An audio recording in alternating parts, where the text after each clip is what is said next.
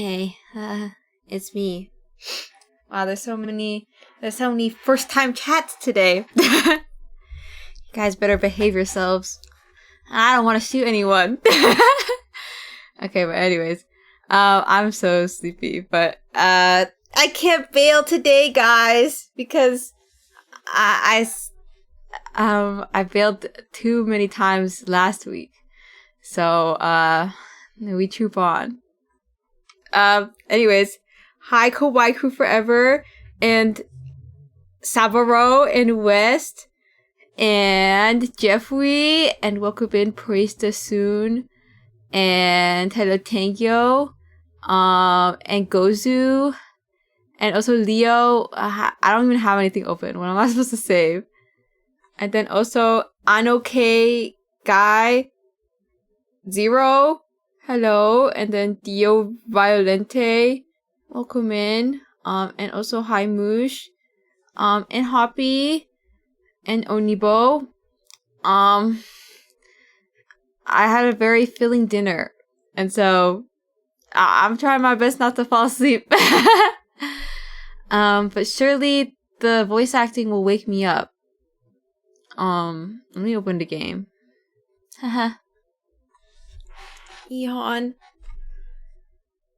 What did I eat? I had delicious curry with naan bread and rice. And then like right before that I had a Hot Pocket because I didn't know what time I'd be eating because last time they served me so late. And then I also had a boiled egg. And that was my very oishi dinner. And then my sister also cooked like this spinach flatbread thing, but it kind of tasted nasty. So I ended up throwing that away. Not that I'm a food waster, but I don't know. I was really not liking it. And I didn't think anyone else would eat it, so it has to go.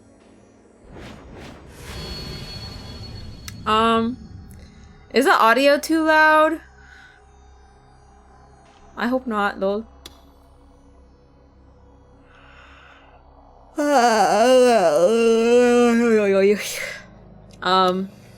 Load. Oh yeah, last time we left off, we're gonna get the D sword, or at least, because basically, what has happened last time is that, I feel like I can't remember what happened before the cop chase scene, but we got chased by, at least what Takumi thinks is cops. And so he ran off, and then our lovely goth wife, Fez, took us aside and helped us escape. And now we are in over here hiding, and that's basically what you missed. I don't remember what happened before that. I'm sure it was something though. Okay, it's gaming time. Oh, hi Mac. Welcome in. I really had to put my all into that. Maybe my eyes are gonna close. I think this is a bad idea, but you know, we'll at least get some progress is better than no progress. So yeah, I let go of Fez's hand and doubled over the stairs, gasping for breath. I wonder how much running I had done today. I didn't think I'd exercised so much in my entire life. Oh. Why is she blushing like that?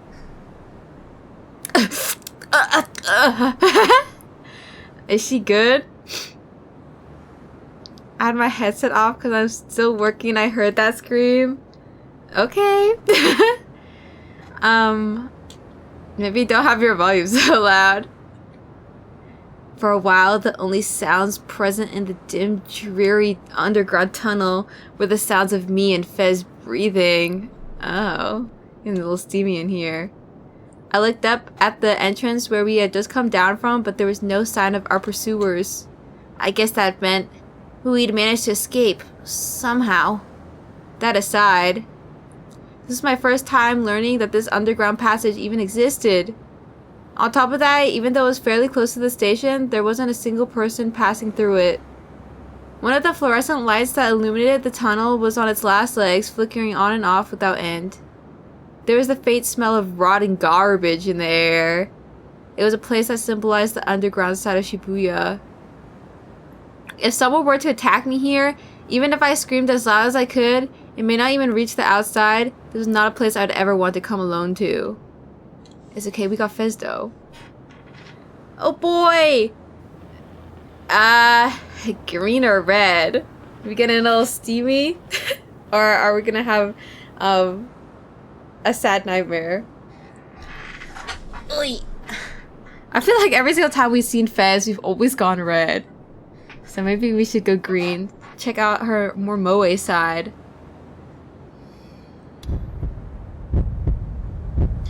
Still breathing heavily, I slowly examined Fez's profile. She was a charismatic songstress who captivated the youth of Shibuya. People even called her a prophet. And now, that very same Fez was here alone with an otaku freak piece of shit like me. I wasn't sure what to make up of it. Her forehead was beading with sweat, with several drops running down her cheeks. She was wiping it off with the back of her hand. Oh. Her breasts, exposed through her camisole, rose and fell with every breath she took.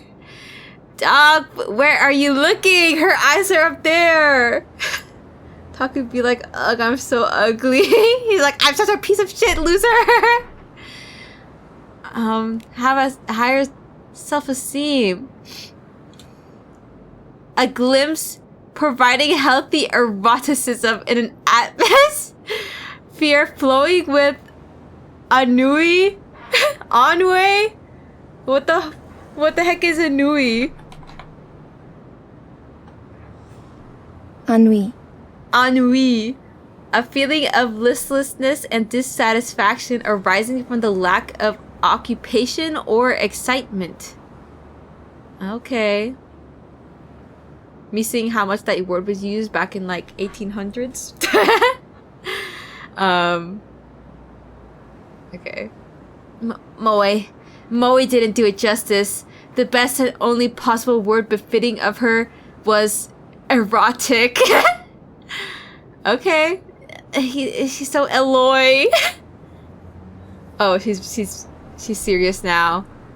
That camisole with its cross-shaped design was downright criminal. I feel like I'd want that camisole. It looks so cute. And it's like, it's so bold. What a statement piece. I mean, her whole outfit's kind of a statement piece. But I feel like I'd fuck with the camisole.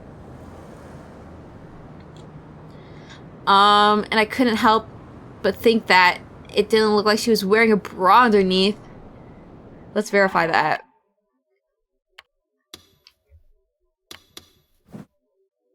Oh! She has the garter. Oh my days. Wait, no, give me the... Okay. And she got like the little... She got the cross on her garter belt. And then she also got like the little lacy stocking. Yeah. Also, hello Zura.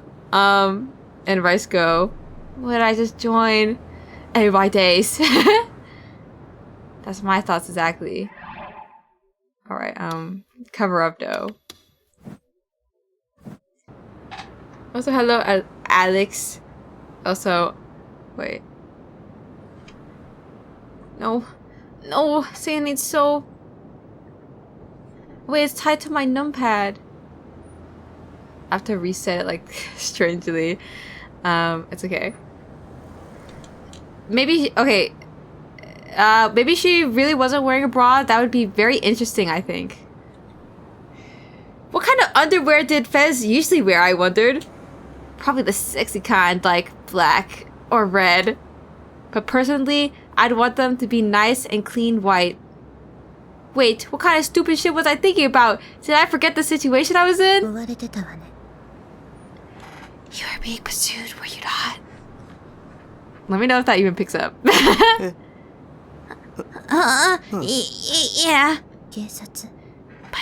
By the police. I nodded in response. It wasn't just the police. Yua was following me too, but I was too exhausted to tell her that. I am the same. Huh? What was that supposed to mean? They asked if there was a connection between the lyrics I wrote and some incident I could not recall the name of. They were very insistent. New Gen. The lyrics that Fez had written matched up with the string of incidents. That's why her sheep wouldn't shut up about with all those rumors they'd been saying that she was a prophet. Man is being pursued and thought about laundry. Okay, I get the game now. Yeah, Takumi is he got priorities. Wait, this is making me sleepy. No, I just started. We can't both be sleepy. I'm gonna fall asleep too. Not for my own whisper voice though.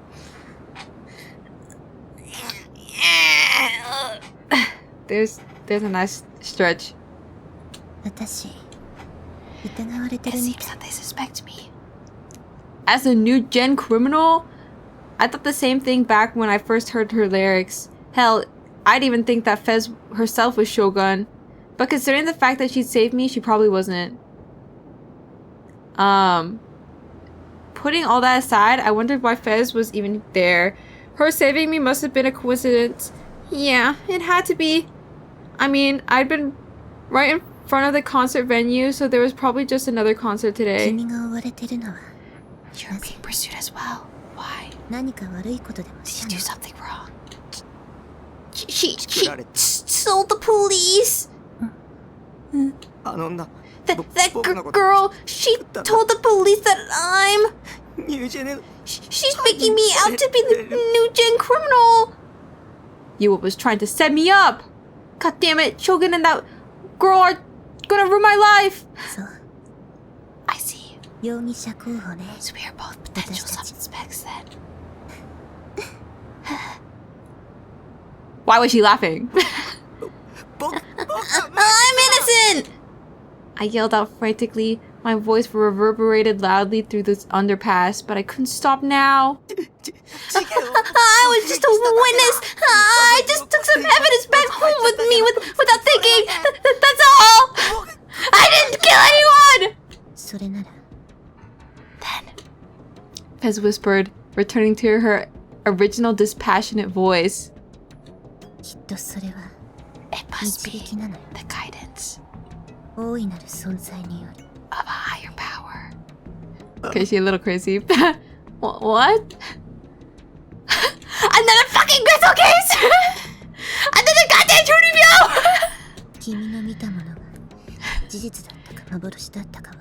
Whether or not what you saw was real or an illusion is inconsequential. That horrible scene. Was there any possibility that it all been just an illusion?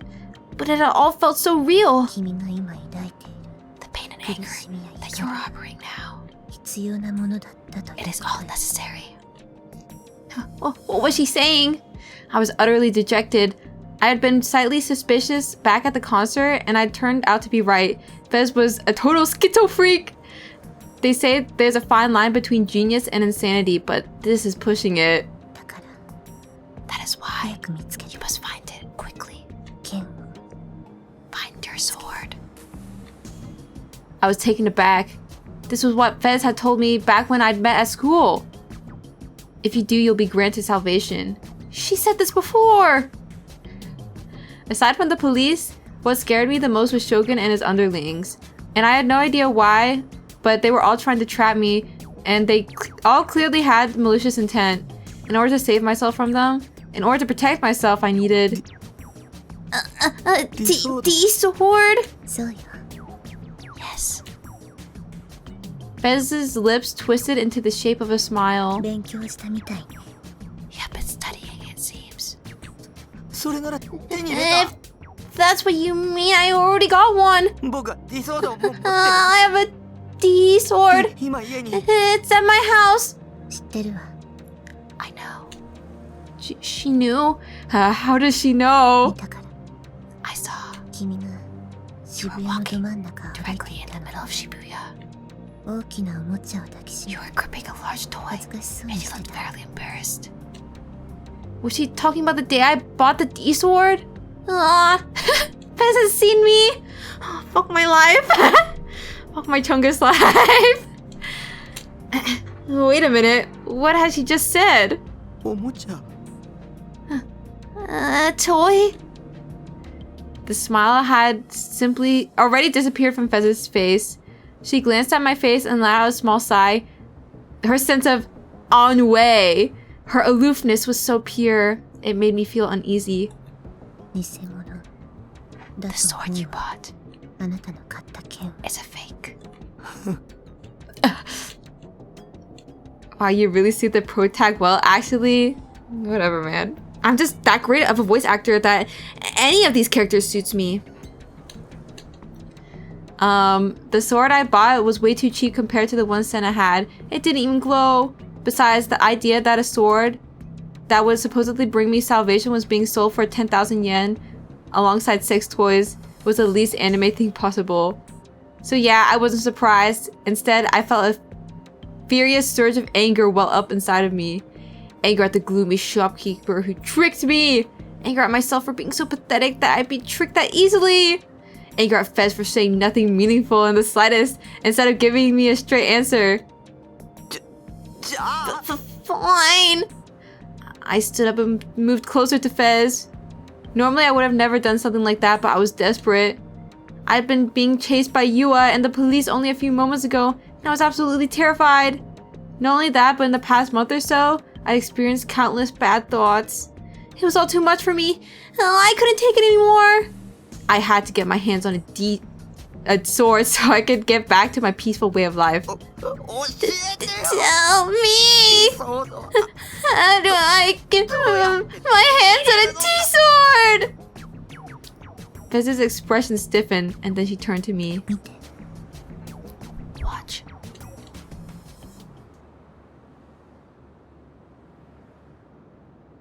She suddenly thrust the palm of her right hand out in front of me. Stopping me from coming any closer, Fez curled her right hand into a fist, and upon swinging her hand behind her in a motion resembling a back fist, together with a sound akin to that of glass breaking, the empty space cracked and then it shattered. My eyes went wide. I was speechless. Fez stared at me. Her expression had not changed in the slightest. With the cracks of the shattered space was a deep darkness spreading wide. With her hand buried between the fissures, Fez pulled her hand back toward her with tremendous force. Okay. Wait, why don't I get a sword?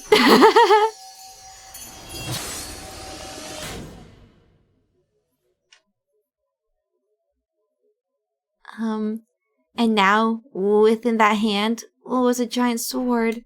A D-sword! The fissures in the empty space were repaired in an instant. The cracks disappeared as if nothing had even happened. And it all happened in a span of a few seconds. Had that been a magic trick? Or was what I was seeing just a delusion? It was far too removed from reality. I couldn't believe what had just happened in front of me. This was a fantasy! A fantasy anime! We're gonna poop his pants. I think he's gonna poop his pants. He's a little scared. This sword is that which bends fate to its will. And that sword, it was the same one she'd been wielding at the concert. The same one I was mistaken for a microphone stand. The shape almost looked like a battleship ripped straight from a sci-fi anime. This sword is that which converges all sorrows. There were no straight lines to be found on it, and yet it appeared incredibly sharp, incredibly beautiful, incredibly sinister. この剣は超越 This した sword 場 is 所に that 干 which 渉する interferes ためのもの with the transcendental plane. And that if you so much as touched it, your fingers would be severed from the bone. 超越した場所って Dog, who's in the laundry room? I can hear somebody rustling. Crickets. Oh, what do you mean transcendental place? I was mesmerized. Her D-sword utterly captivated me. Which is why I'd asked her that without thinking. 異空間のようなもの It is akin to another space. Oh boy, info dump time. This was definitely an anime at this point. 同一次元上にある Another possibility もう一つの within 可能 the 性 same dimension. あるいは Or 妄 perhaps 想 a delusion. A delusion? 言い方にあんまり意味はないわ Stating it that way does not provide much in the way of meaning. 唯一確かな The sole thing we can know for certain, however, この剣も is その that 領 this 域に sword 存在 exists していると within いうこと that region. So in other words, she was saying that her D-sword was a product of her delusions. Does that mean that the supernatural phenomena I'd seen before had also been delusions? Had they not been real? そんな That's ありえない。 impossible. そう Oh. If it was a delusion, then why was I seeing Fez's sword right now? 言葉に引きずられてはダメよ Do not be led astray by words. 後ろを振り返ってみて Try turning around. I was baffled by Fez's request, but I complied anyway. Behind me was a flight of stairs, and on those stairs... Oh, whoa! What the? She gets 2 outfits? Interesting.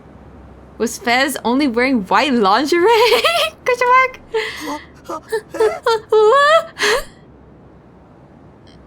Fez was standing right beside me. Fez was standing on the stairs right in front of me. 2 of the same person in the same place, and not only that, but one of them was incredibly sexy, wearing only her underwear. Why is only one of them sexy? Completely and utterly flustered, I relentlessly snapped back and forth between the 2 Fezes over and over again, comparing them. Thank God I got 2 hands. They were exactly the same, right down to their facial features, height, and hairstyles. The only differences were their clothes and whether or not they were carrying a sword. They weren't twins or anything like that, and they didn't just look alike. They were one and the same. I was used to seeing girls in their underwear in Arrowgate, but here, I couldn't handle it for some reason. I had run into Nanami's smelly, piss-stained underwear countless times, so you'd think that this would be no big deal, but for whatever reason, I couldn't get myself to follow that line of logic. Nanami. She's still peeing her pants? Girls in high school.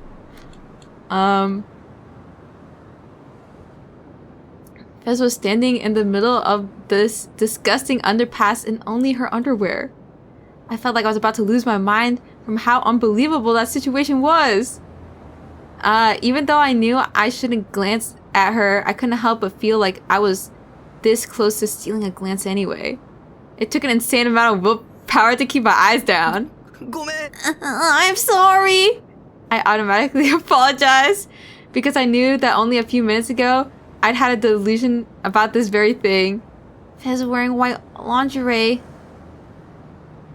君が望んだ妄想 This is the delusion you wished for. The 2 Fezes said this at the same time, as if they could see right through me. I jumped startled. I could feel my face rapidly turning red. Also, Soper Clover, thank you for following. Also, hi Emblem. What's good? Nothing much.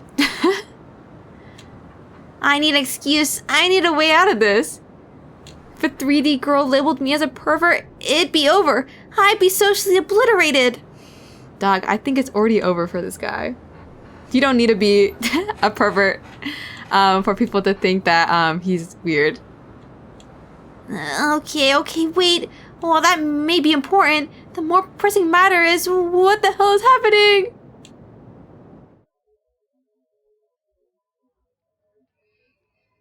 As he walked cautiously through the narrow, trash-ridden streets of Maruyamacho, Ban Yasuji jammed one hand inside his pants pocket.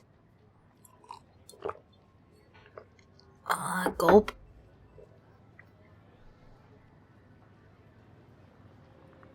For a second there, I thought you guys could hear my heater, but it's just the game. Is he slurping? Nah, it's just me. Inside, he found a few dozen small coins. Sir, what exactly are you expecting to find at the crucifixion crime scene? It's already been more than 2 weeks since it happened. Don't you think it's been investigated well enough? With all due respect, new evidence isn't just gonna pop out of thin air. His partner, Detective Suwa, had been walking behind him, grousing in an irritated voice for quite some time. That was understandable, of course, as the job originally assigned to them had been to tail an important witness for the Nugen case's Nishijo Takumi. However, the two of them have abandoned their tailing mission and had instead come to the scene of the third Nugen incident, colloquially known as the crucifixion. Bon had decided to abandon their original task of tailing Nishijo Takumi, forcing the burden onto some other detective in the same jurisdiction. The rookie detective Suwa was not pleased by this. The dude on the left is giving me bad vibes? Why? He's just normal. Is it because he's a little cross-eyed in the other direction? He kind of looks like a Minecraft sheep. Come on, there's no way this will pan out. Let's just go back to tailing already. The rookie detective had consistently been pushed around by his senior without any explanation, and he could not stand it. For that reason, he had been insistently trying to persuade Bon for a long while now, but to this, Bon only said, oh, sorry. Oh, quit your yapping and follow me. He remained aloof and refused to heed his junior's perfectly sound arguments. Finally, they at last came across a narrow road blocked off by yellow barricade tape. That feels like I'm so incompetent, haha, and then kills people. This left fellow lad does. I don't think he's just a normal guy, okay? He's just normal junior. As Suwa let out the latest of his myriad of sighs, his cell phone began vibrating near his chest. He quickly took out his phone, which had been set to vibrate, assumed the look of a capable detective, and then pressed the accept button. Suwa here! Hi. Yes! Hi. Yes! As he listened to Suwa's voice coming from behind him, Bon came to a stop in front of the barricade tape. Of course, you made him zesty. He was always zesty, okay? Behind that tape was the crime scene. A darkness had settled over the area just as it had when the crime had been committed. But now there were no remaining traces of the incident save for the barricade tape. You lost him? A girl? Looks like they got us. Alright. Oh. Nino. Paul's revenge raid? Who the hell's Paul?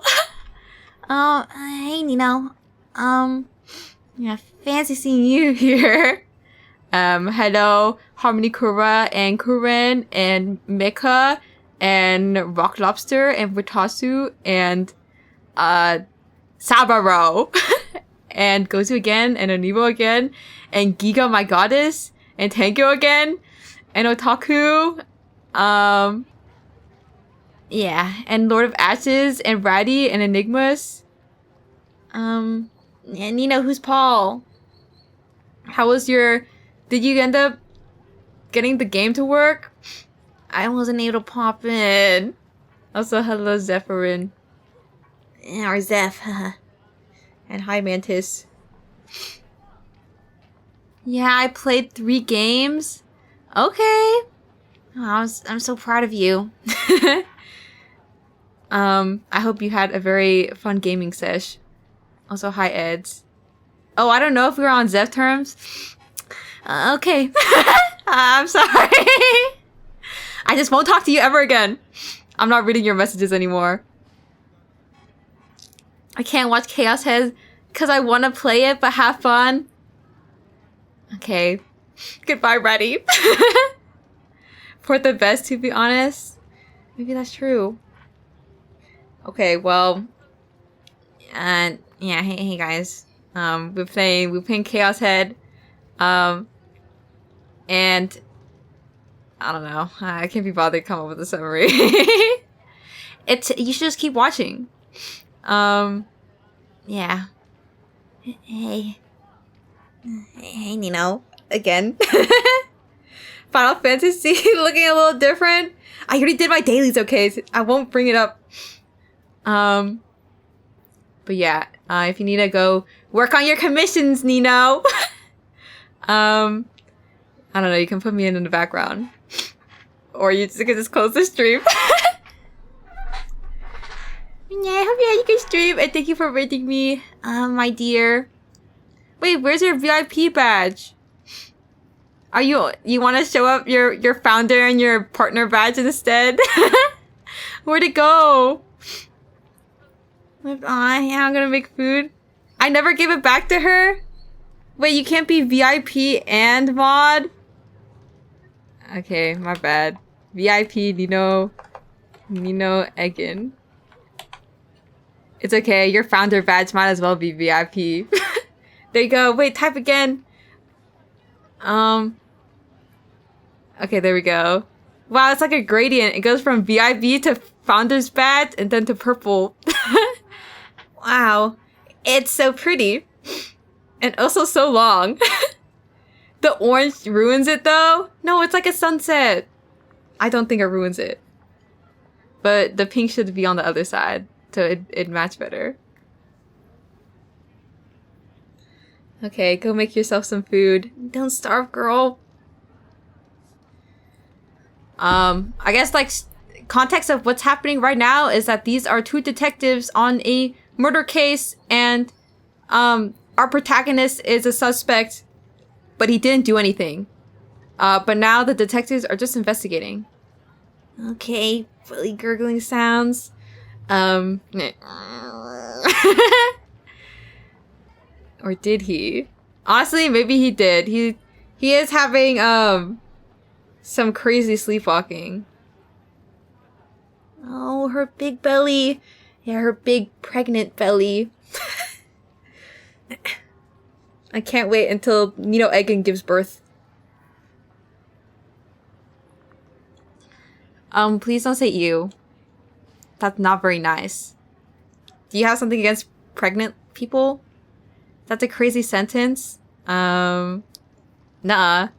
Yeah, she has been gestating, but I gotta see the ultrasound, so I'm pretty excited. Stay jealous. Alright, let me lock in after I have my cup of water. Coming from the belly puncher, that's crazy. I'm not the belly puncher just because I like the pregnant punching emoji. Also, Chromie accepted my Discord friend request. And she granted me rights to the server. I'm so embarrassed. Just because I wanted the emote, and I thought that her Discord was sub only. So I tried to DM Chromu, but then I think Chromu, rightfully so, has friends only DMs. So I was like, I guess I had to bite the bullet and send a friend request to Chromu. And then I joined the server anyways. But now I have rights. So now I get to behave like I am a sub, which is awesome. I love peeking in people's servers.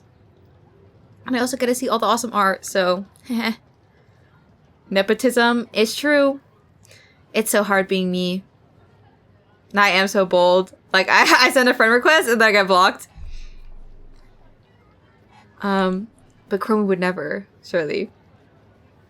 Anyways, alright, then go ahead and look head back to his house in Shinsan. Wait, this is the fruity guy. My bad. Yes, make sure you keep your eyes peeled. No, don't worry. Assistant Inspector Bond will take all the flack for you. Bond smiled wryly upon hearing that Suwa could be surprisingly shrewd. And of course, Bond had no intention of placing the blame onto his subordinates nor onto the detective he had placed in charge. We'll join up with you as soon as we're done here. Really sorry about all this. Good luck. Right as Suwa hung up the phone and returned his begrudging gaze to Bond, Bond ducked under the tape.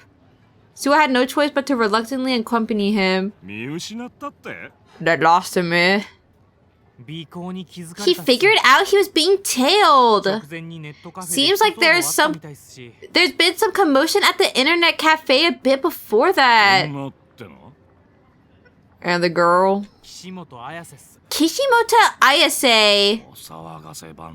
Oh, the little lady from the band that's been causing us a whole host of trouble.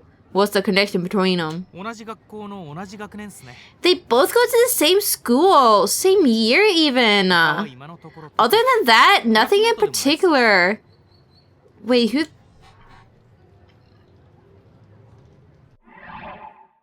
Oh, I forgot Fez's real name was Kishimoto Ayase. I was like, who is that? Yeah, it's a singer. Other than that, nothing in particular. They're not even classmates. Bond brought a hand to his chin, savoring the rough texture of his stubble for a moment. Do you guys do that? Do you stroke your stubble?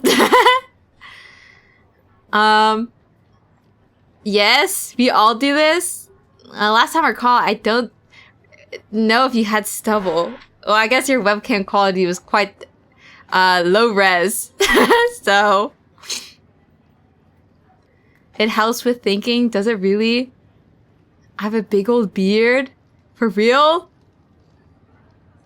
Or my head when it's shaved? I don't know.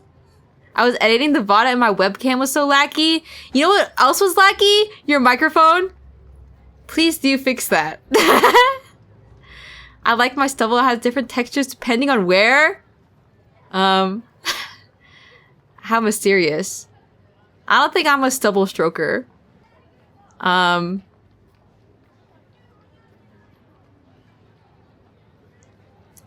Yeah. Well, not that I don't really have a stubble to stroke.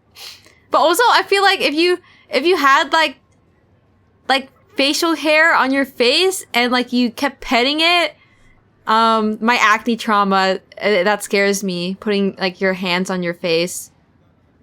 Everyone can have stubble. That's only if you shave. Smiles. You can grow a beard and test it out then? I don't think I can grow a beard. After which, he took out several coins from his pocket and started counting them in the dark one by one. Not with that attitude. Whatever. Yeah, let me just start. I'm gonna start going on testosterone and I'm gonna lose all my hair. Shave your tail and rub the stubble. I feel like dogs can't have stubble.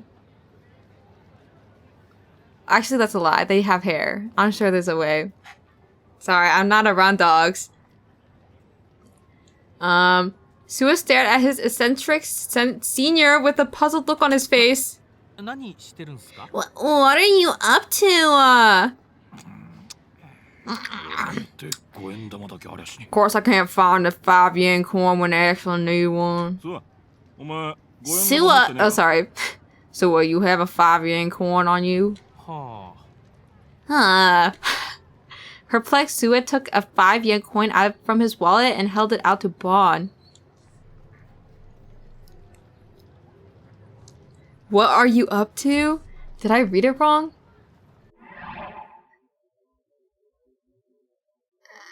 Oh. Okay, never mind. I didn't read it wrong. However, instead of taking it straight away, Bon tore the bottom button off of the shirt he was wearing. Not in the alleyway, guys. Then he untied the thread fastened to the button. Sir, have you finally lost it? You got a real mouth on you, you know that? Bon chuckled and lightly whapped Sua on the head. He then took the thread and weaved it through the hole in the center of the coin. No, it's just digging the perplexed look.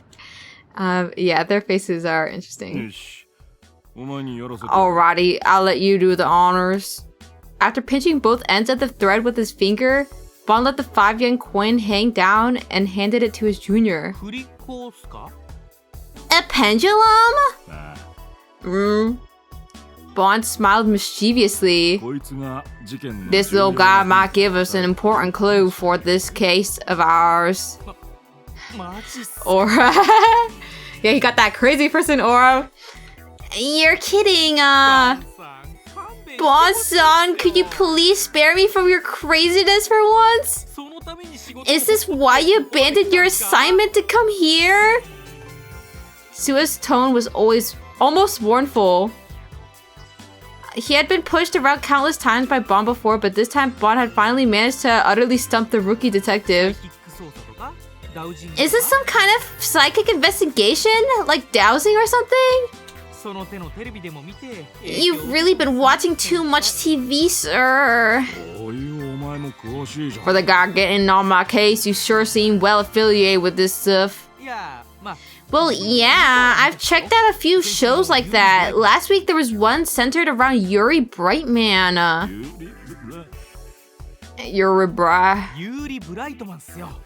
Yuri Brightman. He's a psychic detective from America. What I saw wasn't anything all that flashy. But the program did have some esteemed college professor on it. But it was still on TV, yeah? You really like to pick apart every little thing, don't you? You'll get it once you actually give it a shot. Come on, let it hang down. Let what hang? When his senior issued that request, Sua did not have any room to refuse. Also, hi, Table. I don't think I said hi. His lips pursed in a sullen manner, but he reluctantly accepted the 5-yen coin. He pinched the ends of the string and began to twirl it around in a circle, creating a centrifugal motion. Bonds, yeah. It was too dark for either of them to see it clearly, so Bon flicked a 100-year cigarette. I don't know why I keep saying year. Yen! Cigarette lighter and used it as their light source. Also, hello, Mighty Z. You smoke, sir? I quit smoking over 10 years ago. Why'd you ask? Well, you've got a lighter on you, so I just figured, How's this game? Kinda fire. Not gonna lie. I was just prepared, that's all. Right, so then what am I missing here? Try moving around a bit more and then try stopping. Bon monitored the movement of the 5-yen coin intently. Bon's eyes were so intensely serious, Sua could no longer complain about this being a pointless excursion. Why is his eyes so spaced out? He don't got any thoughts behind his head. So they're just they're unfocused eyes. But also he's a side character, so his art gets to be worse than the others. Just as I thought. You get it now, Sua? Get what? The movement of the coin. Oh my god, it's moving! Okay, CG work. Also, hello Kim or Goyle. Hi Motig, your design is really nice. Thank you. I did it myself. This adds so much. It's so true. They put so much work into it. This is what games will look like in 2012. Yeah, they're so ahead of their time. Yeah, I don't know how they're doing it. This is technology. Also, hello Pongo Coco. Doesn't it feel like it's been forming an eclipse?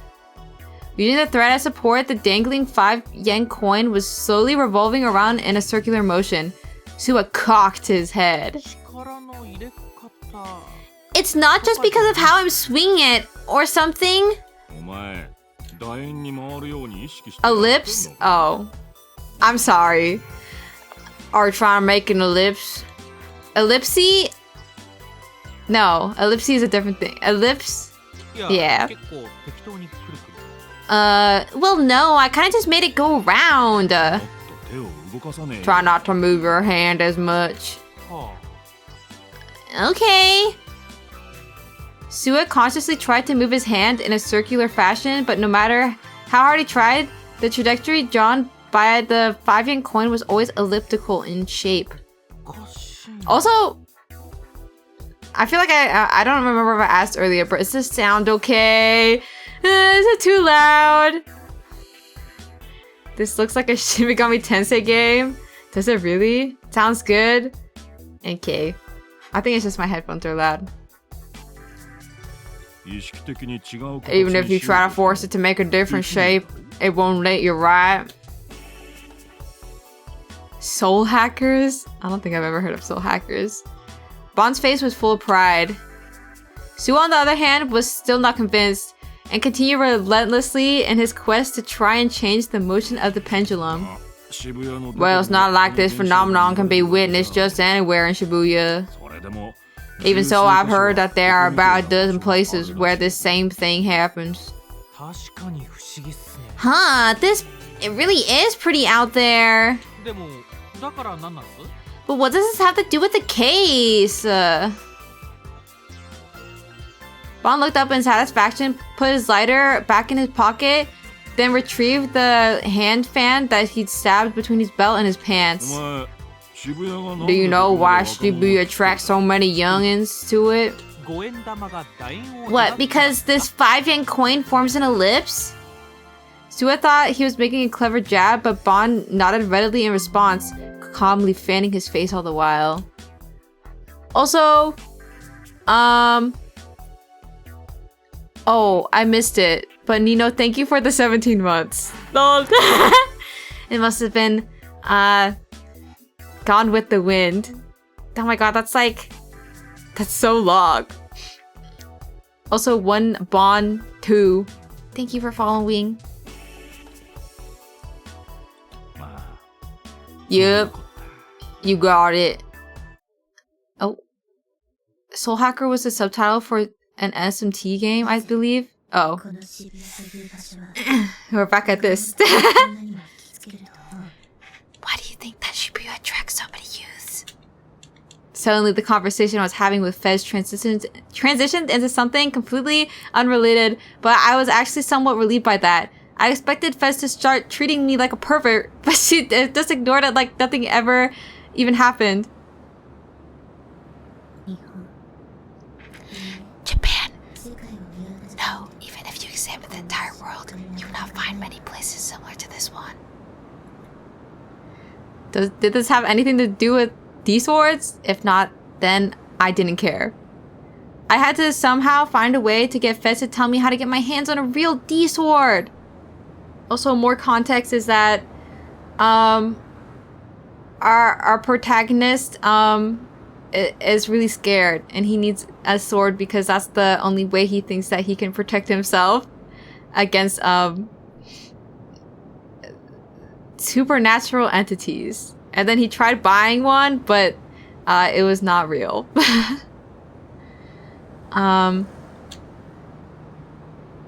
Oh, pants dump scare. Neither Shinjuku or Ikebukuro. Shibuya.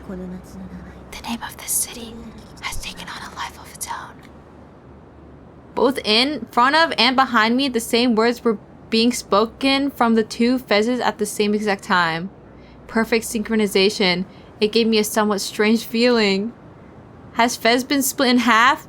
Were both of them the real Fez, or were both of them the imposters? Ding ding ding ding ding ding.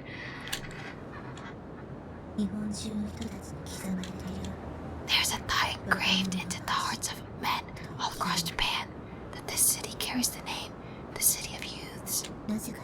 Why is that? Well, why? Well, that has absolutely nothing to do with me. Because the city is ripe with fashion. Because it is populated heavily with stores. Because many trends originate here. Because it appears so often on TV. Because the public transportation is favorable. No, it is none of those. The two fezzes paused for a moment. Being watched from both in front and from behind started to make me feel uncomfortable. It is because of the greater will. The will of higher being. Or, to put it simply, the will of God. This is bad, my rational side warned me. Could this be... Maybe she was trying to recruit me into some sketchy religious cult. I began to feel uneasy. Man, maybe I should get the heck out of here. But upon hearing the next thing Fez said to me, I realized I no longer had that option. These swords, too, are guided by this will. Okay. Flash forward. There began, you got this thing called gravity. I'm sure you heard it. Bond returned to the main street from the alleyway and then began walking towards Shibuya Station. Suwa, who now assumed that they were going to Shinsen, chased after his senior detective with an obvious frown on his face. You mean the law of universal gravitation? Real good hair you got on your shoulders there. Not surprising considering the nice college you came out of. Suwa grew discouraged in response to Bond's slightly mocking tone. Well, unfortunately, I didn't study the occult at my university. This don't have anything to do with the occult. There are these areas scattered across the world where gravity is unbalanced. Several of them. Unbalanced? Okay. That's what's causing the pendulum to form the elliptical shape. They call it the GE rate in English. GE rate? Let's see. What did it stand for? Gravitation, gravitalization era. If we're talking about gravity here, then it could be gravitation? Gravitation error rate? Oh yeah, that's it. You got it. Gravitation error rate. Translating that literally would give you number of universal gravitation anomalies, I would think. I'm sure you'd be able to find if you sifted through a physics dictionary. Is that where you got it from? The GE rate, an imbalance that contradicts the law of universal gravitation. Discovered by Isaac Newton, the law of universal gravitation is a fundamental force of nature that acts between all forms of energy and matter, i.e. anything that contains mass. Mota gives left guy vibes? Now, why would you say that? I did not give left guy vibes. I mean right? Yeah, I'm sure you mean right. I'm not... Whatever. Folks don't know about quantum physics. It's been a while since I've been out of middle school, okay guys? Actually, I guess... maybe freshman year was physics for me. She low-key have band aura. I don't know if I want to be a smelly old detective. So, hello, Rocket. Or Pocket. Just got back from taking care of some food. I found my cat sitting on my desk watching a stream. They know what's up. You guys can stop throwing things at me. Bro, my cat does that too. I guess my streams are just really interesting. Smelly old dog detective, young. I don't want to be smelly though. Guys, I've been showering more recently. A typical example of something that deserves... Can you let me speak? I'm trying to read my visual novel. How disappointing, no way. I don't know, guys. My hair started getting greasy, so... You know, I'm trying to keep my scalp healthy. My fault? What do you mean? Good for you, Mota, thank you. You guys should be congratulating me. Sorry that I want to be a better person. Or take care of myself more. Y'all want me to rot, and it shows. Congrats, Mota, thank you. Congrats, or sorry that happened to you. No, I think it's been good. I've still been kind of itchy, but I don't know. You're welcome. I don't know if you'd be responsible for it. This phenomenon can be found at the foot of Mount Fuji, Aokigahara, also known as the Sea of Trees, where there have been several recorded instances of compasses becoming unusable. Guys, is that real? Or are they making it sound real? It's not? GE rate? Guys, please. My visual novel has to be real. They would never lie to me.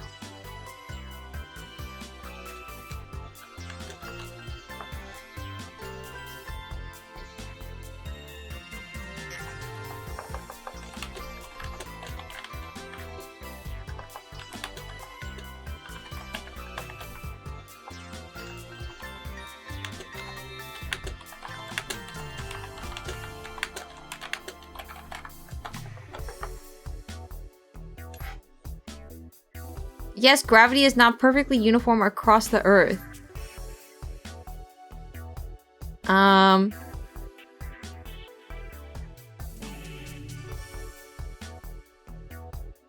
Bro, this is too much. Yes, gravity is very slightly lower than normal at certain spots on the surface of the Earth. Okay. Also, Cry111, thank you for following. It means something different in modern culture, but it does not mean that. Maybe it's just a Japan thing.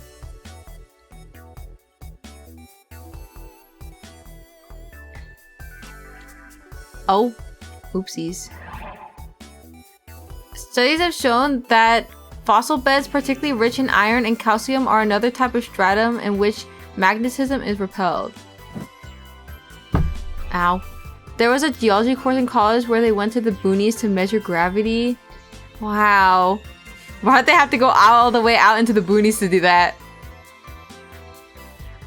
Adding on the previous factors, magnetite is also believed to have a particularly strong influence on gravity.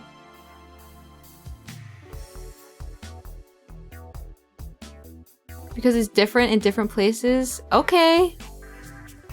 Looks like somebody went to school. Also, isn't magnetite a Pokemon? If magnetite, a naturally occurring magnet with an octahedral crystal structure, were to be found beneath the Earth in a quantity large enough to warrant being recognized as a... Oh, I can't say that word. That's a slur. Well, not spelled like this. It's not. Smiles. it's also a real word. Dude, I said that to my friend and I didn't know. And she's like, you can't say that, Mota. I'm like, oops. My bad. I didn't know it was a bad word, okay? Recognized as a dyke. You're canceled? No. It's okay. My lesbian friend was in the car with me. I didn't call her a D word. I think I called somebody else that. They're like, you can't say that. I'm like, oh, my bad.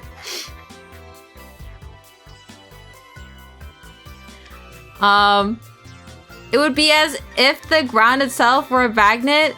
This would then result in an extremely high chance of the area producing minute gravitational deviations. How could you? It's a stain on my history, guys. The GE rate is the measurement of the gravitational values in a region in which such values have been distorted by the previously mentioned geological strata. When Bond's explanation concluded, the two men who had been walking the entire time were just exiting Dogenzaka. The scenery surrounding them instantly turned bright and dazzling. Also, Mayu, thank you for following me. I've heard that the average GE rate in Shibuya is one of the highest recorded in the world. I've even heard that there's cases in which a ball placed at the foot of a hill goes right up all by itself. Are you serious? This is a word for longest cutscene of time. It's not. I feel like it's just because I keep pausing and getting distracted. But it is input dump time. And a side adventure series classic. I'm sure of it. Suo, who had been listening in utter silence up until now, showed his surprise with a slightly exaggerated tone. Sounds like something straight out of a sci-fi flick! You enjoy that type of stuff? I'm not a big fan of the convoluted ones. The large-scale epics are what I'm really into. Yeah, surely it's important. It's all Greek to me. Your explanation sounds pretty darn plausible, but it's still fairly hard to believe. I'd never even heard of GE rate before today. Don't act like your ignorance implies to everyone. A gumshoe needs an objective view of the facts. That's true, but what Sua said was equally true. The research into GE rate was minimal, and it was certainly not something that would be taught to an everyday college student. Bon himself had not even been aware of it until a few weeks ago. For starters, you still haven't answered the most important question. So the gravity of Shibuya is unbalanced, I got that, but what does this have to do with the young people being attracted here? There's a surprising big casual relationship between gravity and humans, you know. Do you know that the biorhythms of all living things are affected by the moon's gravitational pull? It ain't just the tides. I've heard about how the moon has an effect on sea turtles spawning. Yeah, something like that. Something like they only lay eggs on the night of the full moon. But it's not just sea turtles. Corals, another species that only spawns on full moon nights. Oh yeah, that's the thing where it looks like it's snowing on the ocean, right? It's been scientifically proven that gravity is much stronger on full moon nights. Do I believe in gravity? I think so. Also, hello, Dark Lucia. Lucia?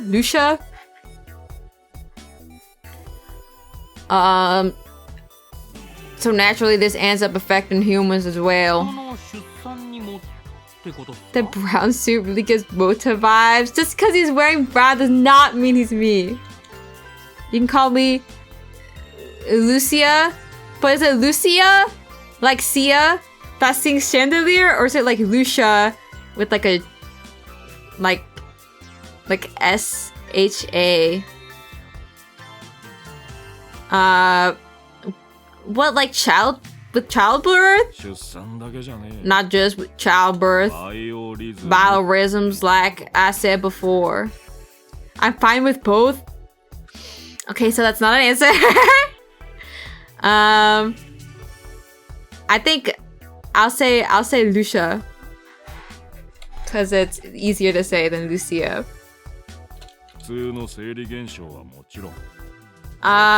They're closely related to normal physiological phenomena, of course, but they also have an effect on traffic accidents, illnesses, appetite, libido, stuff like that. You know how they say blood rushes to your head when you get excited? That's from the moon's gravitational pull.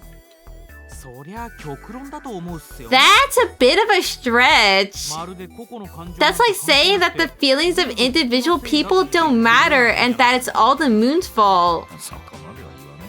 Yeah, guys, it's a full moon. It's about to get freaky. Well, I wouldn't go that far. It has to do with a thing called crowd psychology. The moment someone arrived in this town, they might feel exhilarated, or maybe they like doing something a little reckless. This then likely applies to people's reactions to the string of new gen incidents. All the folks in this town who've seen the news are more or less having the same reaction. Every last one of them's enjoying it. They all revel in the feeling that it'll never happen to them. That is just someone else's problem. So, are you saying that the GE ray is also responsible for this type of crowd psychology?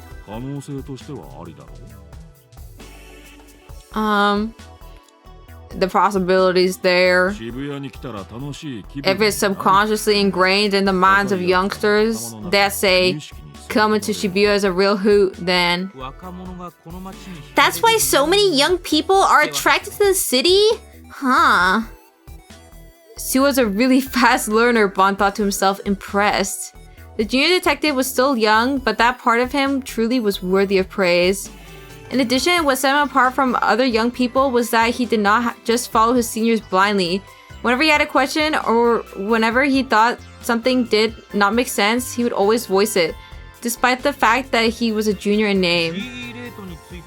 Now that we more or less have a handle on what GE ray is, how are we going to use it to catch the culprit? If these recent incidents were influenced by the GE ray, it'd be pretty strange if something similar hadn't happened over the past few centuries.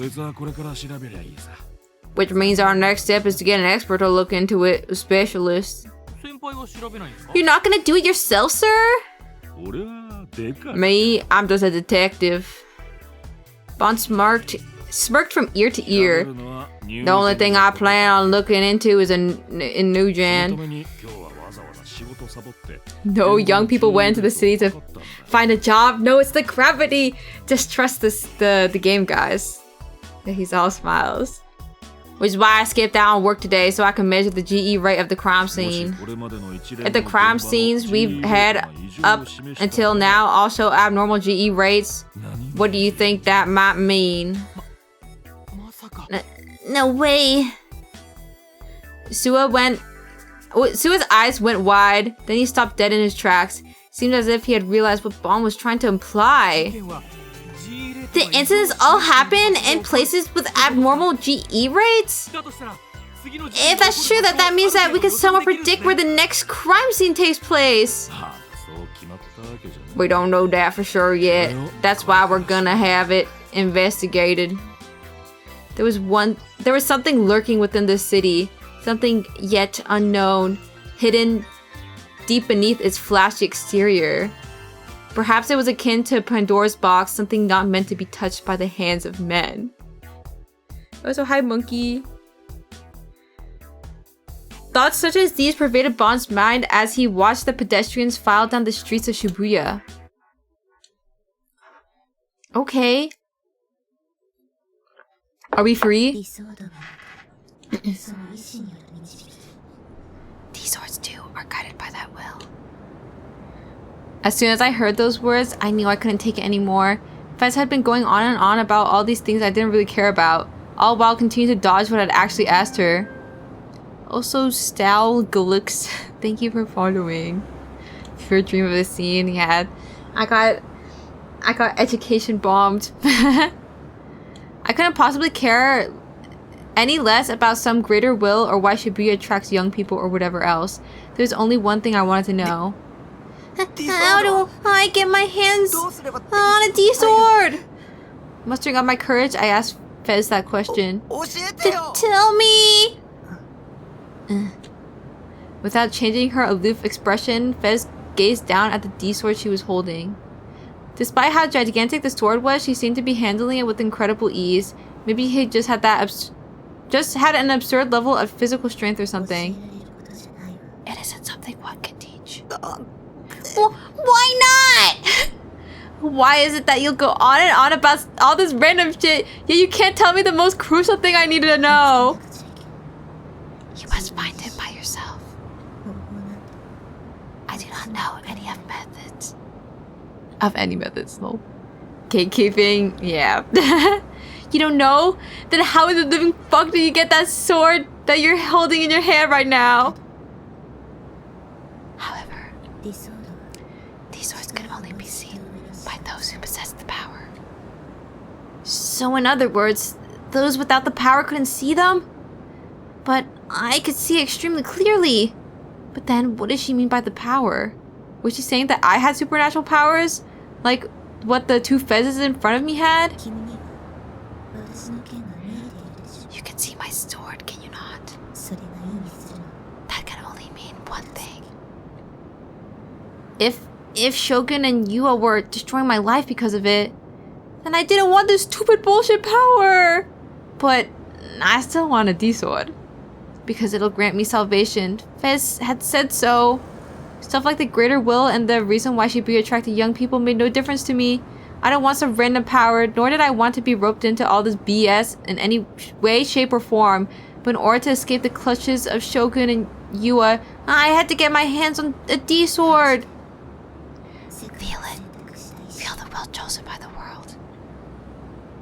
But Fez's answer was as ambiguous as every other damn thing she said. Biting my lip, I desperately tried to think of any way I could extract information from her. But as a person who was terrible at talking to 3D people, I couldn't think of anything that'd be effective at all. I tried to pull from my bank of arrow-gay situations, but everything that came to mind was fairly unsettling, such as slipping her in tying her up, or imprisoning her. Man, I may or may not be extremely fucked up. Okay. Wait, he's kind of Redditor. Guys, he's kind of, fucked up and evil. What is your name? Huh? Fez turned her back to me, then slowly began to walk deeper into the tunnel. I am Kishimoto Ayase. When she said that, I realized that we still haven't introduced ourselves to each other yet. Nishijo, Takumi. I can't whisper laugh. It just sounds like I'm breathing. No, my data bank is insufficient. I have to play more Aerogay. Yeah, how else am I supposed to have things to talk about with normal people? I couldn't see Fez Ayase's expression from where I was. Why was she laughing? Why she was laughing, I didn't know. Let us meet again, Takumi. Ayase was moving farther and farther away. I fearfully turned my head to see what happened to the other Ayase, only to find that she had disappeared without a trace. Had she literally disappeared? Or had she just walked out of the underpass? Ayase had said that the other Ayase was a delusion. Maybe that was the power of the D-sword. Wait. I returned my gaze to the inside of the underpass, and right as I did, I saw that Ayase was going up the other staircase, which was about 50 meters deeper into the tunnel. Eventually, her figure disappeared completely, and now all that remained was the eerie silence of the underpass. I wasn't brave enough to yell after her. I was too exhausted to run after her, and I was overwhelmed with the feeling that it wasn't worth the trouble. In the end, all I could do was return home as cautiously as I could, making sure not to be spotted by Yua or the police on the way. Man, I really want to get to this one part. And by one part, I mean when, like, we're almost caught up to where I am. Or was. It felt like it'd been ages since I'd last been in my base, but in reality, it'd only been half a day. I'd left my computer on, leaving my Saberton screensaver to cast a pale light together with her smile across the dark room. I'm scared. Don't be scared. I locked the door tightly from the inside and threw myself onto the sofa. When I closed my eyes, I couldn't help but remember everything that happened today. I couldn't believe even the police thought I was the culprit. They had it all wrong. There was absolutely no way I killed all those people. Investigate like you actually give a shit. This isn't a game.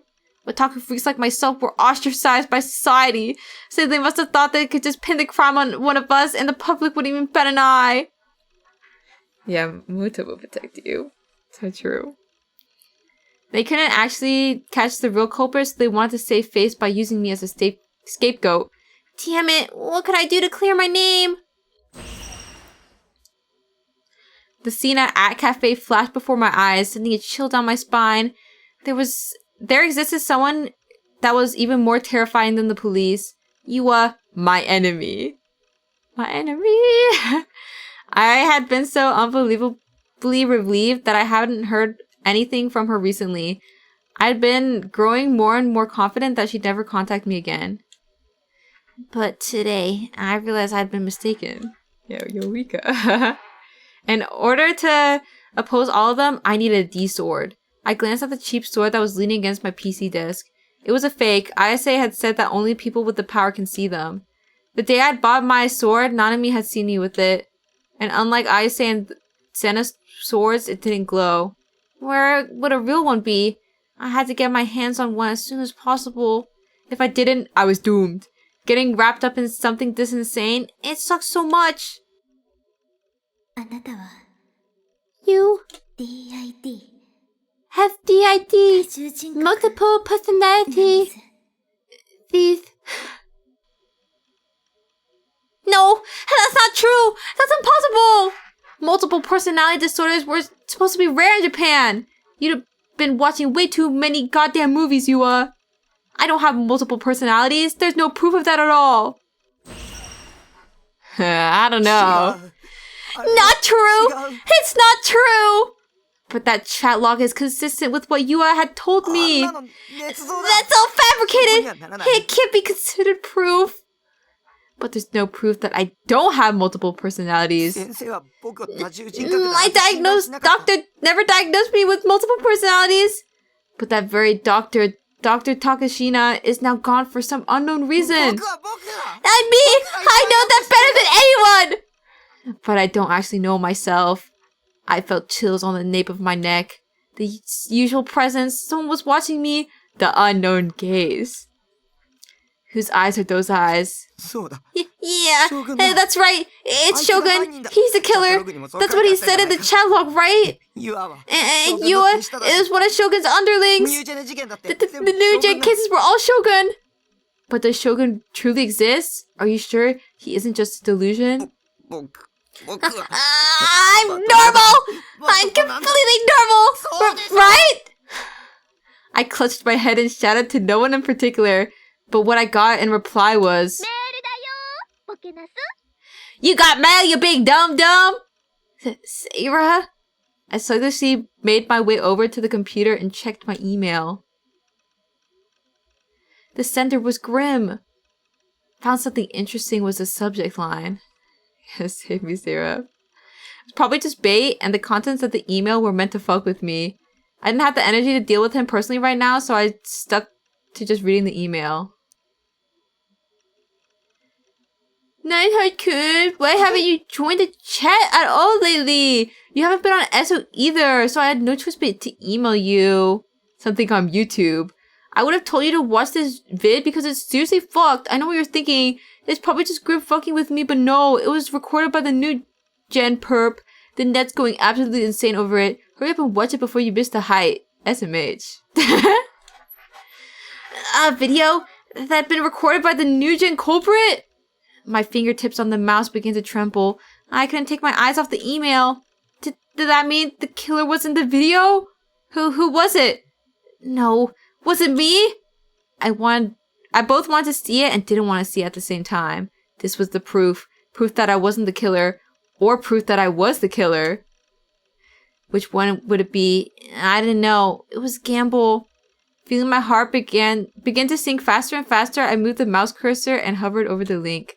But I couldn't work up the courage to click the URL. I want to help you. Stop! Don't treat me like a criminal! Don't act like you feel sorry for me! I didn't do it! You're one of the one that's on the criminal side, Yua! In an intense fit of rage, I clicked the URL. It was a YouTube video. The word loading appeared in the video window.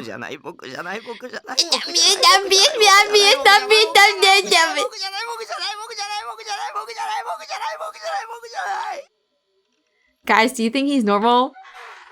Holy crash out. Yeah, I think he's going through it. Yeah, he is so normal. In reality, it only took about 10 seconds for the video to load, but those 10 seconds really felt like an eternity to me. He'll sleep it off, yeah. Eventually, it finished loading and the video started to play. It was a video of a very dark place. The background was pitch black, maybe it was indoors. I leaned my head in close to the monitor, trying my best to parse the information on the screen. It was dark and therefore hard to see, but there were several men and women there. They were all making a ton of noise. Maybe it's because the bitrate was too low, or maybe because the people in the video were too distraught, but I couldn't make out a single thing that they were saying. Every once in a while, whenever someone screamed violently, the sound would clip horribly. After watching for a bit longer, I was able to determine that there were 5 people in the video. If you included the cameraman, it would be 6. The cameraman didn't enter the frame at all. Because of how dark it was, the faces of the 5 people were just barely visible. As though to comfort one another, they were caressing each other's heads, patting each other's shoulders, and hugging. I could also hear the high-pitched sobbing of a girl, likely overcome with emotion. It was definitely bizarre, but how did this video have any connection to New Gen? Was the person filming this really the New Gen culprit? At the very least, I had no memory of recording something like this.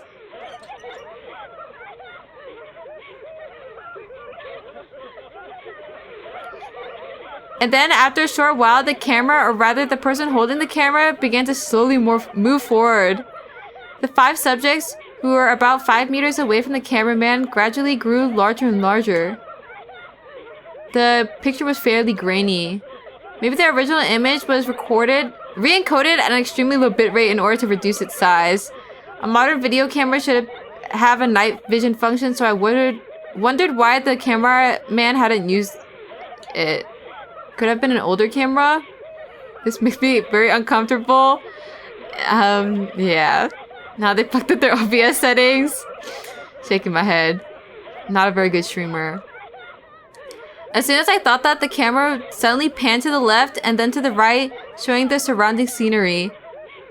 What I had initially thought was just the pitch black darkness of a room was actually the night sky. In other words, the video had been recorded outdoors. Wait, I don't get it? What do you mean you don't get it?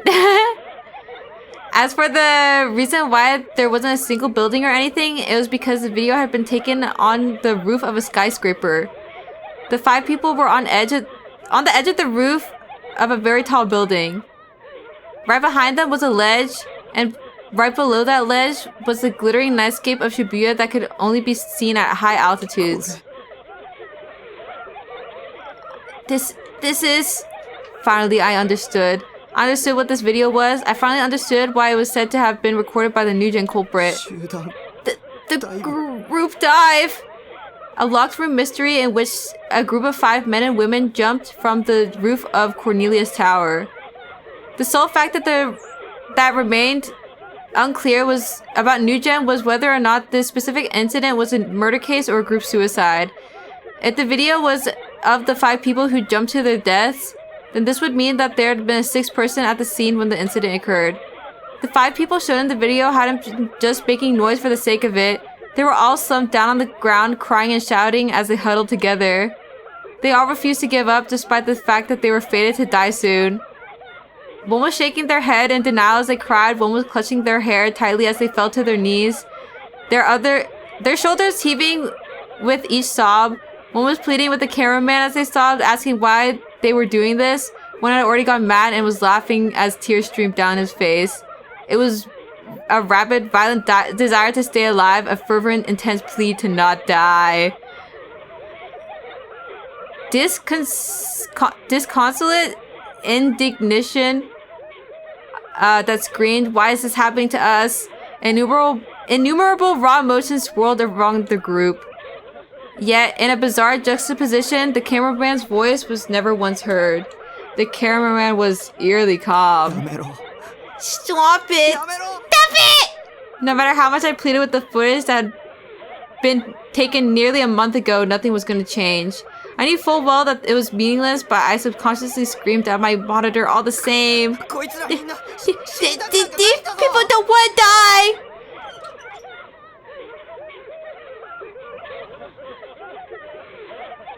With no possible way for my words to reach them, the cameraman was holding moved even closer to the 5 people.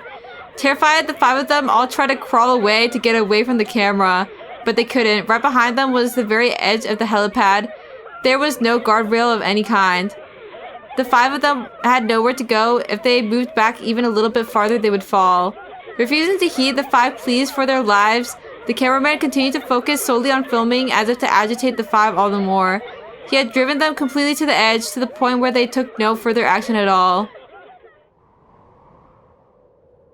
Then, without any sort of cue, nor any form of signaling one another, the 5 people who had all been crying out in grief suddenly fell silent. Then they all stood up. Thank God they stood up. Don't say that. The wind of the rooftop of the Cornelius Tower was powerful. Beckoned by the wind, the 5 of them nearly staggered.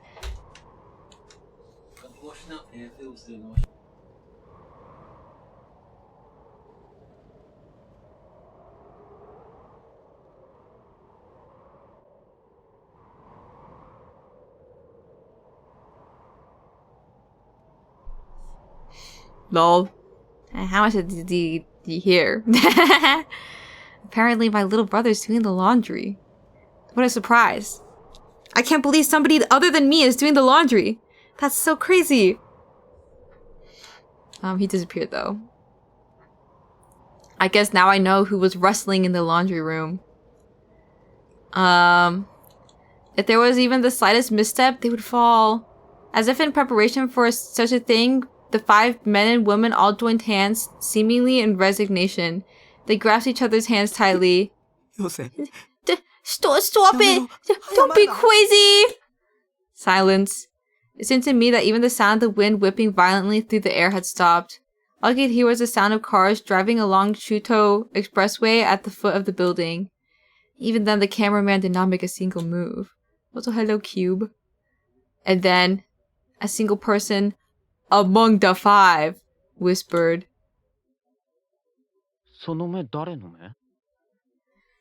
"Who's out of those eyes?" I froze in front of the monitor, feeling as though my heart was strangled by an ice-cold hand. Why? I am fucking words again! Wasn't this supposed to be the first Nugent case? Whose eyes are those eyes had been the dying message from the vampire case and the one that came forth. This didn't make any goddamn sense. Among Us. Paying no mind to the screaming inside my head, the video continued to play. Hand in hand, the 5 men and women slowly stepped out into the empty air, almost as if there was a path laid out before them, and then just like that, the 5 fell into the nightscape of the big city. I bit my lip and covered my eyes.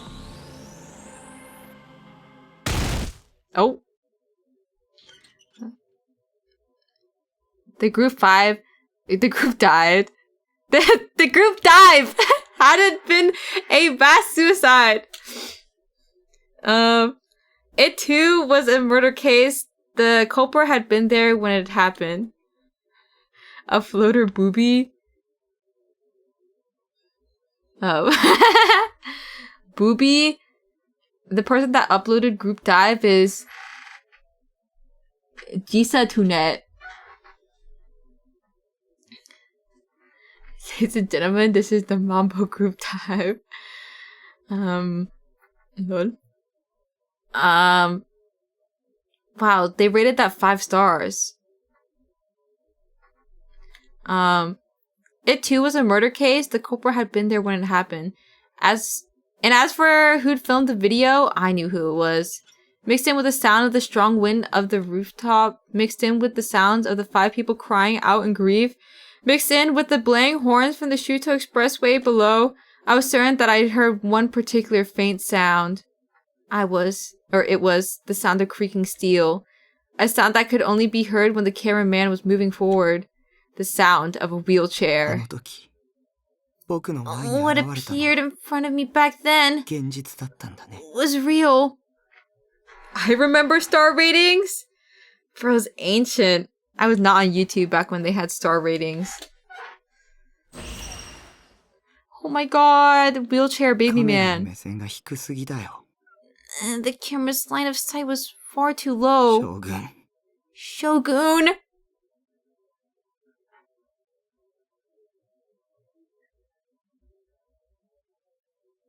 Oh my god, wait. Oh my god, we're 1 chapter away from being caught up.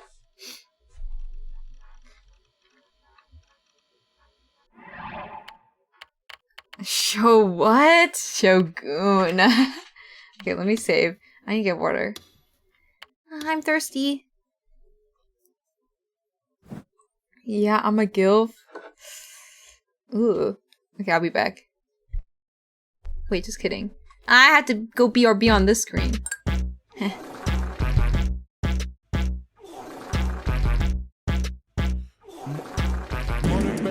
Tell me what's the reason why you always fed. Yeah, I'm kinda fed up, but I know you never gonna stop assessing, over poop smelling. I'm trying to keep it daddy, man. Fuck every hater trying to see me take a fall. All I ever do is ball. When you see me at a drunk, I'll be getting to the guap, reminiscing all the time that I used to go broke. Now I'm moving like a boss. I ain't never going down to the floor. I'm the gold on the throne. I'm the king. Everybody knows I'm lit like Murderberry. I'm the shit. Brown on green. I'm the shit. I'm the shit. I'm the shit.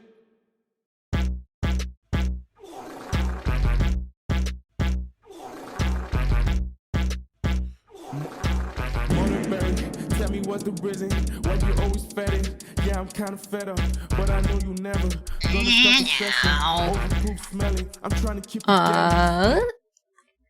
Let's resume. I'm freaking back. Yeah, thanks for the welcome back.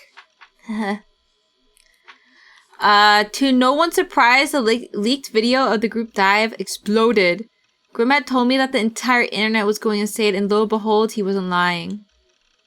Can you BRB longer? I'm not ready yet. Says the person who leaves his streams to go shower. I don't think, I think you're fine missing some portions of my stream. That's just me. You know, correct me if I'm wrong.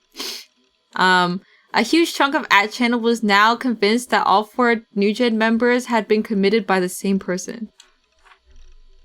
If you're not leaving streams on in the BG during showers, you're doing it wrong. It's true. It's like you don't even care.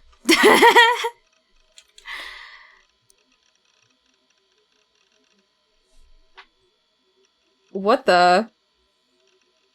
Connecticut and Oregon mentioned, guys. Oh my god, I love the US. Whose eyes are those eyes is the New Gen Killer's signature move. The guy who'd upped it on YouTube has to be the perp. Wheat. Whose eyes are those eyes is so freaking sweet. Okay, I'll report that immediately. Whoa, whose eyes are those? Tilder. Wheat. was written out at the scene of Vampire, yeah, that means that there's a connection between the first and last case, despite all the people saying that they had nothing to do with each other. Which means that the man-child and crucifixion cases also have to be connected. Damn, I'm getting way too into this. Whose eyes are those eyes? Also, Wheat's first appearance was at the vampire case, so it couldn't possibly have copied the group dive. No, don't look, Lel. Smoke Wheat every day. I saw the videos, but it looks fake as shit. Some actors just did it for views. I bet one perica on it? I thought it's a perica. You twats really ought to stop using whose eyes or whatever the fuck so often. The killer just wants attention and you're giving it to him. The same dude who did all the Nugent killers, whose eyes are those? Not the tower in that biz, actually just 2 meters tall, and there's a trampoline or something below it. Lamau. Agreed. If that face keeps being a trend, will keep being more murders. Y'all need to tone it the fuck down. It's not just a meme anymore. Wheat! I live in Shibuya. Lamau. Obligatory don't look. The Mewtwo video, it's topping the charts. The view count is skyrocketing. It's so brutal. Don't look, guys. Lamau. Time to make the MHK News top report. Woot. Anything from the perp behind Wheat yet? Breaking news taking over every station. Woo. Except to TV though, lol. The news on TV was just as erratic. Like 140 had said, every available station save for TOTV had been interrupted by the breaking news where they played the leaked video on loop. The broadcast had lasted for about an hour. It was pretty shocking to see that the footage had actually been broadcast across the entire country. What the heck is Woot? Is it supposed to stand for something, or is it just saying, like, it's just woo? Next side adventure game's gonna be about the Gouda side. Oh, it's just old internet slang. Oh. Of course, all the stations censored the part where they dived off the building at the end, but it was still extremely impactful. The opinions of those on TV were more or less the exact same as everyone's online. They attributed the 4 new gen cases to the same culprit. Then again, that really wasn't much of a surprise. They had finally found a common denominator between them after all. Also, thanks for the water. Whose eyes are those eyes?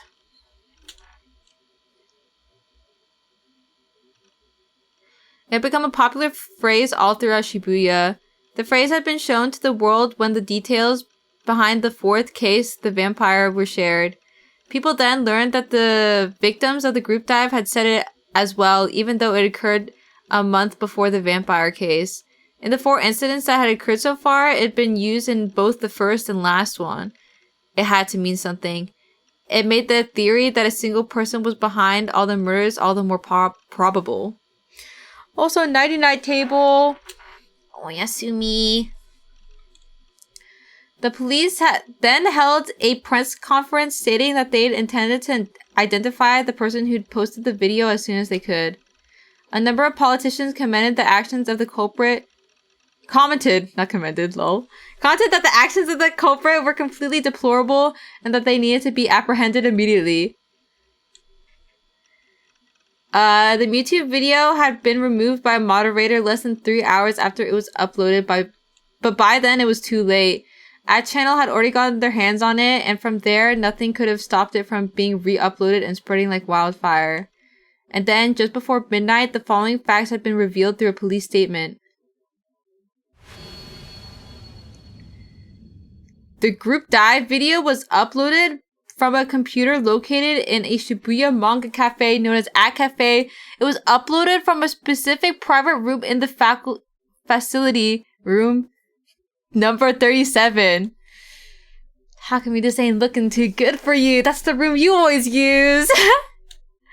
I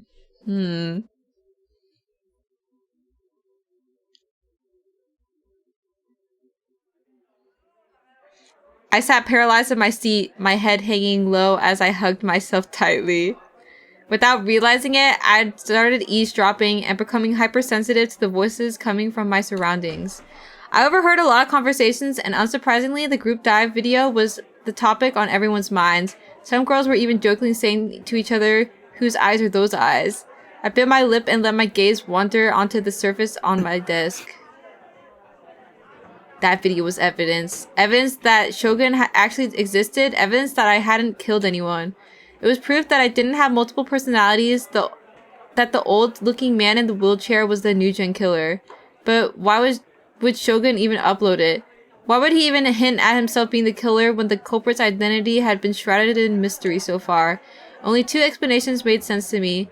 Shogun was showing off by killing people because it amused him, which was pretty likely considering that time he'd appeared in front of me. Also, hello, Big Doink. Thank you for following. Or he was trying to provoke me. For some reason, Shogun and his underling Yua were doing everything in their power to fuck with me. I didn't know the reason why. I just knew that they were trying to frame me as the new gen culprit. At this point, even the police were probably suspicious of me. Shogun was trying to corner me. Did you receive my message? You must awaken quickly. Because if you don't, many more people are going to die. Don't forget, you mustn't run away. Mickey is fitting for him. It was kind of Mickey, but not as bouncy as the other Mickey. But I think it does kind of suit him. He has a very soft voice. When he had appeared in front of me, that was what he had said. It felt like he was trying to... It felt like he'd been trying to intimidate me and that he was basically saying, "I'm going to kill you too, don't you dare run away." And now he totally blindsided me by uploading that video and making sure that it spread all throughout Japan. There was no doubt that Shogun had moved his plan to the next phase. I'd been naive to think that I wasn't targeted anymore. If anything, it'd be more accurate to say that his plotting against me had moved from passive to active. Why doesn't Takumi just walk over to Shogun and push him off the wheelchair? Is he stupid? He might actually be a little stupid. But also, hello, Sina Mifu. Welcome in. He's scared of old man in wheelchair. He's kind of scared of everything. Bro would never push anybody, I think. He's a delicate flower. It was now finally in full swing. I was terrified, especially of that video. Shogun had killed 5 high schoolers without even lifting a finger, despite being even worse off physically than me. If all the new gen cases were actually his doing, then all those other gruesome murders, the man-child crucifixion and vampire, had all been enacted by that very same frail body. Or maybe Yua had helped him out. In any case, I didn't have any faith that I'd be able to defend myself against people who'd commit such horrible atrocities. Just thinking of them sent chills down my spine. Chills that combined with the red-hot anger I was feeling. Why was I being targeted like this? What did I do to deserve it? And there was also that message, "Whose eyes are those eyes?" If I wasn't careful, I would start trembling uncontrollably. To keep that under control, I had to keep my body relaxing. Keep my body from relaxing? Oh. I had to always be aware of my surroundings and be ready to bolt the second I sense someone approaching. He don't gaff about the victims, he just hates being gang stalked. Yeah, he just wants to be left out of it. He wants to go back to his normie life. I didn't know when Shogun or Yua would show themselves again. Hell, I had no guarantee that Yua was Shogun's only underling.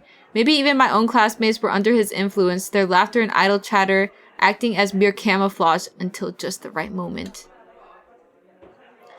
I had to find a way to parry surprise attacks like this one in at cafe yesterday. If I didn't, I'd be killed next time for sure. I need to get a D sword ASAP! The only way out of this was to get a D sword. I'd internalized what Ayase and Senna had said, and I'd searched online about it, and it had, oh my god, and it all had me convinced getting my hands on a D sword would save me. The night before, I desperately tried to gather information on D swords while keeping an eye on the new gen shitstorm, but my research barely bore any results.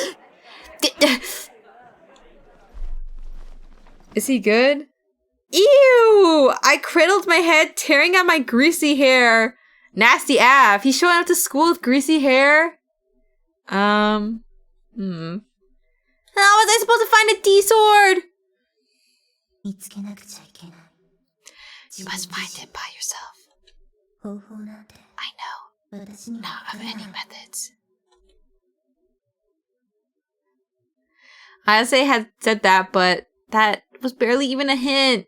My thoughts weighed heavily on me. I was starting to freak out. My heart was steadily getting crushed by anxiety. I need to hurry and find a D sword, whatever it took. I had to find one. If I didn't, I'd be done for. Before becoming Nugent's next victim, I had to find one! But I need to find out how. I had no clue how you were supposed to get one. I need some kind of hint. Something. Anything! I had to figure it out fast, or I'd lose my chance at finding it. Was I even capable of finding one? There was no time to be at school. It was my own life or graduating. I didn't need to debate which one was more important. And yet, why was I? Sensing someone approaching me, I quickly raised my head and braced myself for contact. Whoa, talk about making me jump! Ringwood was standing there, blinking repeatedly as if she'd been stunned by my sudden movement. I made you jump? Stop scaring me like that! All the stress in my body released at once, and I crumpled on top of my desk with a big sigh. Are you okay, Taku? Fulfilling her usual quota, Rimi peered into my face. I hurriedly lowered my eyes. You look kind of pale! And you're sweating buckets! And your eyes are bloodshot! And you look ugly. ... Was Rimi with me or against me? An ally or an enemy? After she'd saved me, I'd grown a lot less wary of her. But there were still a ton of unanswered questions that I'd yet to figure out. Your hair is greasy and you're fast fuck. I don't think Takumi... We saw him running in the camp footage. He's just average, okay? Like, why'd she been covered in blood at the scene of crucifixion? Or how we were supposed to be such good friends and that we'd been classmates since our first year? Yeah, I had no recollection of it. Are you Are you feeling okay? Do you need to go to the nurse? Rimi tilted her head slightly, a worried expression on her face. No, I'm fine. I turned away from her. I couldn't say it to her face. So shy. When the classes for the day finally ended, I felt like every ounce of energy had been drained from my body. Even during class, all I'd done was remain on high alert, repeatedly scanning my surroundings. I hadn't slept since yesterday, but staying this vigilant kept me wide awake. The school day felt like an eternity, and the sheer amount of time I'd spent there sent me spiraling into a deep depression. Why was it that the way we perceive time changes depending on our mood? Some say that time flows at a constant rate, but that might not actually be true. The speed of time changes depending on each person's subjective perspective. I've always theorized that it was a conspiracy to homogenize humanity's understanding of the concept of time by implementing units like seconds and hours.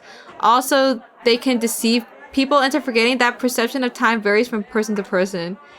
And building off that theory, if the length of time is dependent on each person's perception, then conversely, doesn't that mean the flow of time can be controlled at will? As I thought about that, I remember Senna talking about controlling other people's wills.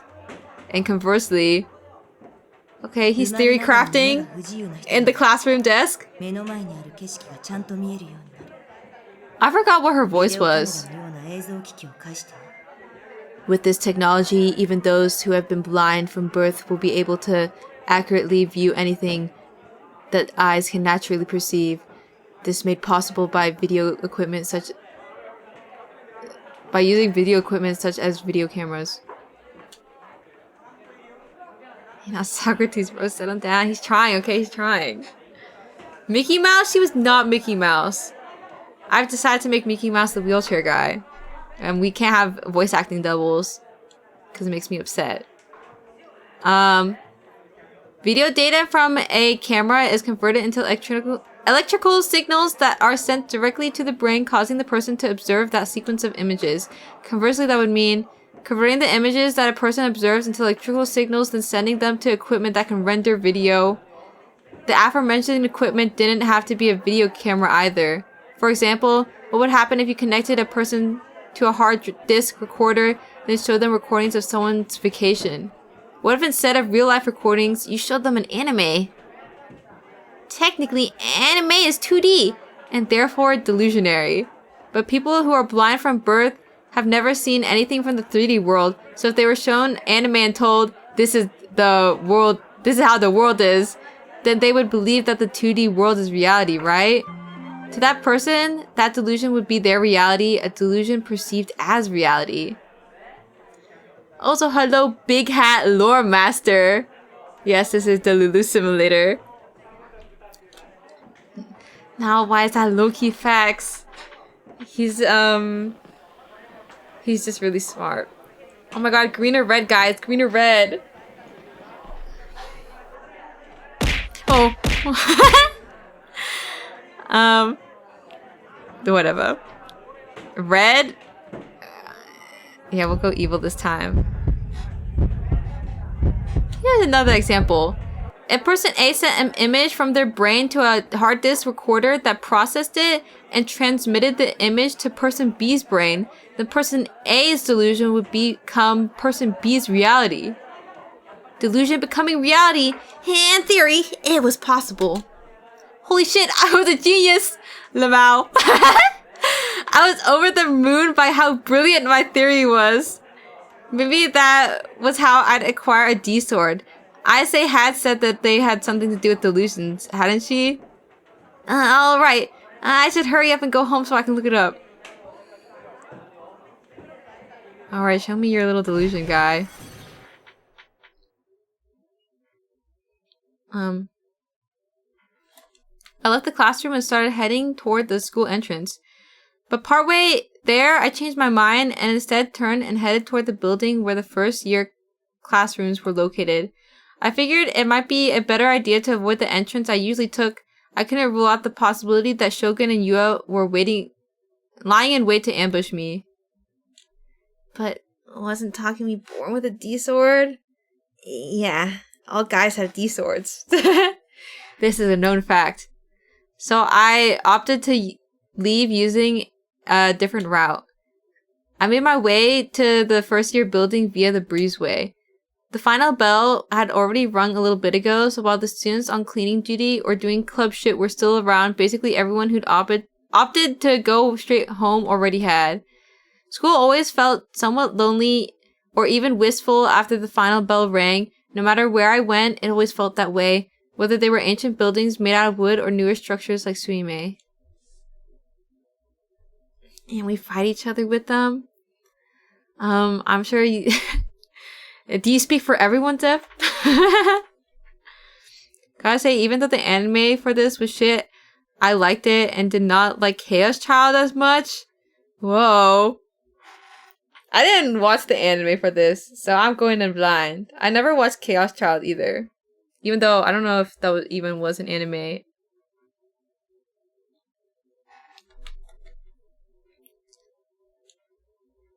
Zeph speaks for everyone when he says we're all clashing swords. Must be nice. Regardless, the school's interior Antonia was simmering with a thick veil of silence.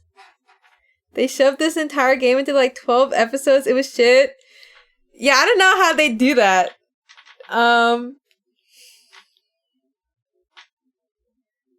Chaos Child VN is really good. I love Takuru. Wow, they really love having the TAK. Takumi, Takuru. It's like it's him but in an alternate universe or something. Interior. Talk no. He's also called Taku like Otaku. Rip. I think they really like they just really like that name. I walked quickly down the hall, surrounded by that silence, trying my best to keep my footsteps as quiet as possible. The setting sun was shining through the windows. The setting sun shining through the windows warmed me. Typically, I kept my head low. Why is there like a creaking noise?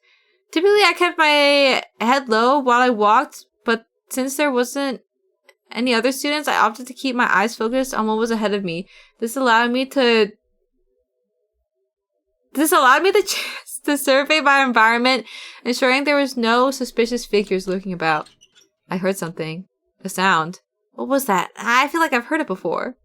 Immediately after I heard that, I saw something across the hallway of the first-year building in front of me. It was an empty wheelchair. The video of the group dive I'd watched yesterday resurfaced in my mind. A chill ran down my spine, and I froze. The wheelchair finished crossing the hallway, and then it disappeared from sight.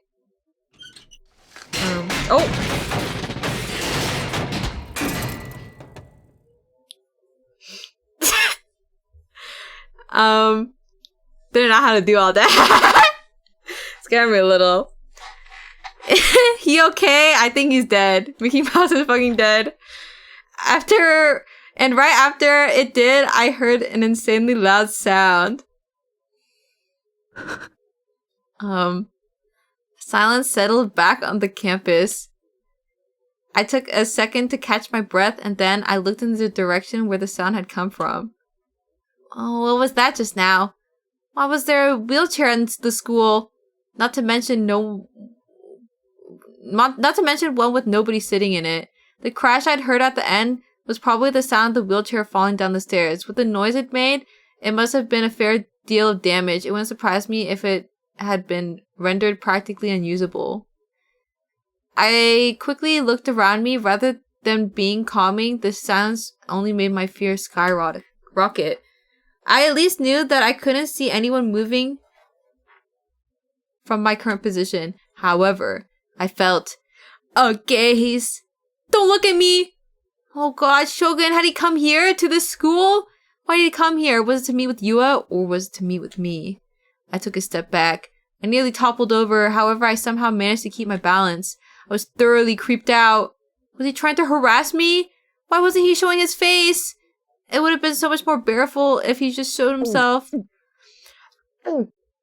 I was hit with an intense wave of nausea. I wanted to get out of here as soon as possible. Covering my mouth, I moved back to where I'd come from. I bolted down the stairs and out the building. I ran through the courtyard with no real destination in mind until I could no longer hold back the urge to vomit. The second I fell to my knees, the entire contents of my stomach began spilling out. Ew! Ew, it sounded like diarrhea, low-key. The stomach acid made my throat burn. My vision blurred from tears. It was hard to breathe. The aftertaste was absolutely vile. I must have been way more maxed than I thought I was. It might have been because of the all-nighter I'd pulled. Oh wait, oh my god, Takumi reveal! Guys, he has such vibrant purple hair. Oh my god!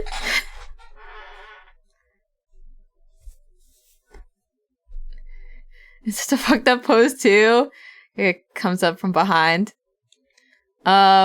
As I wiped the corners of my mouth, I looked all around me restlessly, but I couldn't see a soul. However, the shadowy corners and the blind spots I'd never usually paid attention to had become terrifying to me. Always thought his high school pants looked like a pair of flannel pajama pants I owned. That is kind of true. It does look a little bit like PJs. But it's supposed to be fancy uniform. So. Also, wake up Kogu. Thank you for following. I began to think that you and Shogun might be hiding in them. The second my brain came up with that, I can no longer take a single step. Someone save me! I want to cry. I felt nauseous all over again. I didn't end up vomiting, but I dry heaved several times. Ew! The pain made me cry even harder. I was nearly sobbing at this point. But then suddenly someone's hand began to gently rub my back. Terrified, I turned around. Oh, hey. Also, hello, your heart. You're okay. Ruby was there. Everything's gonna be okay. I wasn't being condemned for feeling this way. No, her words were tender affirmation. Because I'm on your side, Taku. She didn't even so much as grimace at the smell of my vomit. She didn't show any signs of disdain when she saw my face covered in tears and snot, nor when she saw the vomit still clinging to the corners of my mouth. Eek. Rumi is not me. I'd be like, ugh. She simply gave me a gentle smile, reassuring me that it would all be okay. Oh. Okay, I'm not gonna say anything. She drew closer to me. She continued rubbing my back gently. This CG. Well, it's not like... it's more like Takumi's pose. Sometimes... Okay, don't take this out of context. But like... Sometimes, you know, as a joke, I'd pretend to help my friends, and Takumi looks very humble right now. OMG, bestie Taku, you're gonna be okay, pegs you. That's what I'm saying. He got like his cheeks out, and he's just like laying there. Why is that? Before and even now. Doing that while he's vomiting would be insane. I don't have hand tracking, so you can't see, but back shots despair. I'll give you good time talking. Every time I thought I needed to be saved, Rumi would always heroically appear in front of me. Right now, Rumi was right there. It reassured me. I felt better. Before I realized what was happening, my true feelings began to pour out, despite the fact that I never talked about myself. Amy! It's so scary! Maybe that was why I bothered coming to school. Up until now, I always thought I'd be better off alone. Of course, even now, it was still terrifying to talk to others. I wasn't at all confident in my ability to actually talk to anyone, but with Shogun and Yua trying to destroy my life, I'd never been so anxious, scared, and alone. I wanted someone to be there for me. They didn't have to be nice to me. I just wanted someone to be present. I can't be alone.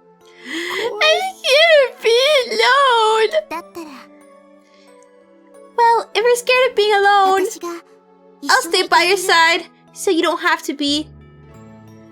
Those words held no ill will, no hesitation, no irresolution. Though of course, I can't be there all the time. Her shy gaze suddenly moved up toward the sky. Her eyes were looking so far away. Just what could she be looking at in that sky? We'll go to school in the morning. talk about whatever comes to mind in between classes, eat together at lunchtime. Then, at the end of the day, we'll head back home. Sometimes stopping by a shop or two on the way back. Then when we get back, we'll chat for a bit in your room. And then, when we're all tuckered out, we'll say goodbye and wave. And see you tomorrow. If you're fine with that, I can definitely go the distance. I've always wanted to be that person for someone. Wasn't that almost kind of like being in a relationship? I was stunned. She was completely serious. I could see it on her face. どうして Why? Huh? どうしてそこまでしてくれ Why would you go that far? Because? A flag if I'd ever seen one, right? Because I love you, Taku. I could see it coming from a mile away. That had to be what she was going to say, right? Granted, I had no clue why Rimi would have fallen for me. No, wait, this shit had to be bait! Something similar had happened before. With Yua. With her, it had all been nothing more than deception, ending with me drowning in the depths of despair. So I couldn't get my hopes up. I had to prepare for the worst. It was possible that Rimi too was an...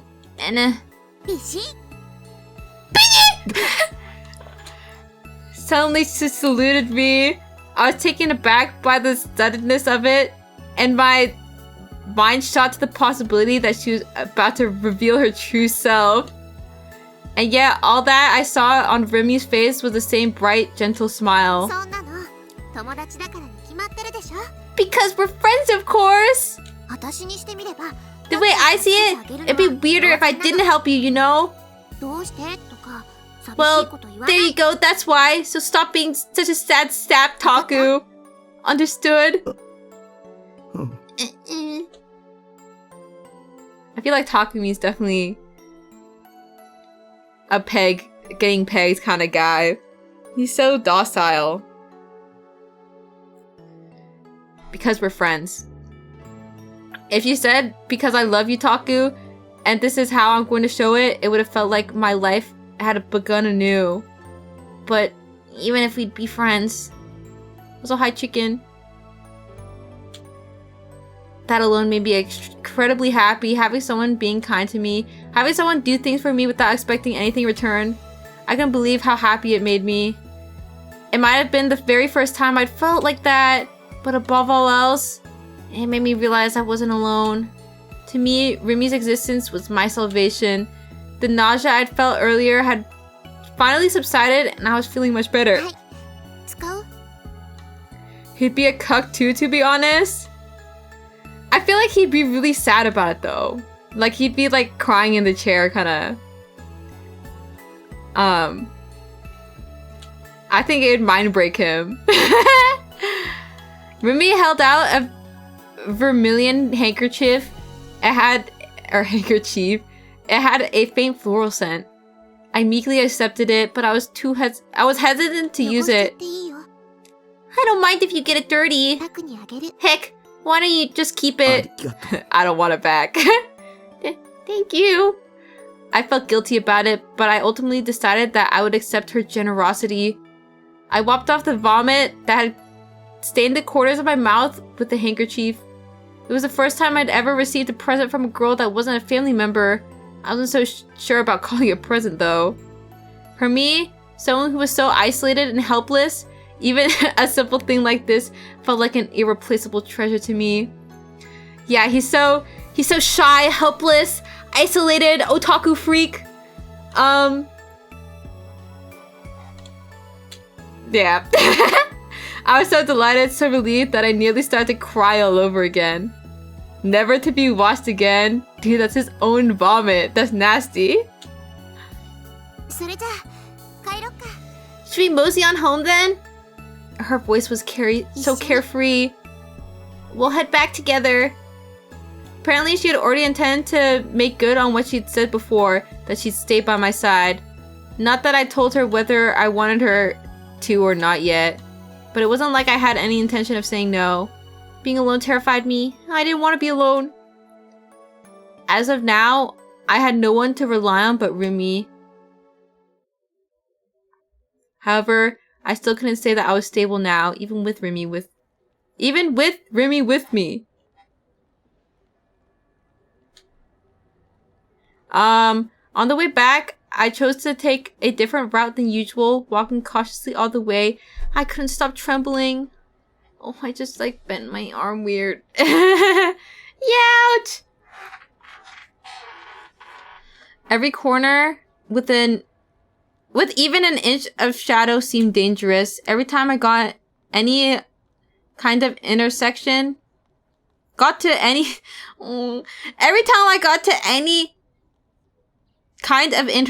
was tormented by delusions of Yua or Shogun waiting for me at the end of it, making me freeze in place. Whenever that happened, Rimi would take over. She would look over toward the end of the intersecting road, and when the coast was clear, she'd nod to me. It's okay, there's no one there. Relieved, I followed after her. Everything she'd done without even a hint of irritation. Say, can I ask you something? What the heck happened back there? I was slightly hesitant to tell her. If I said something here, Rimi could become a target for Shogun. I would get her involved. Dude, I think I have dyslexia or something. Or like a very mild form. I'm like struggling so hard to read. And it's like, I don't even know.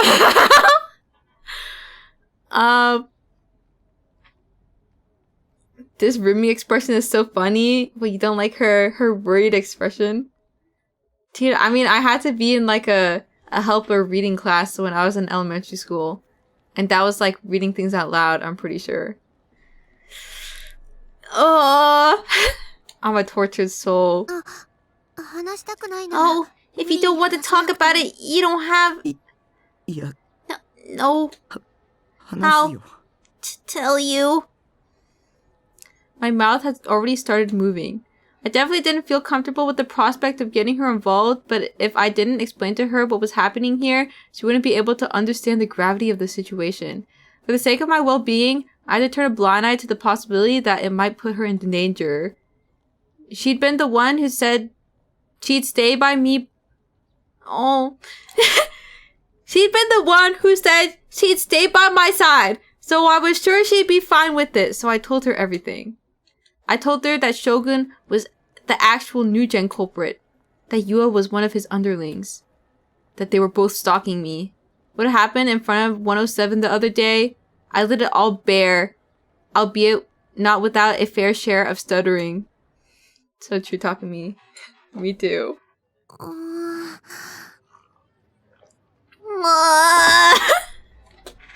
When I told her about the time Shogun appeared before in a wheelchair, Rimi's lips pursed and she began to ponder. I had always wanted to ask her about back then. Seemed like now was as good a time as any. I wonder if I saw anything like that. An old man in a wheelchair. She certainly didn't sound like she had. Trying to remember. She's just getting into character as talking to me. I don't want to get into character that much. I start sleepwalking. And I start stuttering at talking to women. It's really important. But Rumi frowned, almost like she was hesitant to say what was on her mind. For starters, the Shibuya Station Plaza wasn't empty, far from it. You know that, right? It was the same as always. So that was what Rumi had seen back then. I was hoping that she and I would agree on what we'd seen, but I guess not. Rumi or me, which one of us had seen what the area was actually supposed to look like? Had I been wrong about what I'd seen after all? Had that empty Shibuya been nothing more than a delusion of mine? But if it was, then there was a small discrepancy. An old man had appeared in that empty Shibuya, Shogun. What was the explanation for that? If the Shibuya being empty part was delusion, then Shogun could be a delusion as well. There were a bunch of people in front of the station, so it'd be kind of hard to notice one guy in a wheelchair. So yeah, sorry, I didn't see anybody like that. I love this pose. She's so cute. Silly blocker, Rumi. The head pillow.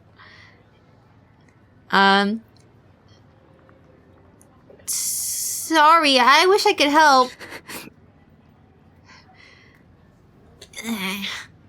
At the very least, I knew Shogun himself wasn't a delusion.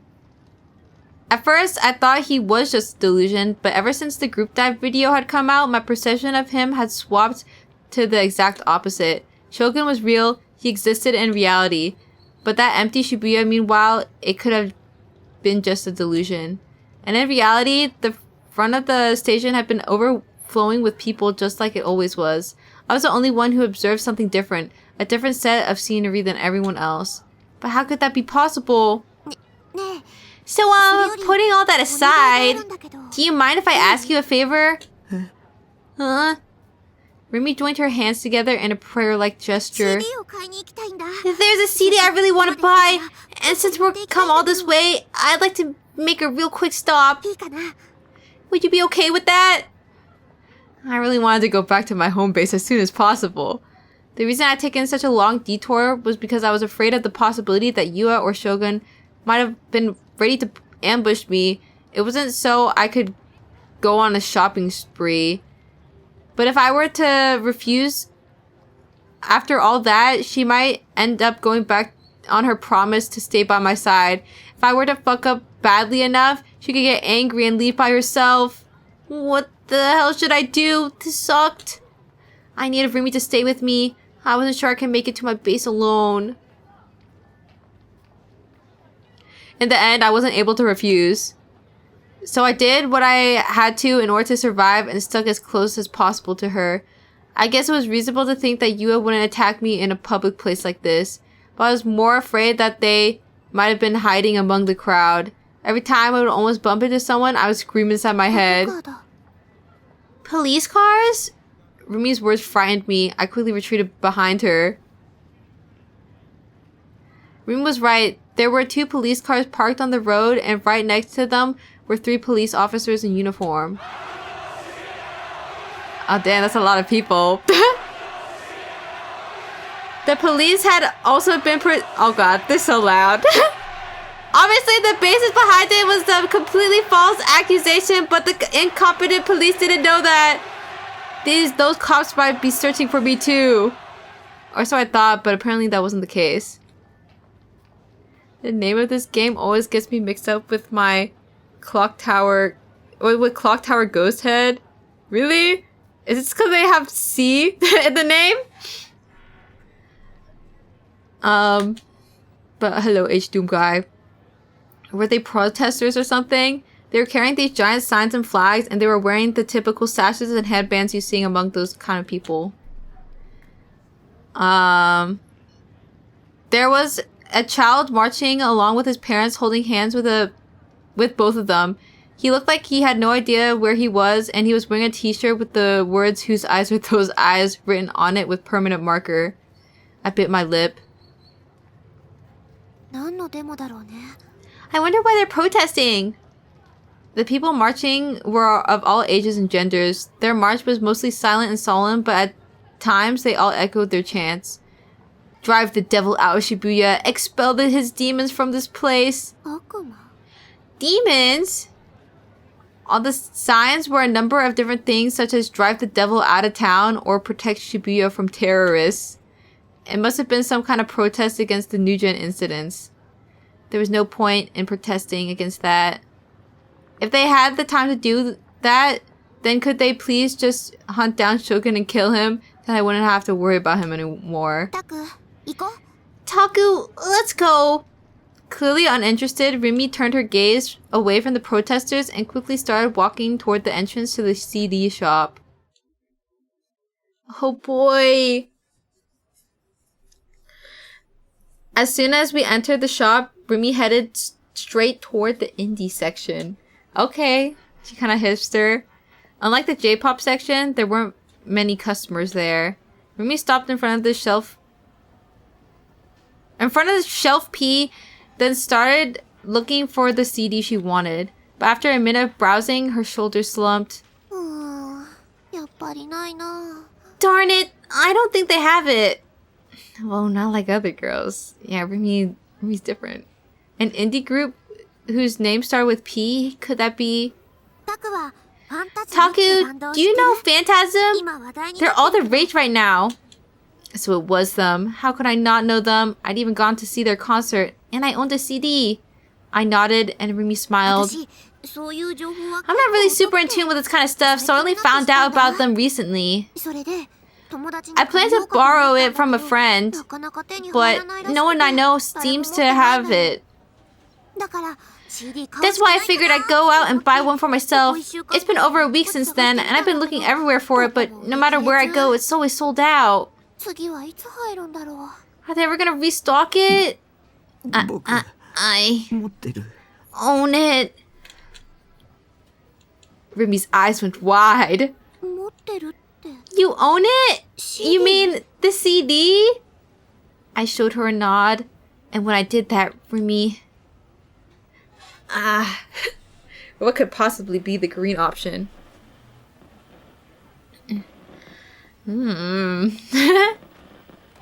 I'll give you the CD if you... Do me a favor.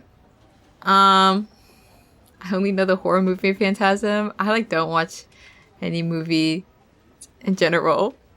You know what to do. Go green, guys. Red Delusion really fucking kills him. Yeah, that needs to be my CD, but only one person can have it, so I think you need to die, Taku. Put her hands on my shoulders. She suddenly brought her face in closer to mine, which immediately made me flustered. The sweet smell of shampoo wafting from Rumi's hair tickled my nose, and I felt my face turning red. Hey, Taku, let's make a deal. Nothing. A deal? I'll flick your tingling. Let me have the CD. A little callback to yesterday. Boing! A deal? If you lend me that CD in return, ow! Wait, I might be onto something. She looked at me, her expression dead serious. I gulped. She'll what? What was she gonna do? His Willy.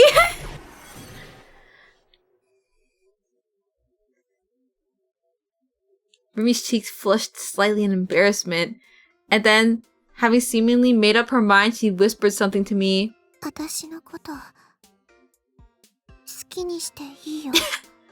I'll do whatever you want to me. When I understood the meaning behind her words, my brain stopped computing. I don't know about this one. What do you mean? Also, hello, T-Dub Blood. I couldn't tell whether she was joking or being serious. Just for a CD, damn girl. She really wanted it. I tried to look away, but before I could... Wait, get down? Wait, why is he getting down? Get down? Rumi glanced at our surroundings, then pressed on my shoulders hard. Pegging starts now. I didn't know Rumi had a surprise under there. Without really knowing why, I obeyed her. See, this is what I'm saying. He is so submissive. Also, Cranial Rivet, thank you for following. Do you think they'll have a cock CG? I crouched down and leaned against the CD shelves, hugging my knees. Rumi was also crouched down. Oh, she also crouched. Down in front of me, I was completely lost. What the hell was she planning? Sit down and straighten your legs? Did she want me to sit directly on I don't know what's going on here. I'm puzzled. Did you want me to sit directly on the floor? I didn't want to act like such a dokyun, but Rumi didn't wait for my consent. She grabbed both of my calves and forced my legs to straighten out. I couldn't stop myself from sliding down to the floor. Sorry, that scared me. I'm having trouble visualizing that. Don't worry, we got the CG to help. Right as my legs hit the floor, Rumi got on top of me. Shush. She put her index finger on my lips. She wanted me to stay quiet, evidently. But doing something like this inside a store. As if she'd read my mind, Rumi started giggling. This is the indie music corner. Not many customers come back here. If we stay low like this, no one will notice us. Oh, what was she implying? Hey, Taku. She moved her face even closer. Her breath stroked my cheeks. It was hot. I couldn't avert my gaze from Ruby's shimmering eyes. I could feel myself being sucked right into them. It was like I was under some magic spell. Ruby, I'm sorry. Sorry, that was a little too much. Ruby was staring straight at me, just as I was at her. Taku looks kind of handsome here, not gonna lie. Yeah, he has a nice chin. Sneak diss on indie music is crazy. Yeah, the scene is dead here. As we stared at each other, Rumi's hand began to move. Then she started undoing my blazer, one button at a time. What are you? Paying me no mind, Rumi's hand grabbed hold of my tie. With one pull, she unfastened it and she began unbuttoning my shirt. Hey, people are gonna see. You're right. It'll be very, very bad if someone saw us. Despite what she said, Rumi's stunted hands continued to move. They artfully slid beneath my shirt and onto my bare chest. Opportunistic Senbei? Wait, I'm literally Rumi. Her cool hand slowly glided across my skin.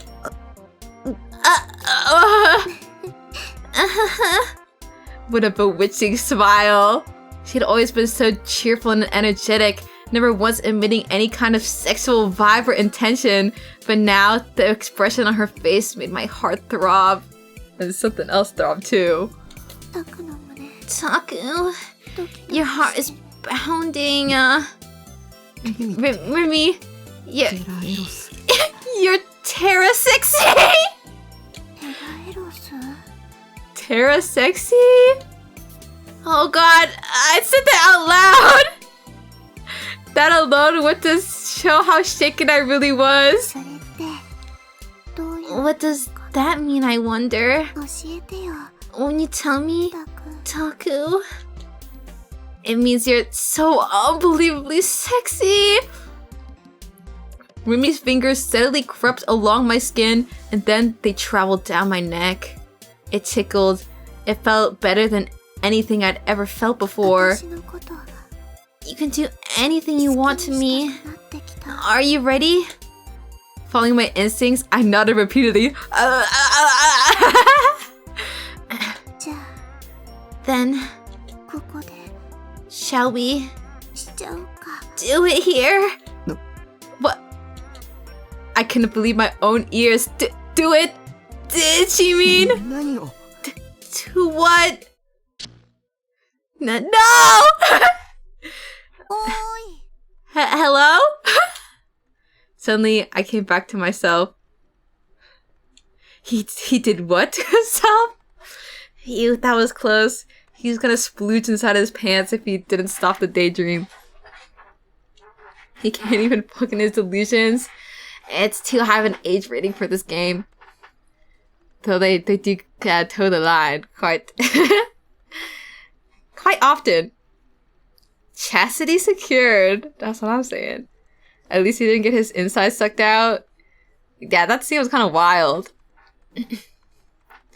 Rumi was waving her hand in front of my face. Her eyebrows furrowed in confusion. Wait, guys. I gotta go to the toilet real quick. Not because of the scene, but because I have to go pee. I'll be back.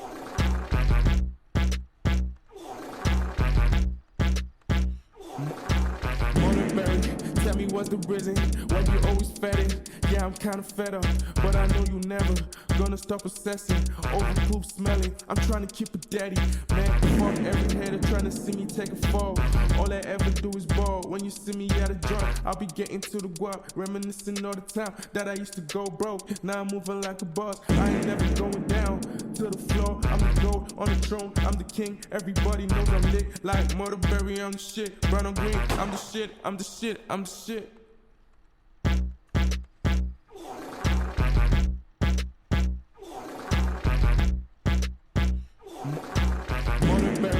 Tell me what's the reason why you always fetting. Yeah, I'm kinda fed up, but I know you never gonna stop assessing. Over poop smelling, I'm trying to keep it daddy. Man, fuck every hater trying to see me take a fall. All I ever do is ball. When you see me at a joint, I'll be getting to the guap, reminiscing all the time that I used to go broke. Now I'm moving like a boss. I ain't never going down to the floor. I'm the gold on the throne. I'm the king. Everybody knows I'm lit like Murderberry. I'm the shit. Brown on green. I'm the shit. I'm the shit. I'm the shit.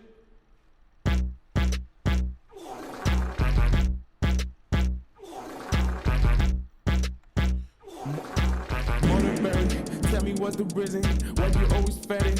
Yeah, I'm kinda fed up, but I know you never gonna stop assessing. Over poop smelling, I'm trying to keep it daddy. Man, fuck every hater trying to see me take a fall.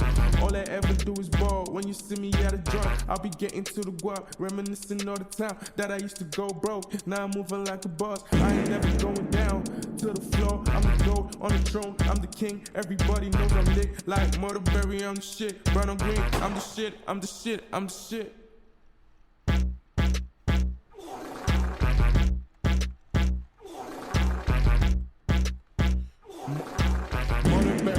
Tell me what's the reason why you always fetting. Yeah, I'm kinda fed up, but I know you never gonna stop assessing. Over poop smelling, I'm trying to keep it daddy. Man, fuck every hater trying to see me take a fall. All I ever do is ball. When you see me at a joint, I'll be getting to the guap, reminiscing all the time that I used to go broke. Now I'm moving like a boss. I ain't never going down to the floor. I'm the gold on the throne. I'm the king. Everybody knows I'm lit like Murderberry. I'm the shit. Hey, Brown on green. I'm back. Shit. I'm the shit. I'm the shit.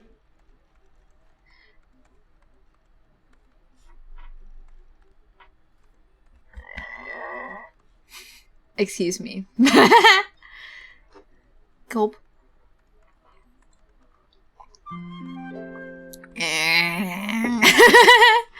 Fancy noise. It's my throat gurgles. Also, Taro Toru, thank you for following. Hello, your BRB screen is peculiar. I think it's really awesome. And it was made by a community member, so let's not be mean here. It's so awesome. Yeah, but also hello, Cranial Rivet. Rumi was waving her hand in front of my face, her eyebrows furrowed in confusion. Love the Shit Myself song? Yeah. I wasn't sitting on the floor and Rumi wasn't on top of me. We were just standing there facing each other like people normally did. What's wrong? It looked like I'd lost you somewhere for a second there. I'm surprised he has these and then nobody ever mentions his tent unless he's like really locked in. No, nothing. Whoa, calm down. The bona. I took a step back from Rimi, turned my back to her, and took a deep breath. Holy shit! That's been the hottest delusion of all time. I was so fucked up. Not to mention, I'm still a loathing idiot. I couldn't believe I just thought that. Actually, no, forget that. Remy was the one who was talking about giving me something in return. You see that line, before an infinite number of H scenes, any guy who's even dipped his toes into that genre would have his imagination go wild over it.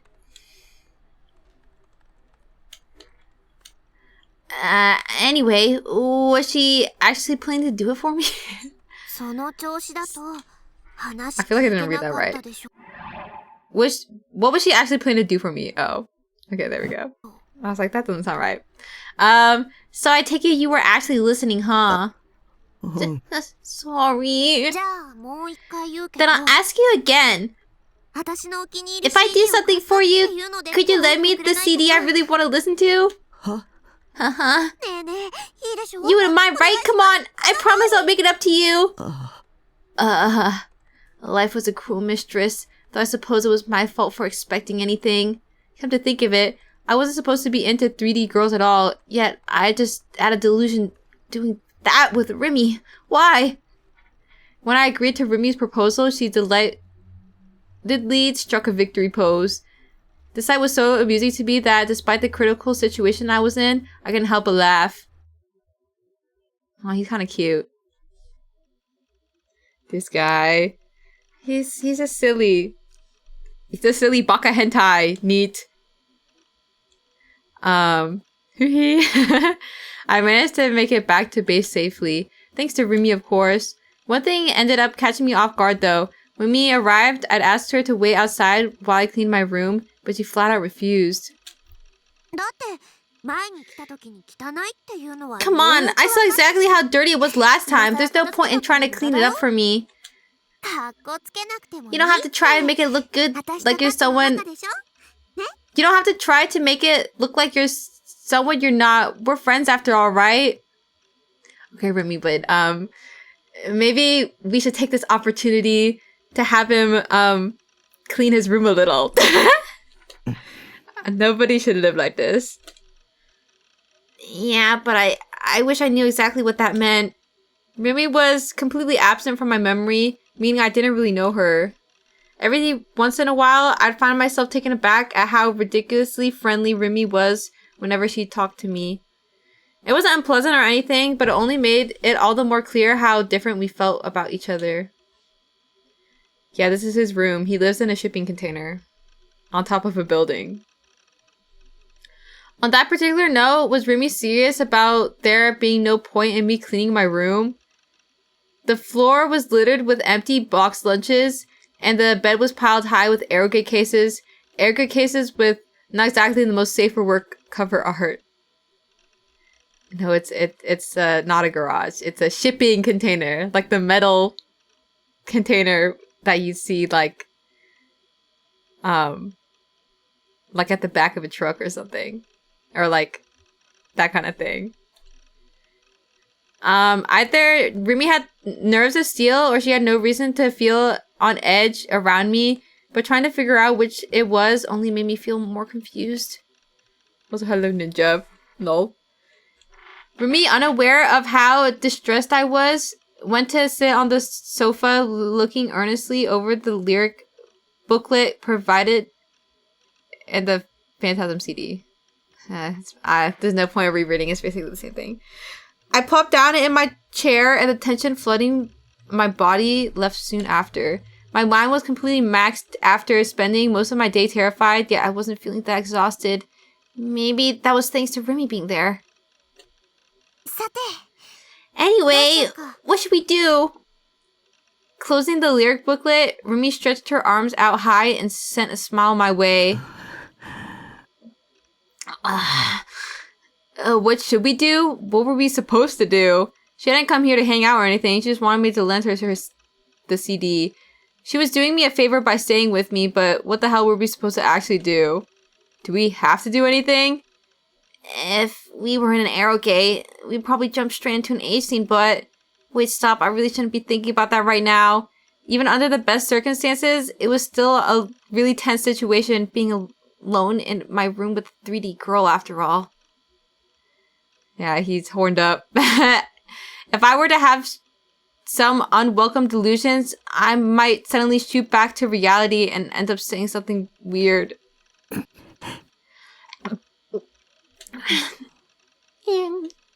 Silence. This is so awkward. Remy was staring vacantly at the various manga scattered on the floor and the eroge piled up on the bed. Awkward. I knew that most of the awkwardness would dissipate if I just said something, but the only subjects I could think of were video games and anime. And I doubted that Remy knew anything about either. Wouldn't it be more logical for Remy to say something? She was the one who said she'd stay with me and all. Scaring the hose. This was gonna be a bad time if she actually expected me to leave the conversation.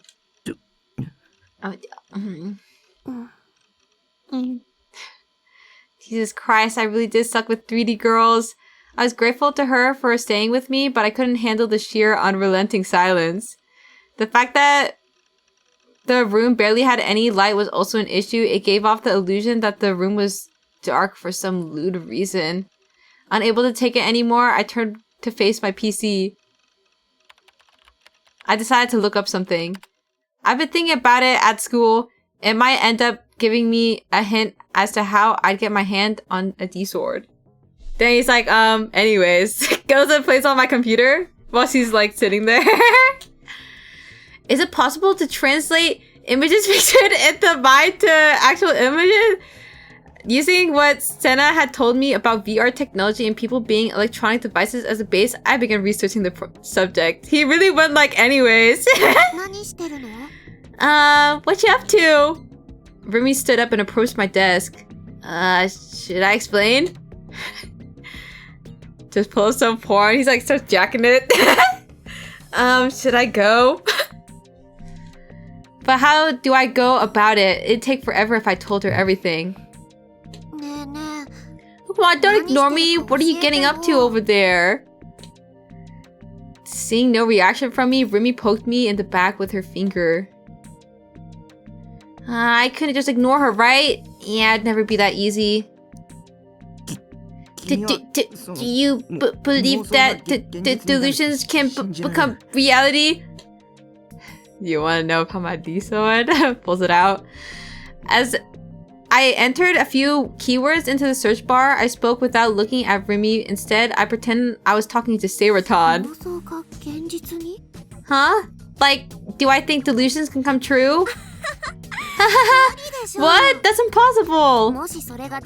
If we could do that, everyone would be omnipotent by now. That's a good point, actually. Delusions created a world in which any action, no matter how unrealistic, was possible. If they were to become reality, the unreal would become real, unreality would become reality. Why do you ask? There's this system that can do that. In America, there's a patent that exists. You're kidding, right? I could feel Remy's doubtful scoff on my back. So, in response, I showed her the image of the patent that Shiho had found for me. What's that? Proof that the patent exists, a picture of it. Huh? No kidding. Remy leaned forward and brought her face close to the monitor. She was right up next to my face, peering intently at the screen. Oh no, I stink at English. You can read it, Taku? That's so cool. She was way too close. She was so close, I could see the glittering of her eyes as they reflected the light off the monitor. I got flustered all over again. So, what's it say? Seemed it had piqued her interest. I tried to avoid thinking about how close she was to me and attempted to focus on Seiraton and the monitor instead. By using a video device, like a video camera, even people who are blind at birth can see the scenery through it. That's a pro tip. Wait, like the camera could basically be their eyes? Yeah, they call it VR technology. Wow, it'd be amazing if that were real. But it is, that's what I was trying to tell you. Santa told me there's already been successful tests. Then again, What does this have to do with delusions becoming real? T. I think I might just be too dumb to understand. Her brain. It's okay, Rumi. We don't all have to understand. As I explained it to Rumi, I tried searching for a number of keywords that might have been related, but I couldn't find anything. Even so, I kept on trying and typed more and more keywords. The scenery reflected in video devices and the delusions people have in their head are both electrical signals.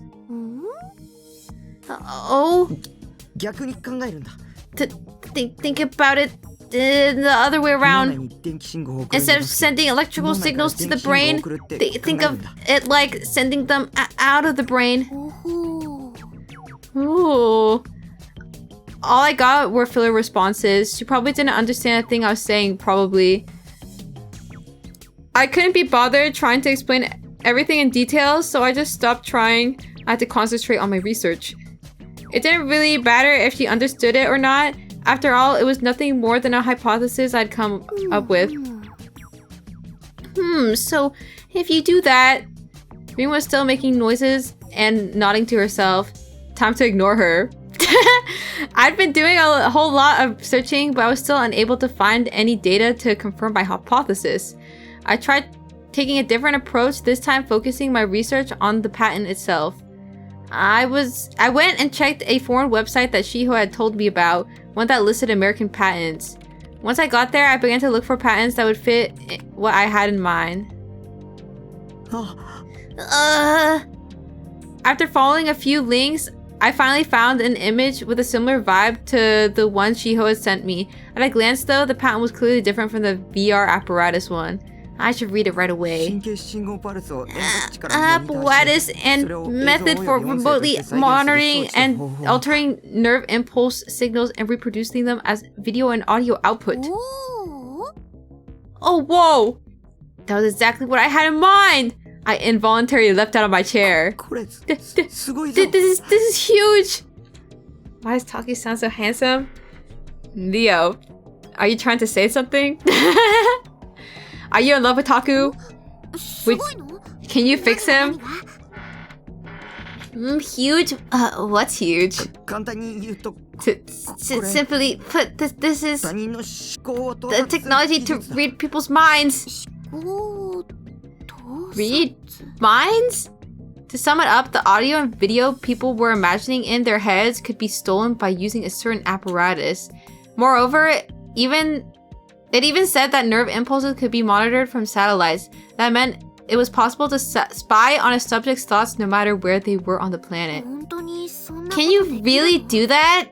Isn't that kind of thing you find in a sci-fi book? Patents can't be filed until the system's been fully completed. You could never get one unless it worked. That had been made clear to me when I'd been looking up stuff about patents earlier. That's why this must be a system that's already been proven possible. This wasn't mere fiction. As long as you had the technological capabilities and the funds to build it, you could implement it at any time. Before, Senna had told me that if it's possible to convert specific information into nerve impulses, wouldn't it be possible to control all 5 of the senses and even the free will of people itself? He has too much faith in the patent office, but it's America! He loves America. Also, he loves Bill Clinton. I couldn't find a source for that, so it remained as mere conjecture from her. However, for my own theory, there were sources. Why would something so insane not have spread all throughout Japan? This clearly deserved a Nobel Prize, if not something even bigger. He's what we call a Westaboo. Yeah, he's reading in English too. I continue my research, this time looking up the mind reading keyword. Then I found a record of a particular lawsuit from America. Oh no, more English! I'm gonna get a headache! It was a really long document, so even I had a hard time reading it. it probably would read poorly, but I decided to use a piece of English to Japanese translation software. The contents of what was written there could be summarized like this. Legal record, plaintiff N.K. Rabin. Defendant, the United States Department of Defense, CIA. Plaintiff's allegations. I've become aware that my mind has been read via the use of a peculiar device. My monitored thoughts are then recorded and subsequently transferred to an unknown location using satellites. The aforementioned satellites have taken me hostage, and I've been the victim of constant, unending attacks, regardless of the time of day, all of which were carried out by those very satellites. 1. Tracking. 2. Mind reading/telepathic surveillance. 3. Monitoring all bodily signals. 4. Biorhythmical attacks. 5. Aural attacks. 6. Physical debilitation. They're constantly doing this to me. It's the Denpa brainwaves. Since the latter third of December 1990, I've been forcefully shown artificially created dreams during my sleep, some of which include video, audio, and even voices. From February to May 1992, I've fallen victim to several biorhythmical attacks, all of which serve to torture me via the induction of pain and/or psychological harassment. Recognizing that these attacks were aimed specifically toward myself, beginning February of 1992, I began to record the following information in a journal: the date, time, and contents of any particularly agonizing psychological attack I could remember. The biorhythmical attacks were aimed at every single region of my body. The pain, torture, and psychological harassments were coordinated in order to cause discomfort, fatigue, and agony to specific regions of my body, or in some cases, my entire body. Also, hi Hayami! Thank you for raiding, sending luck my way. I hope to God you are. Hi raiders! How are you doing, Hayami? Also, hello Death Yoto, and Hayami again, and then Raiden, and Star Grower. Wait, what did I raid into? Info dump. But I'm playing Chaos Head Noah, which is a visual novel about this mentally unstable high school boy who's very anxious and scared. And then there's like murders. It's like a murder mystery. But I hope you had a good stream, Hayami. He's in Kangstock.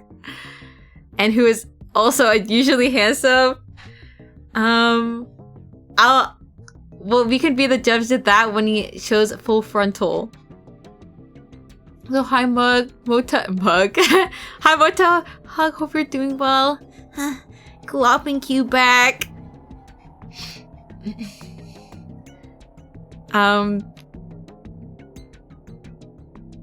What's wrong with full frontal? Isn't that just the front of your body?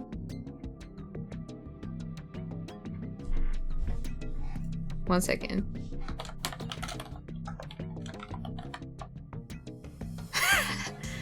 Wait.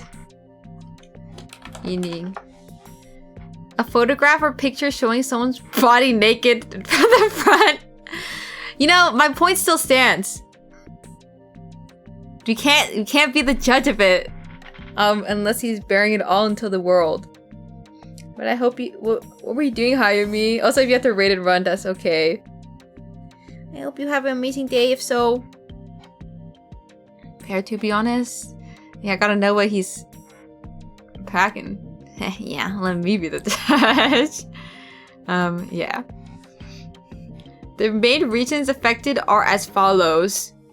Chest, visual system, abdomen, brain to induce sleeping disorders, brain to show me artificially created dreams. I was playing. Oh my god, he's. Don't talk over me, talking to me. I was playing Yakuza Kiwami, finished boss battle on 3rd try. Okay, we got a gamer over there. Wow. How far are you through Yakuza Kiwami. Actually, which Yakuza is that? Me only know Yakuza 0. Yakuza Kiwami. Chapter 5?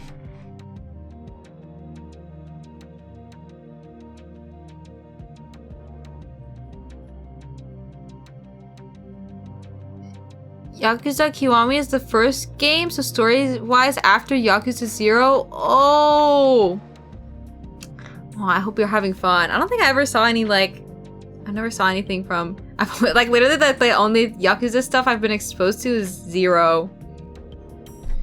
Yakuza Kiwami is a remake of 1. Ew. Naruhodo.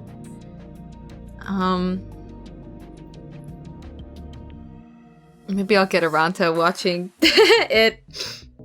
Or watching a whole Let's Play of it. Rick, if you like 0. Well, the thing is, like, I never played 0. I watched somebody else play 0 because the game feels so long. And I kind of just wanted the story bits.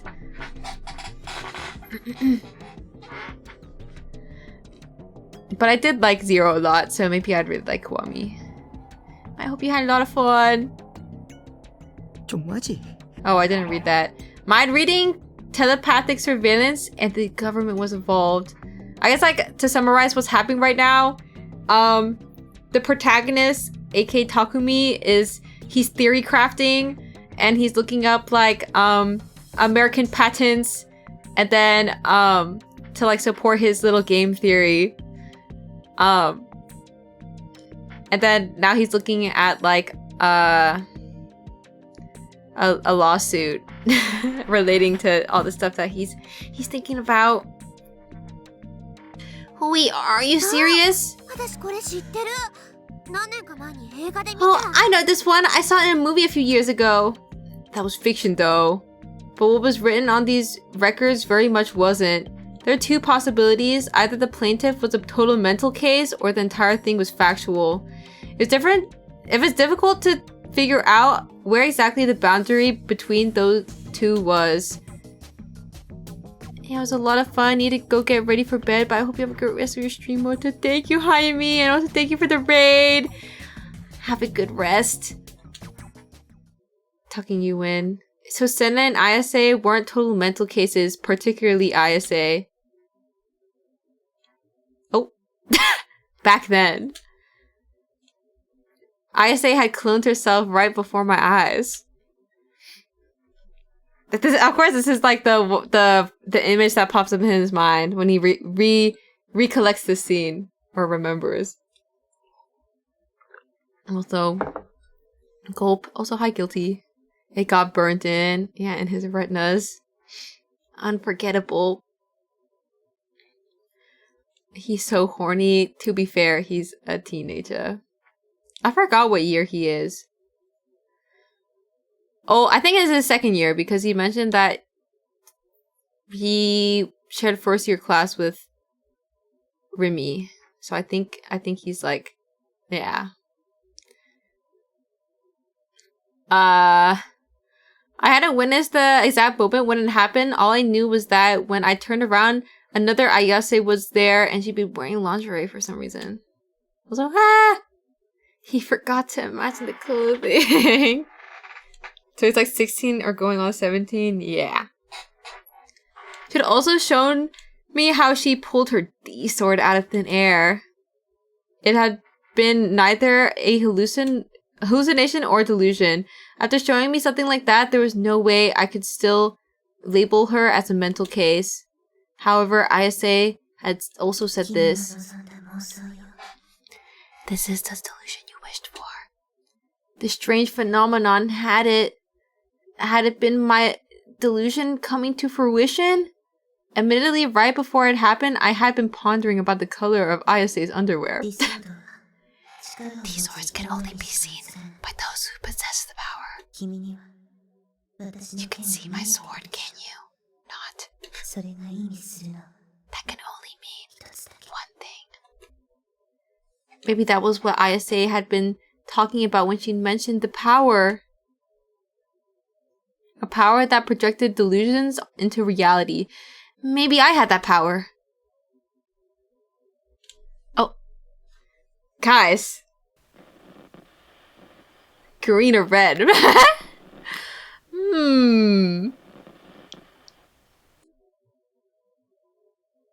Red?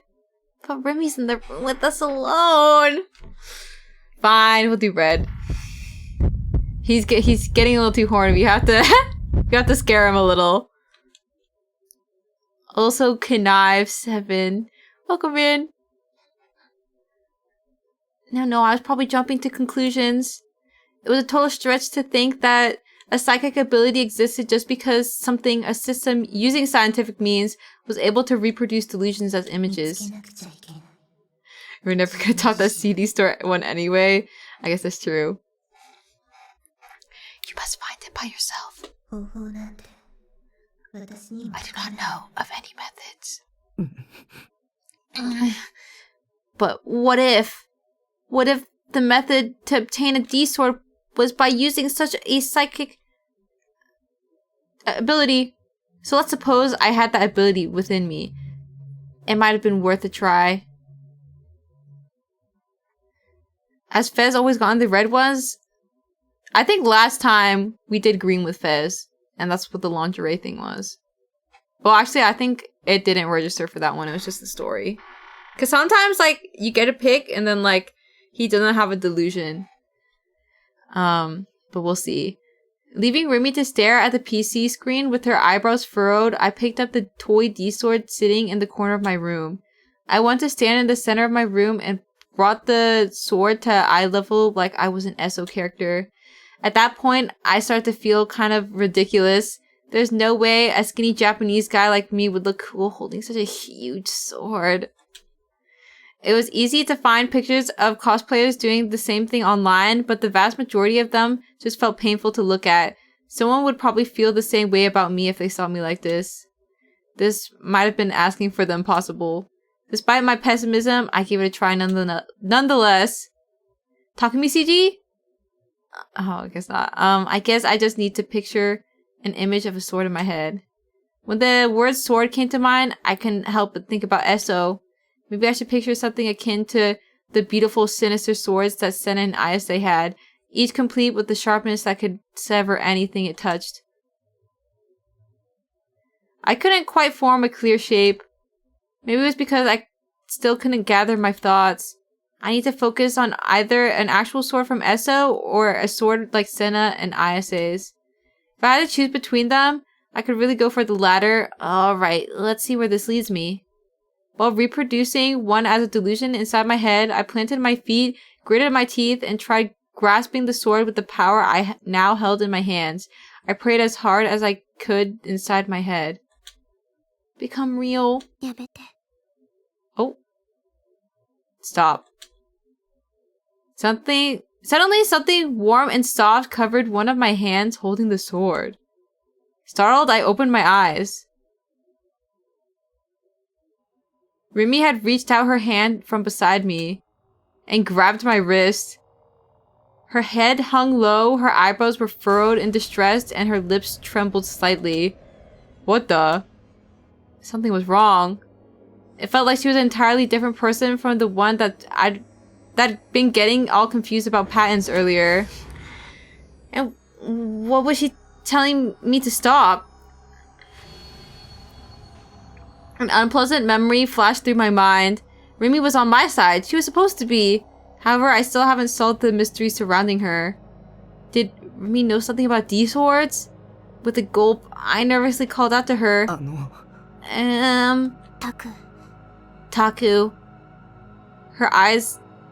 With her eyes cast downward, Remy opened her mouth. Her voice was stifled, devoid of any and all emotion. About that sword. Remy was my ally, wasn't she? She wouldn't betray me like you did, would she? If even Remy betrayed me, I'd... You should throw it away.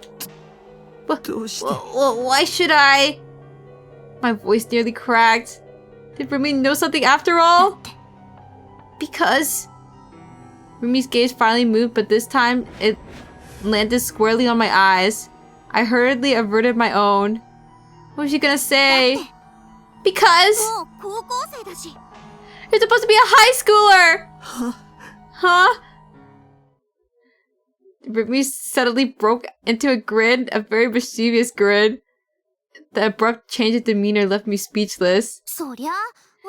I mean, I can understand that boys love toys and stuff no matter how old they get, but I'm not really sure the extent to you swinging around such a huge toy alone in your room. Is that more like something you do in elementary school?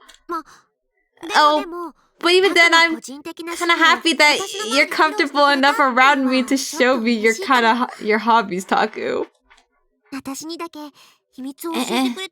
It feels like you're telling me a secret that only I can know. Oh, what the hell, man? I got all scared for no reason. Where'd you buy that anyway? Was it expensive? 1万円 It was 10,000 yen. I got it in the variety shop in Shibuya.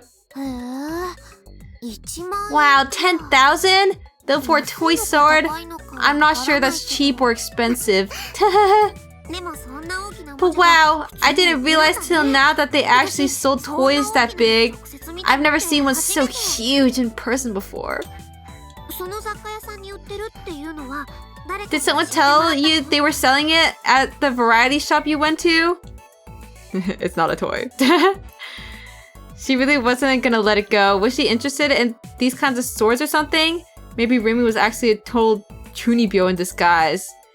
So the one who'd been making fun of me for having a sword was actually wanted one herself? Tsundere much? Lamau. I did my own research online. Oh, you saw it online? The internet is so cool! You can really find anything on it. Though, to be honest, I stink at it. I can't even use a computer. She's hopeless. Anyway, are those swords a new trend or something? Why do you ask? Well, I'm just curious why you decided to buy one. Maybe I should just tell her the truth. If she was going to say, by my side moving forward, maybe she'd end up helping me search for a real D-sword in the future. If that was the case, it might be better to just tell her everything now and get it out of the way. This is only a fake though. But real ones exist. Real ones? Rumi tilted her head puzzled. I know people who have real ones. Two of them, girls from our school.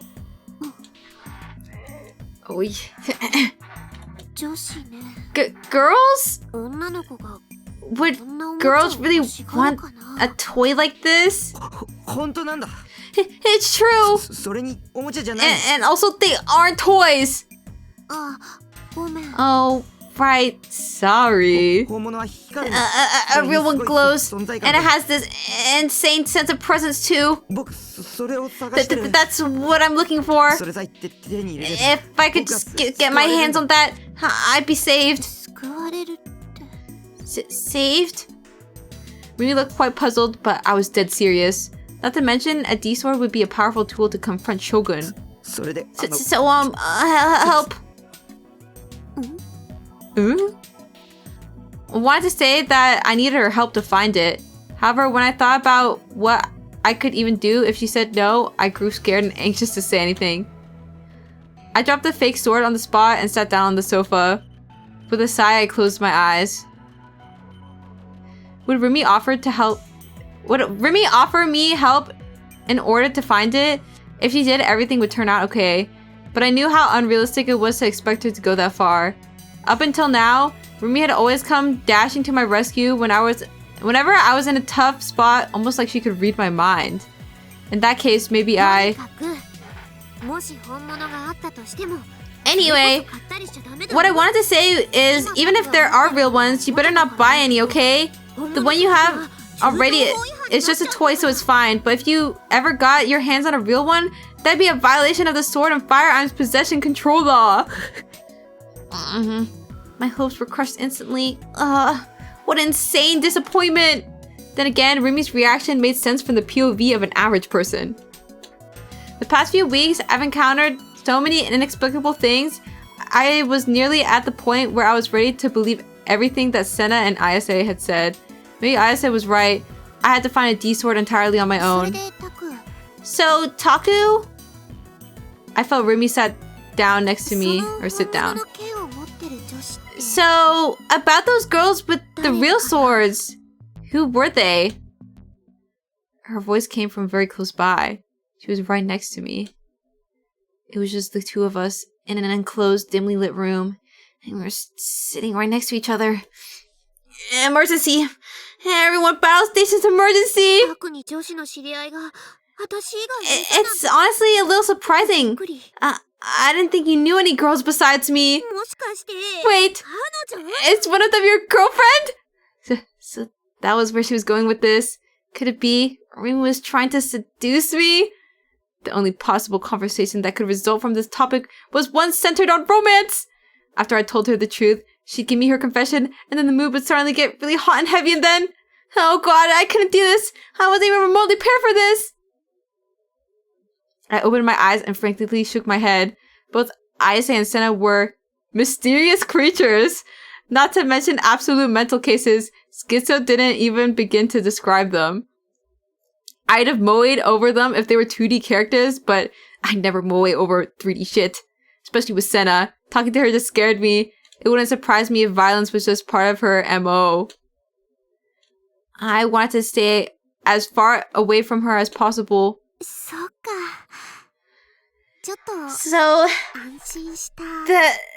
that's a no. That kind of puts me at ease, I guess. Huh? Why do you say that? Oh my god, guys, you're gonna try again. Oh, green. Black tripped. Or do we do red? I guess red didn't really result in anything. Oh. Oh shit. My whole body froze in place. She clearly said that on purpose, right? Was she subtly hitting on me right now? Judging from the flow of this conversation, there's a good chance Rumi had me right where she wanted me. How should I answer? Should I just come out and say exactly what she wanted to hear? Yeah, surely nothing bad would come from that. But I wasn't sure I had the confidence to go out with a real girl. I was at a loss of what to do, so I opted to subtly examine Rumi's expression. Ah!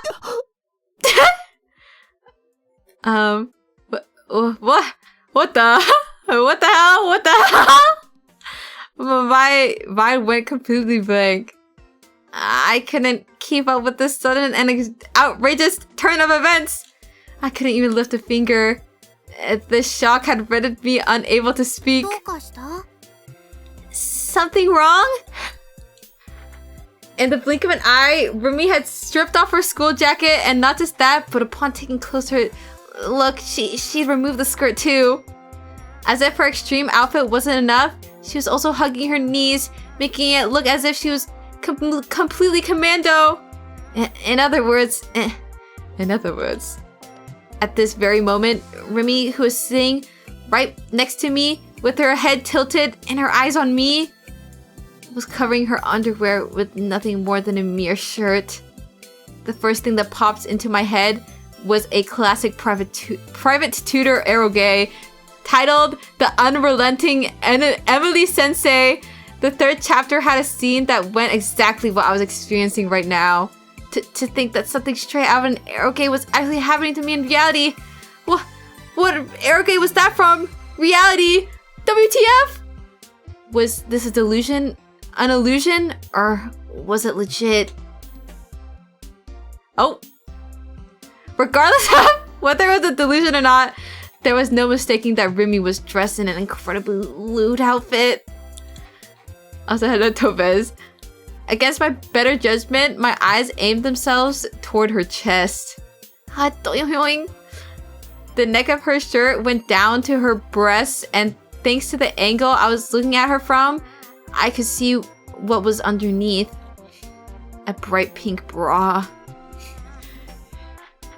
Mick Too Good, welcome in. Yeah, enhance. Yeah, I picked a good time to join stream. Yeah. You have surprisingly large breasts, Sakihata-san.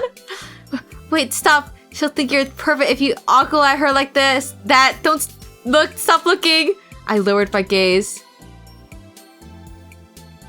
only to find myself looking at her hips. Holy fucking Jiaofu. She really wasn't wearing a skirt. I can see your panty, Sakihata-san. What a simple yet lovely pair. This would make excellent fat material. Oh god! My Johnson was starting to make himself very known. I can't believe there's a second Johnson mention.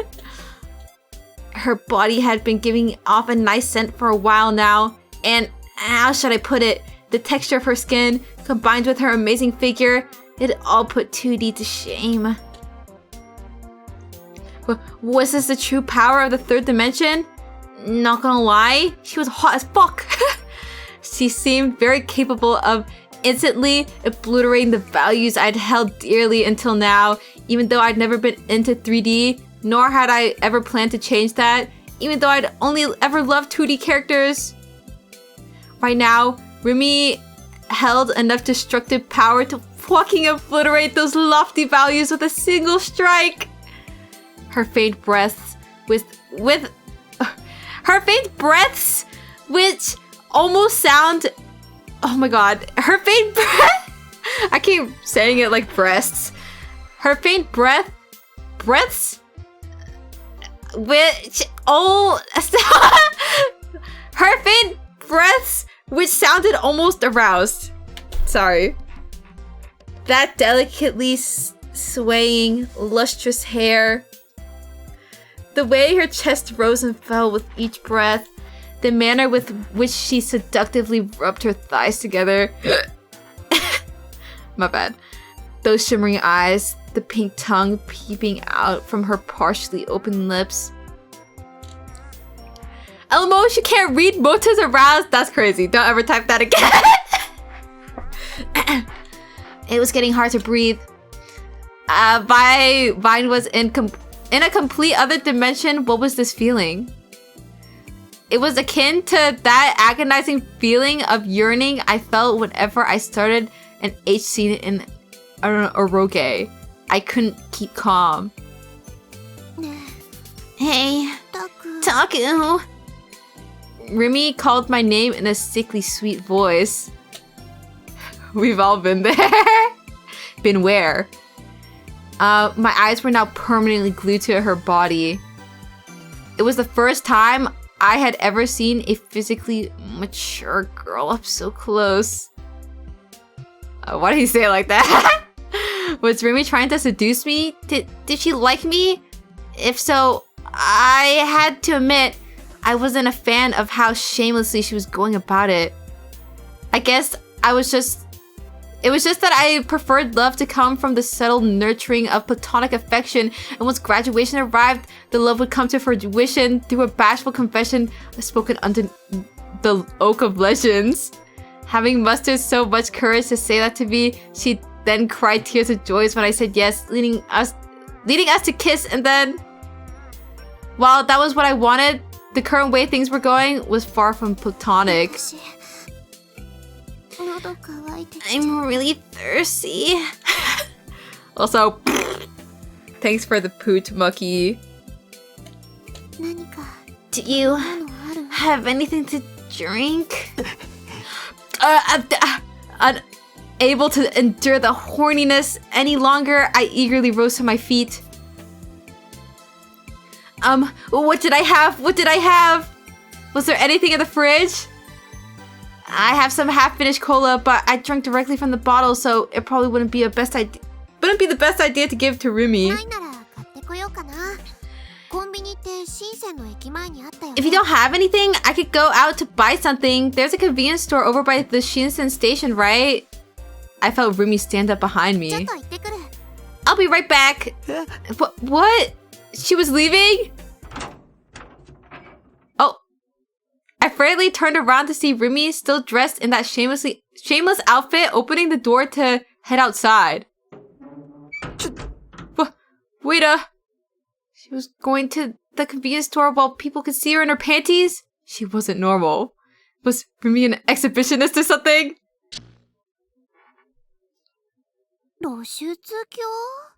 An exhibitionist? Ah! Hearing that behind me made me literally jump in the air and land on my ass. There stood Rumi, who should have been just about to leave the room. And not only that, but she was wearing her usual outfit and it was all fully on. She looked down at me with wide eyes. Huh? Ugh. Jeez, you nearly made me jump out of my skin. God. Don't scream like that. You've been acting weird for a while now. You started mumbling something to yourself, and right when I noticed that, you suddenly let out this huge scream. What's going on? Why was Rumi there now? She should have been just about to leave the container. Had the half-naked Rumi been a delusion? But she'd felt so real. I hadn't touched her, but merely looking at her skin made me think how squishy and soft it'd be if I touched it. Wait, what the hell was I saying? I was losing my mind today.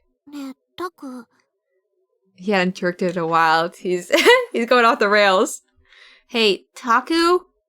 I cringed when she called my name. Did she hate me now? What would I do if she was already fed up with me? If Rumi wouldn't stay with me, I wouldn't be able to go out alone anymore. I'm really thirsty. Huh? Do you have anything to drink? She'd asked me this exact same thing as before. However, rather than the sultry tone from before, her voice was perfectly normal now. I shook my head side to side. I'm starting to get worried from him, actually. Starting. Dog. This guy has been off the deep end for a while now. He needed help a long time ago, I think. Johnson's status? Deflated. I shook my head from side to side. Rumi poked her temple with her index finger and pursed her lips in thought.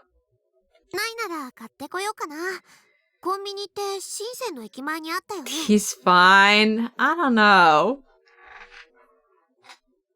Now it's like he's starting to believe. Yeah, he used to be able to shut down his delusions pretty fast and be like, yeah, it's a delusion. But now he's like, he can't tell. Well, obviously we can tell because it has like the whole like video camera and wobble. That's how we know it's a delusion. But he's starting to lose that a little, I think. Also, hello, it's Riggs. If you don't have anything, I could go out and buy something. There's a convenience store over by Shinsen Station, right? I'll be right back. Also, big hat lore master. Does that count as spoilers? I haven't read this, okay? No spoiling. Well, I mean, I guess he did have a little bit of a prophetic moment just now. I could only watch her leave in a daze. She was going to the convenience store in a uniform, which was completely normal. That half-naked Rumi from before really had been a delusion. I know you're not a big movie person, but this story is super Videodrome coded so far. Yeah, I don't know what that is either, but surely somebody knows what you're talking about. No, I just thought it was funny how she said the exact same shit. Well, I feel like there's been hints that Rumi's like low-key mind reader sometimes. So maybe she's reading his mind more than he's predicting the future. But I guess he did also have that moment where he thought about the bus crashing and then the bus crashed and killed his teacher, lol. So maybe, I don't know. Group watch imminent? What? Honestly, it'd be kind of funny to see how the Chaos Head Noah anime is. And see how bad it is, because I know people hated that. And we can see how much they skipped. The half-naked Remy from before really had been a delusion. I felt a mixture of both relief and slight disappointment. But I watched the anime and dropped it on the first episode. It's that bad? Sounds good? That's what I'm saying. Maybe it's so bad it's good. It probably just didn't capture the feeling of being a crazy person like Takumi. Also, what do you mean, no way, I'm still live? I've only been live for like 3 hours. Also, hello, fat kid. I want to see it now. Yeah, I kind of want to too. But only after we finish the game, because there could be potential spoilers. Yeah, I want to see them animated. No, it did capture the crazy problem. They just cut out like 90% of the shit. Yeah, many such cases with 12-episode anime. At least they tried to finish it instead of like leaving half the story. I say splitting in two. What kind of mechanism was capable of reproducing those delusions accurately enough to feel real? Had it even been that though? Did I have powers or not? And if I did, how could I actively use them? How could I obtain a D-sword? I was still stuck deep in a maze of questions, unable to do anything but wander around aimlessly.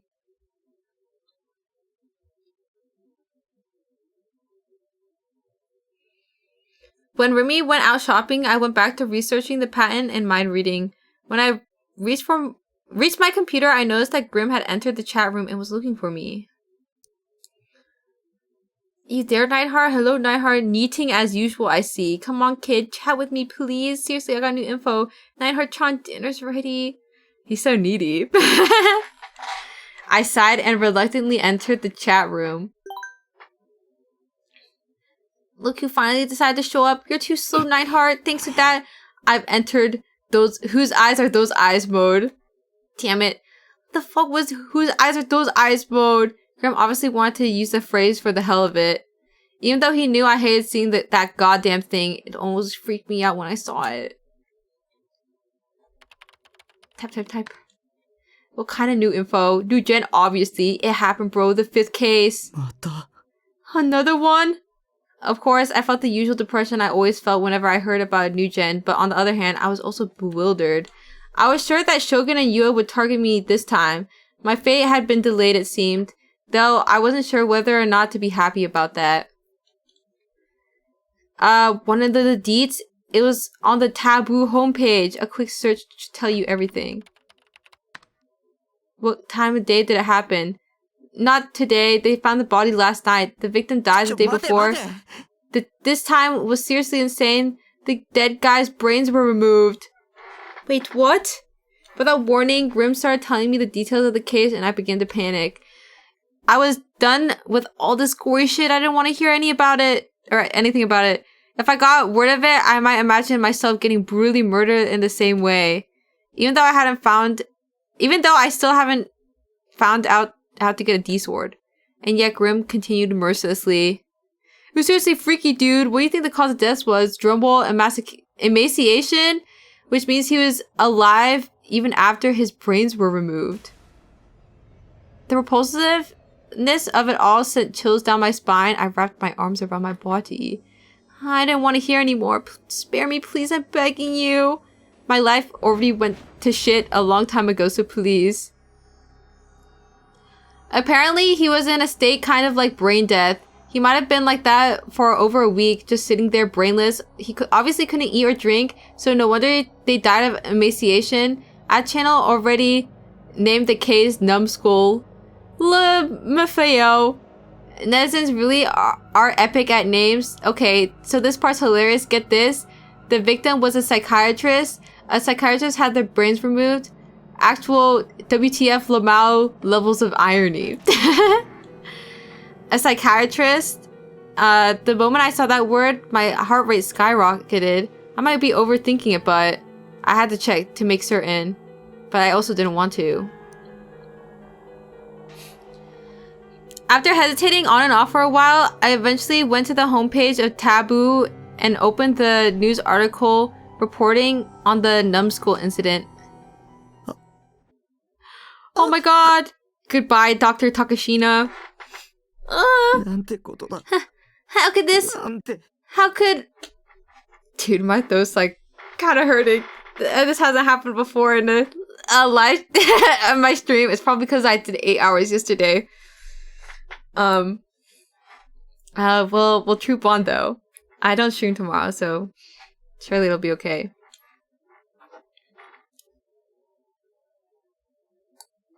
Because usually I end up tapping out when my throat gets like raspy sounding, but now it's like there's like a slight pain to it.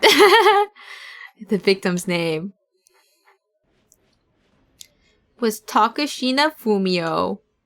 Well, we'll just have to pray that Nanami doesn't show up, because it might actually be over. Dr. Takashina had been killed. He was provoking me.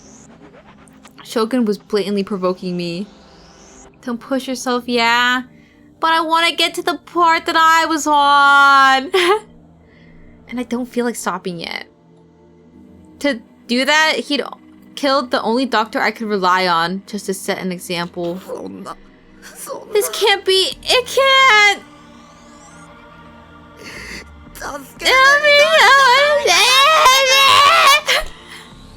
I let out a scream. Read, streamer, read. I'm being whipped. Can you replay that voice? I could.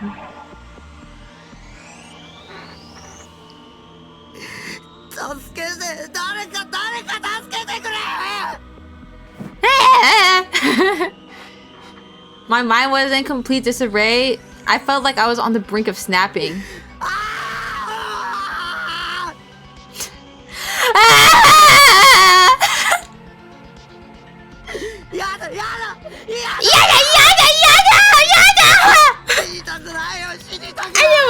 didn't want to die. Amy, save me! Oh, don't move the camera so fast. I get scared. I searched for Rumi. Oh, stop! I frantically looked around the room over and over. She wasn't there. She wasn't there. She wasn't there. Why was she there? Because she just went out shopping. Chill out, Takumi. I lay down on the ground, clutching my head. Amy, I'm begging you. Someone responded to me. How could she leave to get a drink? That was so rude of her. Holy clingy. It's okay. I appreciate that. Shocked, I looked up to find Remy standing right beside me, holding a convenience store bag. Remy. She come back. Thank goodness. Relieved, I held out my hand. Remy crouched down and embraced my hand with both of her own. Her hands had been cool when she touched me before, but now they felt so unbelievably warm. I'm here. I'm here. Taku. Whenever I hear like I'm here or like I've come, I feel like it's like My Hero Academia core, and it's like what's his name? The All Might. It's so All Might core. You don't need to be afraid anymore. Using her finger, Remy wiped my tears away with a gentle smile. How pathetic could I be? I wasn't a man at all. Watashi wa kita. Yeah. Remy is All Might. She really might be. She's Boku no Hero for Takumi. Showing how terrified I was, crying and screaming all in front of a girl. And yet, even while knowing how pathetic I was, she still said she would stay by my side. Right now, this warmth I felt was the only thing keeping my mind from shattering.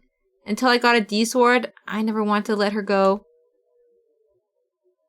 Fellas, if your girl doesn't accept you as as your schizophrenic and clingiest, then it's Jover. Y'all know how I feel about... well, I guess it's not that, so it's different.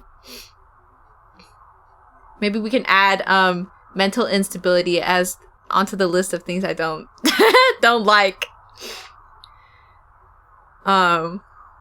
It's okay, Motobi. No, you're fucked up. I'm not. I'm very normal and kind. I don't want health issues. I don't want mental illness.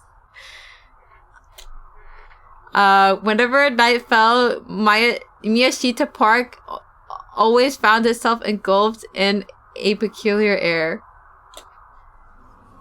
Whose eyes are those eyes? Whose eyes are those eyes? In the center of the park stood a large group of people packed together. There must have been no less than 100 of them.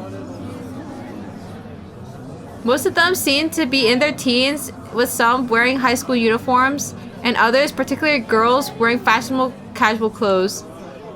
Within the crowd was an otaku-esque young man with glasses and a ganguro high school girl, the latter of which was a fairly rare sight in this day and age. From an outsider's perspective, one would think they were attending some kind of event, but upon closer inspection, it became clear that their behavior was anything but normal. They were all looking at the ground, their eyes unfocused and empty. Even though quite a number of people were gathered here, none of them conversed with each other. They simply stood there, frozen in place. Every last one of them wore the same faint smile, all while murmuring something under their breaths. A phrase that their whole bodies and minds were dedicated to saying. Whose eyes are those eyes?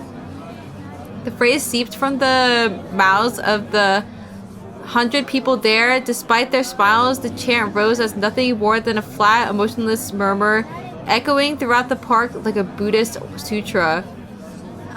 Naturally, due to the bizarre state the people were under, no one else was roaming Miyashita Park. A female office worker on her way home from work, and a middle-aged woman walking her dog attempted to pass through, only to find themselves terrified by the strange sight and turning back the way they came. There was only a single man who was paying close attention to that particular group. At first glance, it appeared that he too was a part of the group, but in actuality, he was standing alone a few meters away from it. Considering his choice in clothing, the man would have blended in quite well in Akihabara. He wore a plaid shirt, deeply worn sneakers, mittens, a red bandana, and a large green rucksack. He was fairly corpulent, which made the buttons on his shirt appear as though they were about to come off. What the heck does corpulent mean? Corpulent. Oh, fat. What the? I've never heard the word corpulent before. It was late into October, so while the air should have been quite cool, the man's forehead was covered in sweat. In constant war against this, the man attempted to wipe it away with a towel, but to no avail. Yeah, rebrand. He looked around restlessly, unable to calm down, and yet from the way his shoulders moved, he almost appeared as if he was laughing. Ever since they had begun, accompanying the sutra-like chants was a distinct mechanical sound, the origin of which was the man's rucksack. Another high schooler, this one wearing a blazer, entered the park. Instead of flinching at the sight of the peculiar group, she kept her eyes locked onto them as she steadily approached. The way she walked, her long black hair fluttering in the wind, gave off an aura of pure confidence and gallantry. And somewhat of a contrast to this, the girl carried a half-eaten popsicle in her hand. The group paid her no mind. They were completely absorbed in their own world, continuing to repeat the same phrase over and over again.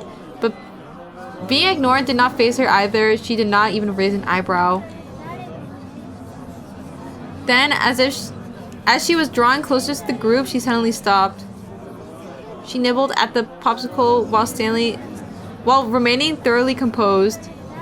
As she chewed, the distinct sound of crunching escaped her mouth. When she finished eating, the girl looked at the stick left behind by the tree clicked her tongue and tossed it away at her feet. Oh my god, litterer! Her eyes, sharp as ever, her gaze slowly moved over the faces of each individual in the group. Hey, what are you doing? The man with the rucksack shouted at her, the girl now clearly beyond the limit of what he could ignore. Naturally, the girl Aoi Senna was well aware that the man had been watching her since she had arrived. With a mocking snort, she abruptly crossed her hands over each other, then straightened her arms out in front of her. Then the area between her hands warped faintly and the vague shape of a metal rod appeared. It looked similar to a hoe or shovel, but the shape matched neither of those descriptions. It was a razor-sharp sword with a big word. Bifurcated blade? Bifurcated. Oh. To divide into two parts, so it's like a prong or something. Bifurcate. Oh, bifurcate. Naruto. After a moment, it took on a definite shape and Senna grasped it with both hands. However, it did not end there. Immediately after, a blue light illuminated both sides of the sword Senna was holding, as well as the air directly to the right of her where it was pointed. Okay. Just as before, metal pieces appeared from that glowing blue space. As they took shape, they noisily fused along with the... Oh my god. They noisily fused with the long blade that had appeared before them. At last, a ring formed, one from which another long trail of light streaked far to the right. Chuni-esque pose. No, but she had a real sword. She's just kind of chill like that. The bifurcated blade traced the trail's trajectory as it came into being. Though one might have originally thought it was to be a hoe or shovel, it was now clear that it had transformed into a gigantic sword. Sharp yet elegant, translucent yet destructive, sinister yet beautiful.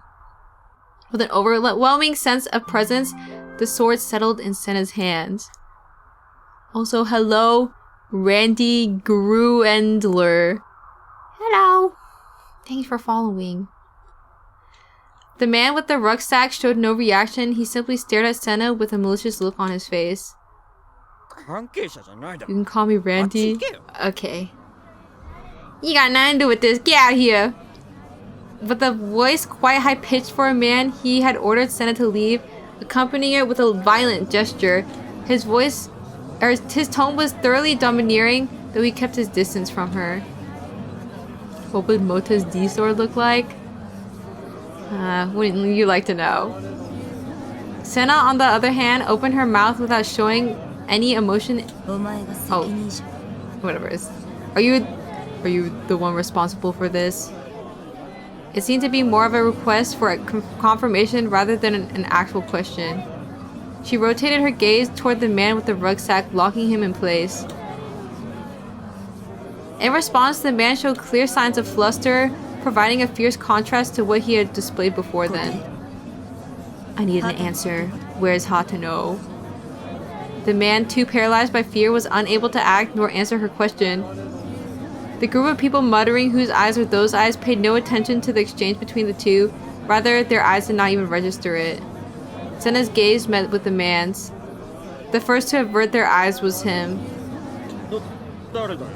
Who's that? Even if I knew, I wouldn't tell you.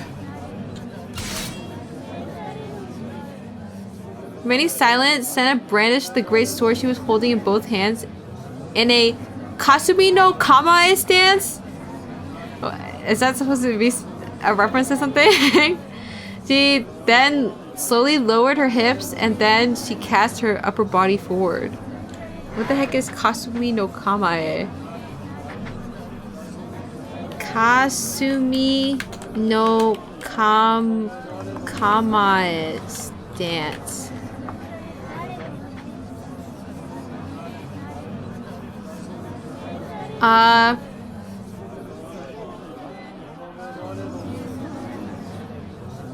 Oh, it's like a kendo thing? Weeb needs help identifying a stance. It is a common, uncommon stance. That is, it's one less used stance, but appears in many styles of swordsmanship with swords in two hands. It's a Lichtwanish something longsword style. It's called Ox.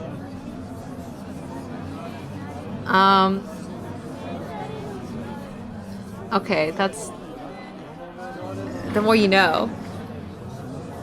It's in a lot of samurai movies. I see. She slowly lowered her hips and then she cast her upper body forward. Okay. A cool pose. Yeah. What's she doing? Don't be mistaken. The sword emitted light once more.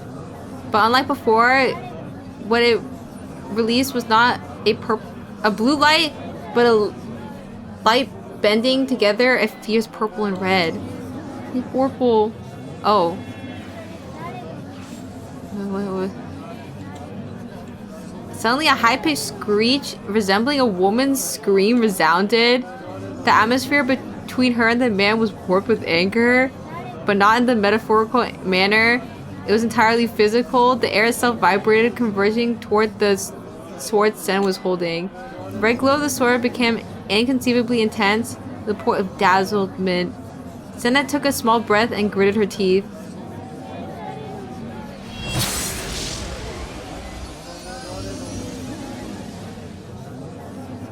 Blink. A booming sound roared. A shower of sparks surged. A sonic wave erupted, one that sought to blow away the air itself.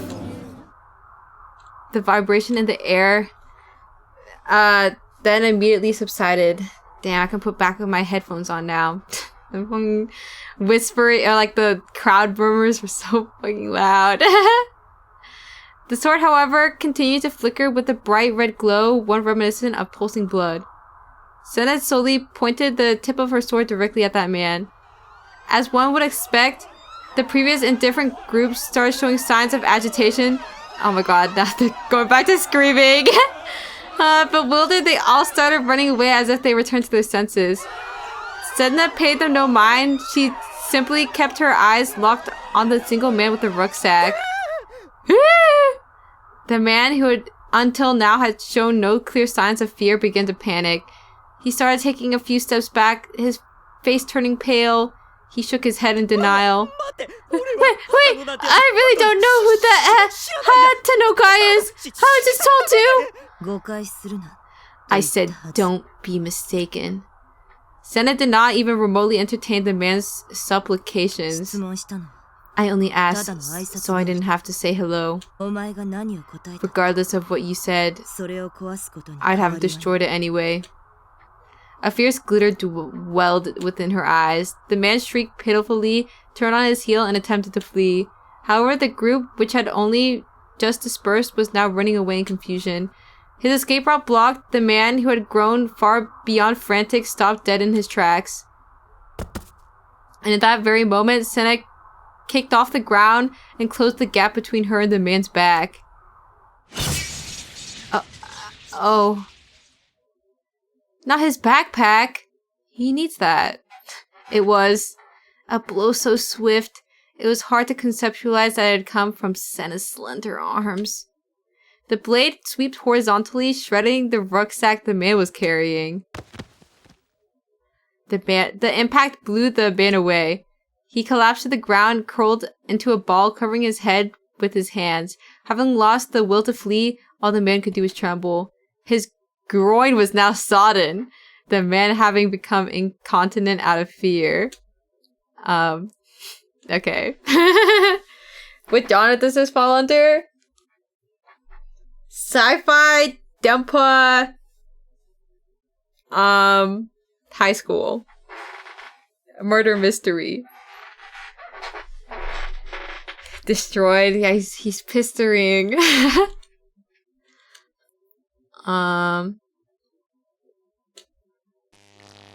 Oh, I didn't read it, but it's okay. A collection of small sparks spurted out from within, emitting a crackling sound. There was a device inside. Its shape might have originally called to mind a device one size larger than a modem, but after getting demolished by Senna's D-sword, it was now in pieces. It could not be of any use anymore. The deafening mechanical sound that had been coming from the rucksack could no longer be heard.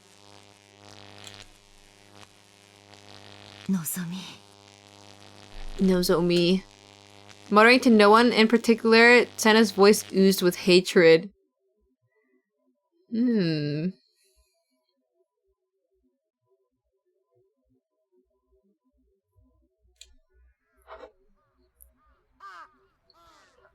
Gulp. As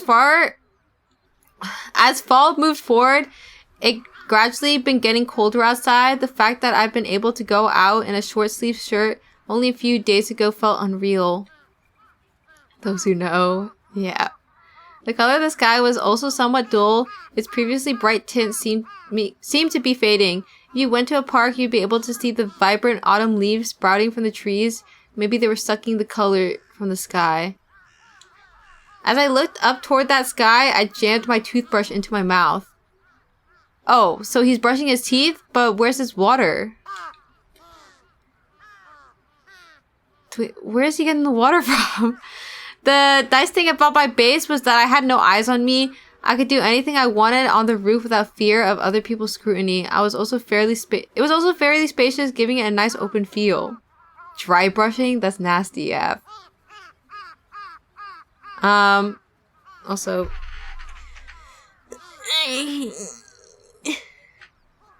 My sink was... Oh, he has a sink, but it's outside. My sink was located outside of my container, which allowed me to brush my teeth outside when the weather was nice. It was pretty inconvenient when it rained, though. I got the roof sink. As I rubbed my sleepy eyes, I moved my toothbrush around my mouth and thought back to what had happened a day prior.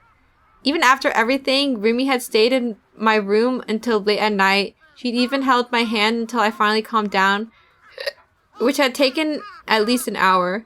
Although I should clarify that nothing had actually happened between us before she'd gone home. Oh my god, guys! Load string API. Bruh. Goodbye. Question mark. Two people of the opposite sex and the same age, no less, have been left all alone in a cramped room for hours on end. Dog! Okay, I guess we gotta ban this guy. Usually I just delete messages, and they never come back for round 2, but I guess this guy really had something he wanted to share. We got a game dev over there. Was it for a game? That's crazy. In a cramped room for hours on end, yet they never broached any particularly lewd topics. Stickman mod? Like a Stickman. Oh. Rip Bozo. Lol. True. If I had the skills to carry out conversations like that, I would have gained normie status a long time ago. Jesus Christ, what was I like this? A part of me wanted this bullshit sexual gratification. Oh, the part of me that wanted this bullshit sexual gratification made me want to puke. Rumi was genuinely trying to help me, and it was a friend, nothing more. She had already done a lot for me just by saying I'll stand by your side. That alone made me feel leagues better. Having just that pillar of support made a tremendous difference. Honestly, at least Talking Me is aware. That's kind of weird to constantly be thinking about that stuff when she's just trying to help. I haven't been able to tune in for a couple of streams. Has MC done anything, or has he just been a wimp? Probably the latter. I was rendering a video and missed the message. You don't need it.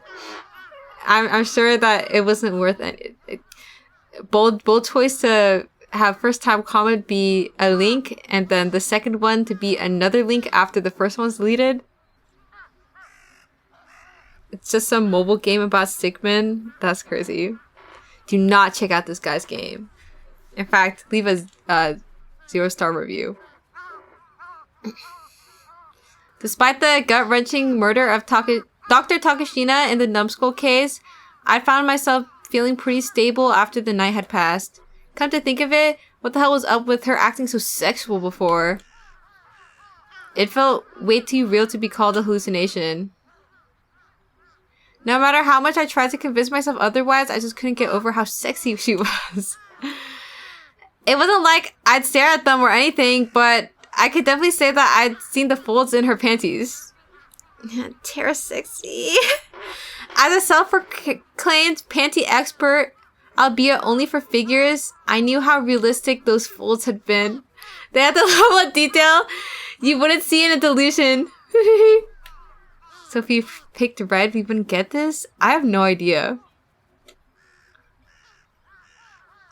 Oh, you know what? Who cares about dumb shit like that? Just forget it.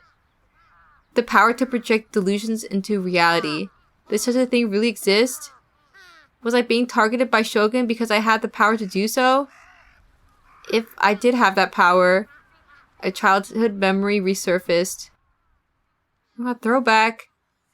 It was the day I hadn't been able to go on the field trip. The day where I'd been the only one not involved in a certain accident. The bus had crashed and several of my classmates were injured. And Mr. Saito, my teacher, died. I remember images of those things appearing vividly in my mind back then. I had seen them clear as day. Had it been really been just foreknowledge? What if those images hadn't just been foreknowledge? What if they'd been a delusion of mine? What if I projected that delusion onto reality? Oh my god, he's a pro manifester. Guys, talking to me is making his manifestations become reality. How interesting. My body threatened to start trembling, so I wrapped my arms around myself in an attempt to counter it. If that's really true, then I'd be a murderer. Hello there! Oh my gosh, she's here to pick us up to go to school. Remy was standing there. Despite how early in the morning it was, she was as cheerful and energetic as ever. The moment I saw her smile, the trembling I'd been unable to fight suddenly ceased. That was odd. I used to get extremely uncomfortable whenever 3D girls were around me, but for some reason, I felt at ease now that Remy was here. I'm here to pick you up! Why is your mouth hanging out open like that? You're gonna catch flies! Oh, I understood now. According to the minimum attendance chart, I had to go to school today. I'd probably told Remy that yesterday. Do you forget I was coming? Yeah, it had to be that. Because of Shogun, I've been too afraid to go out on my own. And that was when Remy told me I'll stay by your side. She was keeping that promise. Did you think I wouldn't actually come or something? Bishi?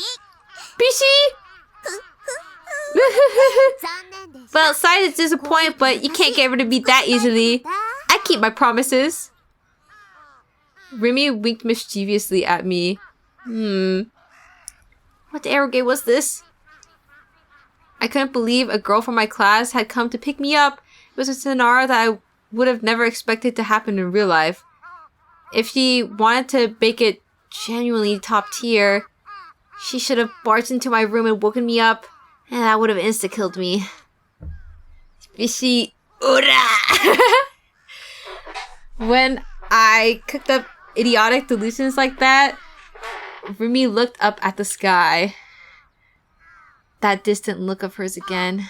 The winter sky looks so lifeless. Why do you think that is? Well, the sun's light is composed of 7 colors, the well-known colors of the rainbow. For those 7 colors to reach the human eye, they have to pass through the Earth's atmosphere. When that happens, a phenomenon called scattering occurs. To put it simply, when light collides with the particles in the atmosphere, it gets refracted and several random directions. Since it gets refracted in random directions, it results in light traveling around a lot. That's what makes it easily observable for people. Wow, somebody's little smarty pants. Okay, Roichi Biv. The colors that scatter the most are blue and purple. That's why the sky is blue. I was so smart. I impressed even myself sometimes. However, while my answer was based in scientific fact, Rumi's came from emotions and romanticism.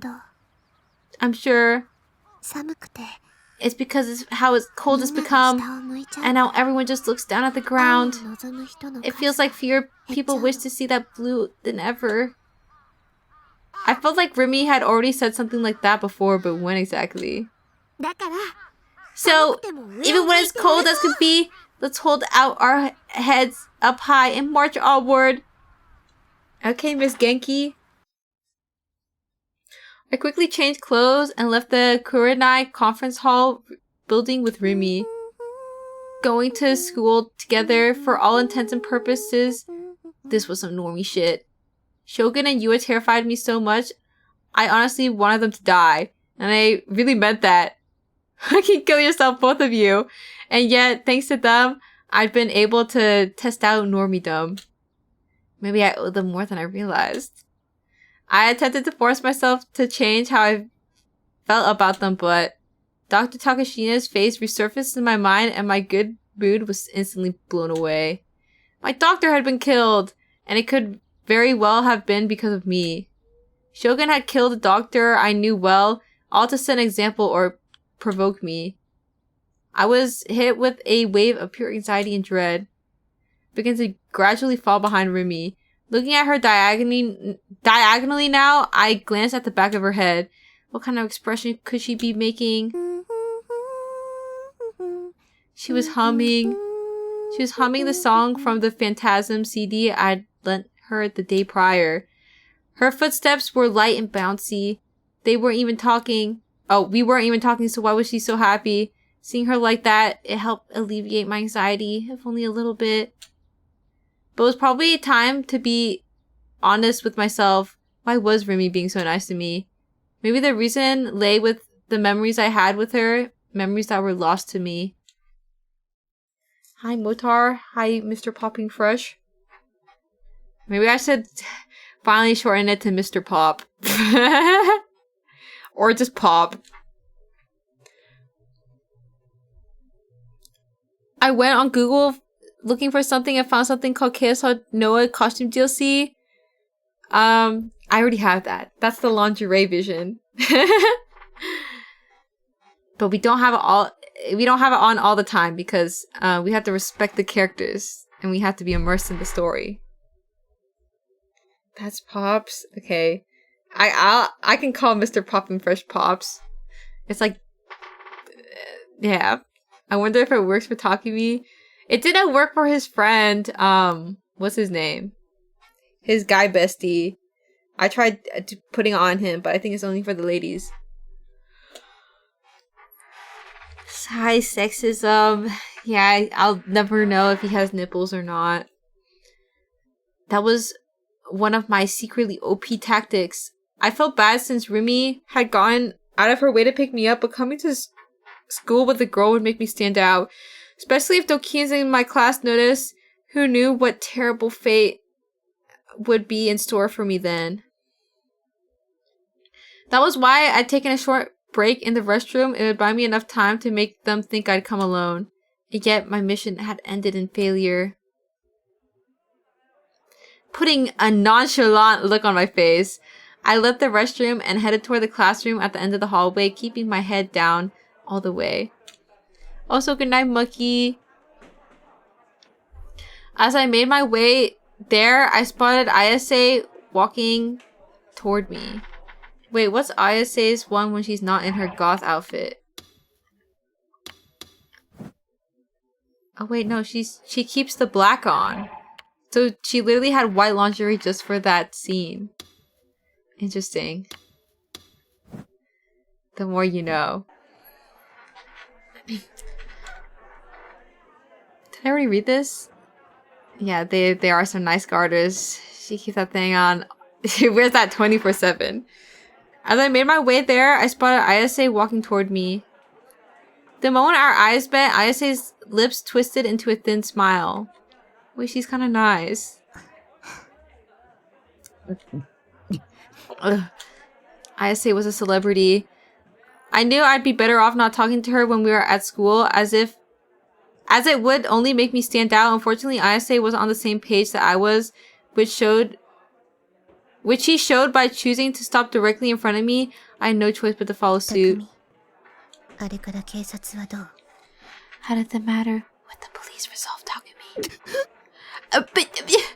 I nearly screamed, but I managed to cover my mouth with my hand. Why would you bring that up in public? I looked around in panic. The situation was already really bad. Unsurprisingly, Ayase was the center of attention. It was rare for her to come to school at all, and she was Phantasm's vocalist, and she was a beautiful androgynous woman. The last thing was pretty much a universal opinion, meaning both guys and girls alike were immensely interested in Ayase. And they all knew there was no way she'd be talking to an otaku freak like me under normal circumstances. The gazes surrounding me were painful. I wanted to run away. Seek out your sword. That is what you must do. She always said the same thing every time we met. Ayase may have been on my side, but I was tired of her repeating the same bullshit over and over like a broken record. I want to get it just as much as you want me to. I just don't know how. Give me a hint. How did you get your hands on yours? It was there before I knew it. And there it was. Was she ever going to stop dodging the goddamn question? At first, I did not perceive it. But when I ever so slightly altered my perspective, it all became clear. Perhaps it is already visible to you, Takumi. You just aren't seeing it. And she's lost me. Conversing with Ayase always wore me out. Spare me the Zen koans, please. What the heck is a Zen koan? I'm really trying to find the sword. I definitely want to get my hands on it too. Unable to bear the piercing gazes for even a second longer, I gave Ayase a short sigh of exasperation, then slipped past her and into the classroom. After all that, I became even more depressed. Some of the guys, Misumi-kun included, were staring at me in astonishment. Shit, they'd seen me talk to Ayase. I was in deep shit now. Who knew what they were gonna say to me? I could deal with it if they just made fun of me for a bit, but I was worried that they'd go one step further and pick an actual fight with me just because I dared to talk to Ayase. I really didn't need a demo of high school gang activity. I dropped my gaze and made my way to my seat, trying to bring the least possible amount of attention to me. I beg you, leave me alone. Oh, I'm getting sleepy. I'm not sleepy, but like, my throat's done, guys. Oi, oi, oi. I don't know if this is a good place to stop though. We're at school. And we might be potentially getting to the epic scene. But I feel like it might take a while, so maybe we'll just leave it for next time. Switching to ASMR voice, I feel like that'd hurt even more. How close are we to your checkpoint? Where is it?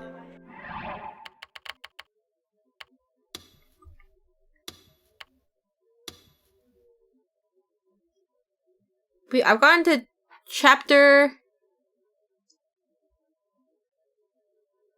6 last time. Yeah, I don't remember how. I feel like I'm so close and yet so far. It could be this school session that the thing happens. But that depends on the knowers. But I don't know how many people had played this game. So also Jesse Ocelot, thank you for following. I might just leave it for a very exciting part of tomorrow. I think it's really soon if you're talking about the garden. Really? You think it's that soon? Even my throat is kind of hurting. We can just have the epic thing happen. Unless I should leave on a cliffhanger. I vaguely remember the garden. That's what I'm saying, guys. I mean, I like leave right when the scene's starting, and then I cliffhang. Actually, I'll go on for a little longer, okay? But I'm gonna chill out on the voices a little bit, okay? Also, hello, JK. Hey man, what the hell? My prayers were left unanswered. Taku, what the hell did you taking Kishimoto just now? I had to remain silent. I couldn't allow myself to look up. It's the first time I've ever seen Kishimoto actually talk to someone. What the hell did you do to her? I beg you don't talk so loud. It's echoing throughout the whole classroom. Please just leave me alone. I have no intention of messing around with Ayase. Even if I wanted to, I'm not worthy of her anyway. So please stop making such a big deal out of this. I know you can hear me, Taku. Tell me how... Dashin! Right then, Rimi interrupted him.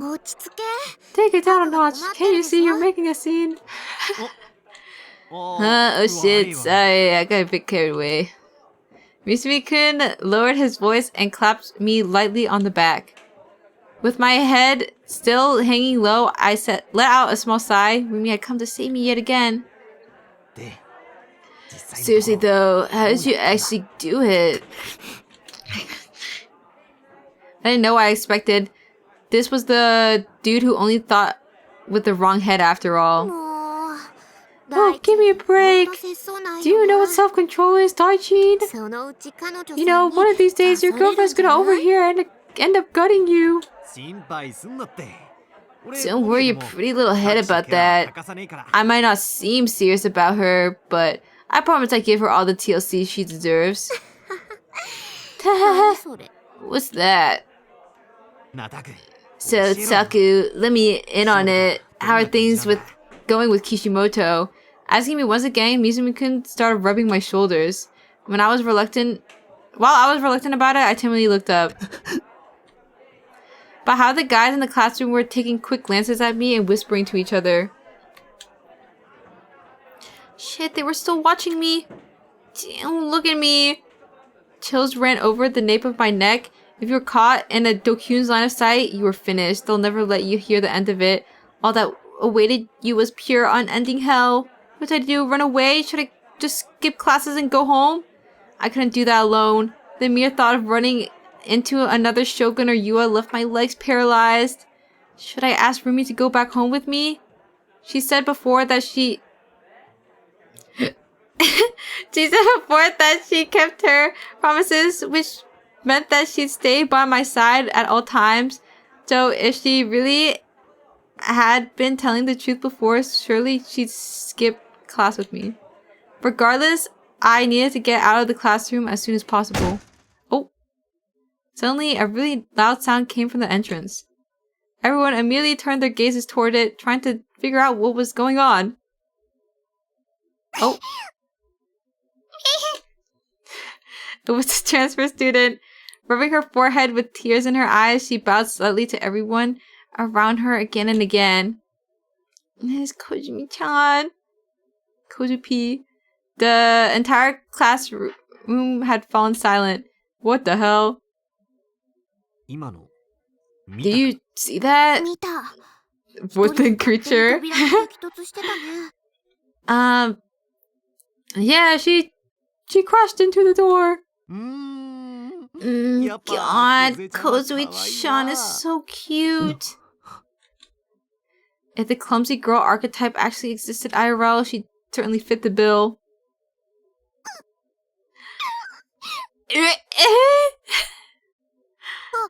Oh, no, she's crying. 大丈夫かな Is she okay? That was really, really loud. With worry in her voice, Rumi ran up to the transfer student before anyone else could. She couldn't help herself from getting involved. What a meddler, but I guess she was just that kind. Shit, she beat me to it. Hey, wait, I'm supposed to take care of her. Making his intentions clear, aka telling Rumi to back off, Misumi-kun ran over to the transfer student, albeit a bit late. The transfer student running into the door ended up being a blessing in disguise. The guys that had been staring at me up until now had shifted their attention toward her. Good job, transfer student. I'd have to thank her later. But right then, I happened to overhear what a group of girls near my desk were saying. Loud ass. 何あれ What's wrong with her? 狙ってやってんじゃん She's doing this shit on purpose. Their whispers were faint, but I knew exactly what they said. Okay, girl drama. Be nice to her, WTF. 視界には Oh. デッドスポットと呼ばれる Watch me 通常は使用 watch さ me れることのない pause right here. いくつかの神経チャンネルが存在することをご存知ですか Gentlemen, I stand before you today to tell you the boundless potential that exists within man's field of vision. The brain's visual centers house many nerve channels that go unused. So I ask you all, are you familiar with dead spots? それが第二世代と何か関係があるのかね Does this relate in any way to the second generation? そういうことになります It very much does. 簡単な実験をしてみましょう Allow me to show you a simple experiment. これをご覧く Oh だ my さい god, guys, you can try this out too. I think I tried this out when, what's it? I tried this out when I was playing this by myself. Please take a look. 子供魂を聞いている暇 I は haven't ない had ぞ time for your child 重 play. 要なことですよ It's an optical illusion. I assure you it's quite この relevant. 図には左側 In に this figure, the left displays a dot, whereas the right displays a で ring. は左 Now 目を please 手で cover 覆 your って見え left ないよ eye うに so that し you てください cannot see through it. Guys, cover your left eye. Here, I'll put my... Oh, I guess it doesn't count if you can't see my... I'll have to manually close. そのまま右目だけで図 Then の using 左側 only に your ある right ドットを eye, 見つめて please ください gaze at the dot on the right い side. かがですか What do you ドッ see? トを見つめる目の Despite 端 staring の at 方 the に dot, are you still リング able も to 存在しま perceive すか the ring at the end of your vision? いくらドットだけを見つめていても No matter how much you stare at the dot, it's only natural for you to still be able to observe the ring adjacent to it. では先生ドットだけを見つめたままモニタ In ー that に顔を case, 近づ I けて asked み you て to ください continue staring at the dot, but now move your face closer to the monitor. What happens to said ring? So basically, for like this optical whatever thing, it's like you like slowly like inch closer and then like until like the dot disappears basically. So I don't know if I can do it because I can't really close it that well. It's kind of hard though.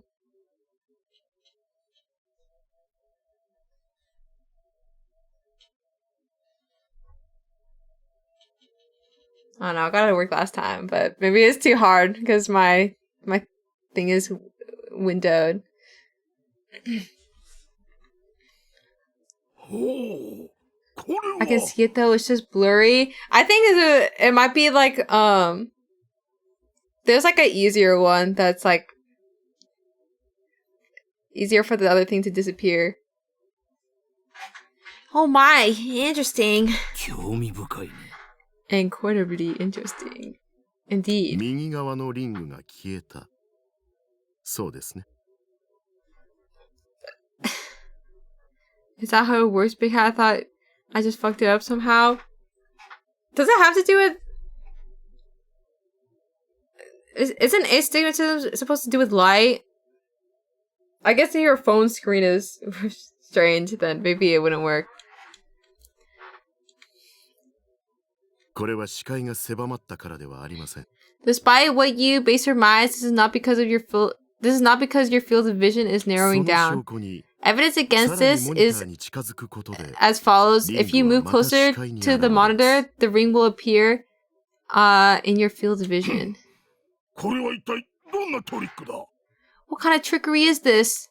いいえ、トリックの This is no 類ではありません。 trickery. It is one of the multitude of abilities the human eye 人 has 間が always 元から持ってい possessed, る目の機能の一つで yet すよ。 normally goes これ unused. はデッドスポットと This is 呼ば what we れ、 call a dead spot. ノアによって人間の視界の It 中 is a に channel 無 through から有を which 作り出す際に Noah, 使用 oh す my る god, チャンネ shall ルなので produce す。 something from nothing in the eyes of the population.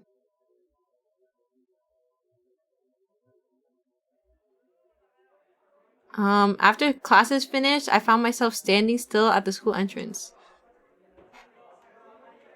Oh my god, name drop. Next he's gonna say chaos. After... Oh, I think I already read that. Also, why are their pants brown? I thought they were blue. Twilight was beginning to encroach upon the sky, and a few crows were flying across it, flapping their wings without so much as a caw. Unless it's like the sunset filter or something. I was waiting for Remy. It was her turn to clean the classroom, so she was taking longer than usual. We hadn't promised to go home together today, but I was sure that we would. So waiting for that to happen, I've been standing here for over 15 minutes. I had no idea how the day would go this morning, but I managed to make it through with fairly little trouble. Musume-kun was so desperate to talk with the transfer student that he'd dropped the subject about me and ISA completely. I owed it all to that transfer student, really. Oh, we got another Delulu. We know red, guys. Hi, Mota. Sorry, couldn't catch the Sutter stream. Yeah, apologize. But also, hello, Muffin. Okay. Did we do green with her before? I think we did green last time, but I don't mind. This is Takami's Goon Sesh. So... Speak of the devil, there she was, passing right next to me.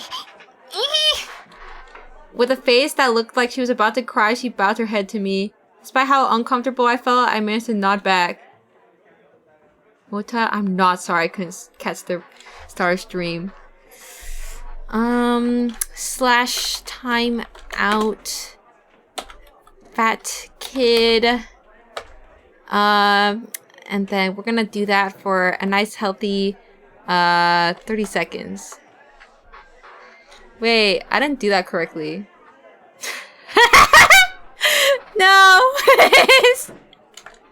Wait, why didn't it work? Didn't do it. Embarrassing. Don't say embarrassing. Oh. What? No, stop. Stop it, stop. Time out. 30 second. Oh, there we go. Mod apps moment? I really will. Praise Mother will be punished is true. I will only accept an echo chamber as my Twitch chat. I watched as she attempted to leave through the school gate, tripping over herself along the way. Oh. Once again, I thought about how small she was. She fit the loli archetype to a T. And on top of that, she was a clumsy girl too. What's so epic? You're so good at timing out people. Thank you. I didn't know her very well, but her perfect blend of personalities made me want to shout from the rooftops. She was loaded with moe traits, and yet she didn't seem very popular with the other girls. What people valued in others really differ between 2D and 3D, huh? Well done, Mota. Yeah.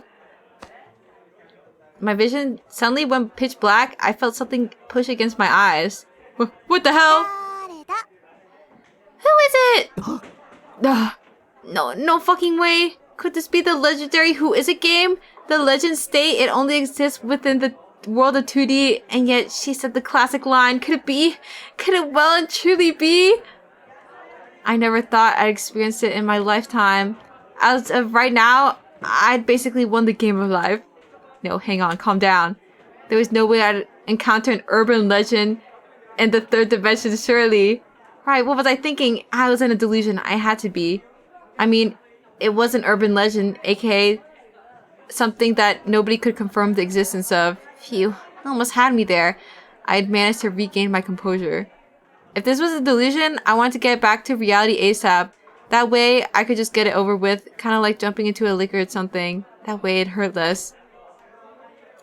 On the other hand, why don't I just indulge myself in this blissful fantasy for a little while? I'm sure Remy wouldn't mind. ヒントはね。 I'll give you a hint. リがつく It starts with re. Yeah, it was pretty obvious even without the hint. I could tell the moment she'd open her mouth. After all, I was trained in the art of working out the voice actor just by hearing an anime character talk. That said, I wasn't a VA at otaku or anything like that. This was just a natural stage of progression for anyone who watched anime. わからない Oh wow, is it that hard? ヒント Here's another 名前 hint. にみ It がつく ends with me. You just gave away the answer. A complete dunce, then again. Oh, Remy, you're so cute, Remy. There's a simple reason as to why I couldn't answer. While I obviously knew the answer, saying the name out loud was pretty damn embarrassing. But, well, since it was a delusion, I should just play along. Me. ピンポーン Ping pong! Her hands released my face. I opened my eyes. I turned around and to no surprise found Remy standing 出 there. しちゃってごめんね Sorry it took so long in there. Oh. Wait, what? I wasn't waking up from a delusion? Normally it would just end there and I'd suddenly return to my senses. I tried pinching my cheek. Wait. No, wait, that's how you tell if you're in the dream, but dreams and delusions aren't all that different, so it's not really wrong to use that method to... That method, but ouch, my cheek hurts. WTF. Wait, was that actually real? Upon realizing this, I instantly became embarrassed. My face shot straight to the ground. どうしたの What's wrong? Why are you blushing? In spite of her words, Rumi's cheeks were dyed a light scarlet. By Jove. But maybe that was just because the sunset was shining down on her. Maybe. さあ帰ろう Anyway, let's head home. Was it not this one? I think it was the next school day. It happens. Sigh. I got McBaited. Suime Academy was in a high-end residential area of Shoto. Every house was huge, and the whole area just oozed with an air of success and affluency. Despite this being Shibuya and still daytime at that, there were hardly any people around. It gave the area this forlorn, lonesome air. タクって Hey, Taku? 意外とモテるよね You're surprisingly popular, huh? I nearly just died then. What the hell was she talking about? あれ Did you 自覚ない not realize that?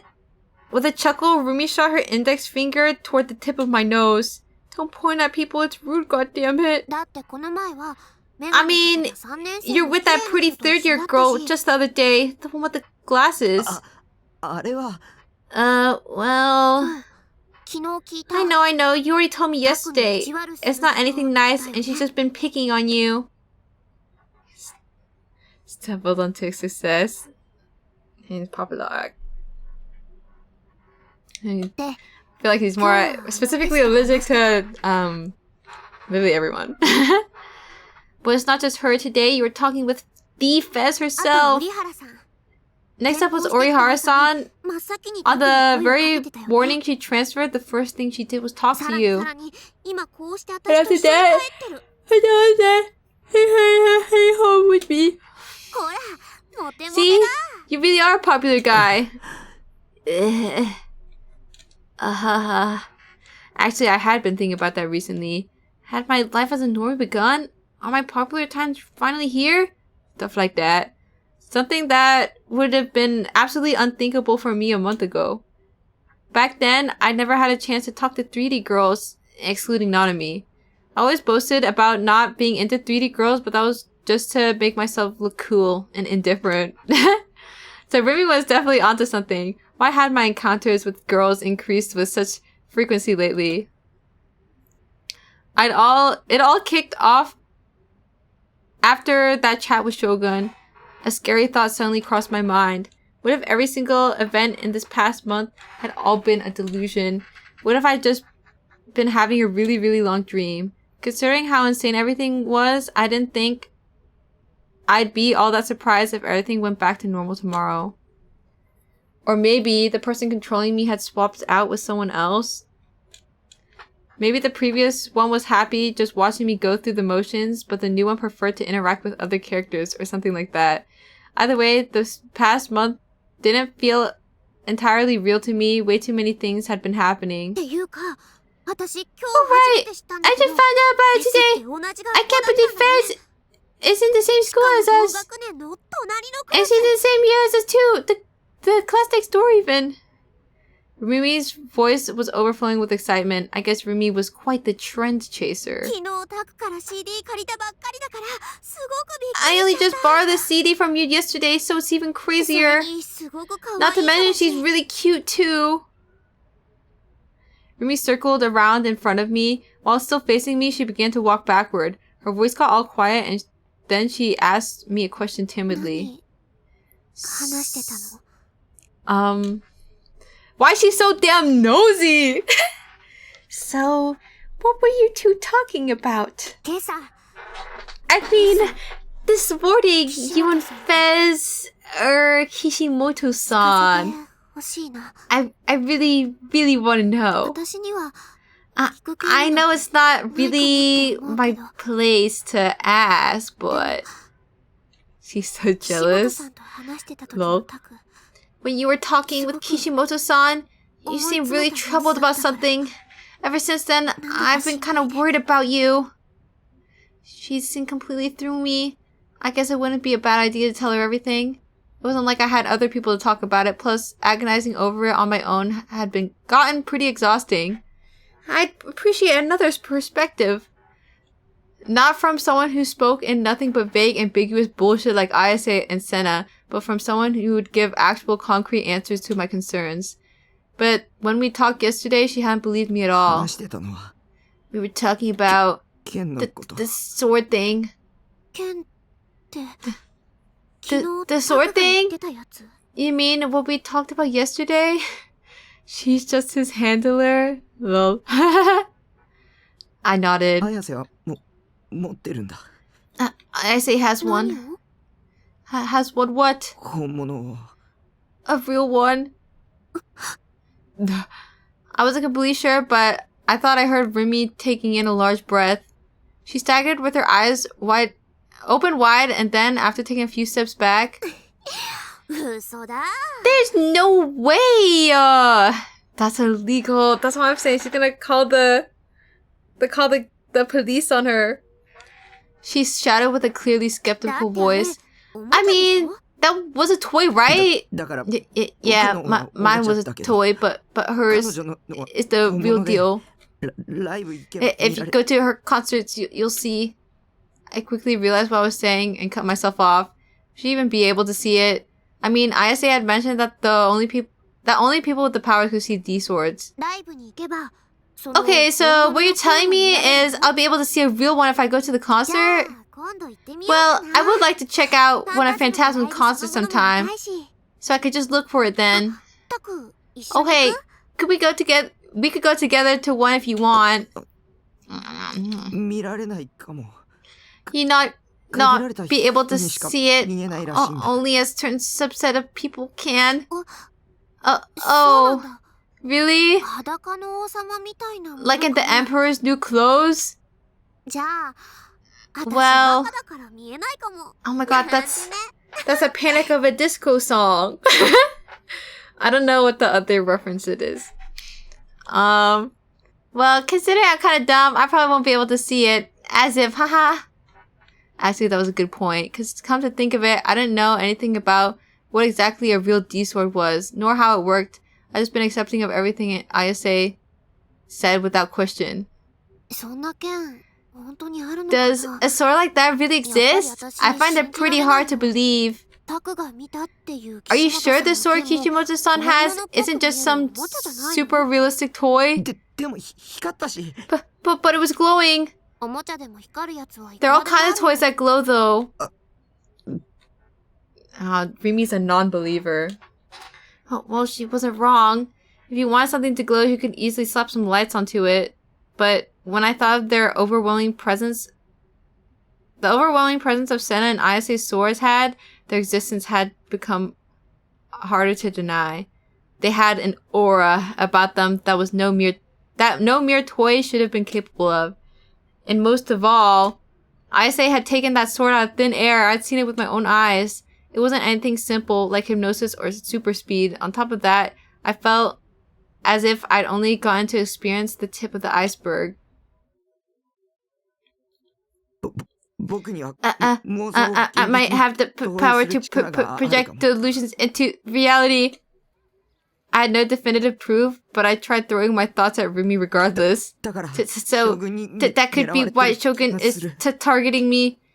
That was the only possible reason he'd be targeting me. There was nobody more harmless than I was. Otakus are fundamentally harmless beings. We did shut ourselves away in our own little worlds after all. If we had time to bother denizens of the third dimension, we'd rather spend that in our heads, flirting with adorable moe characters. 昨日調べてた特許のこと Is this about the patent you were looking into yesterday? あんな装置持っ Do て you る have any equipment like that, Taku? I shook my head. そうじゃなくて Nothing like that. 装置とかなくても I don't have equipment, but I have the power to do it. Maybe. Taku, you're just messing with me, right? Oh, I get it now. Is this all from some manga or anime or something? Just as I feared, she didn't believe me. But I knew I'd experienced what I was talking about before with that accident back in elementary school. I tried desperately to explain that to Rumi, that I might have been a murderer. I knew Rumi might abandon me if I confessed that to her, but I couldn't hide it anymore. I wanted to tell someone. If I did, I could clear that uncertainty in my mind, even just a little bit. Rumi listened to my shaky explanation with a troubled look on her face, remaining silent the entire time. And after I finished talking, 考えすぎだよ oh, come on, you're overthinking it.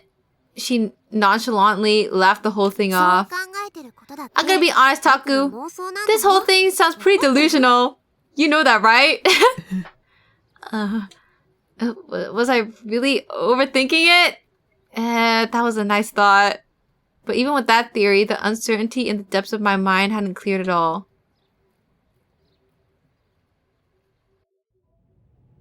Okay, I can't, guys. I can't. We continue tomorrow. Or not tomorrow, but next time.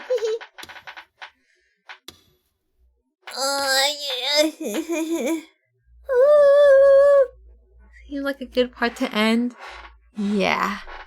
Oh, I feel like we're so close to catching up. One stream. Thanks.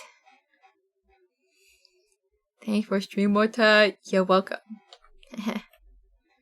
Ending already? What do you mean ending already? It's almost been 5 hours. You want to trap me here forever? I think Mama needs to lay down. This game finally gonna hit climax. That's what I'm saying.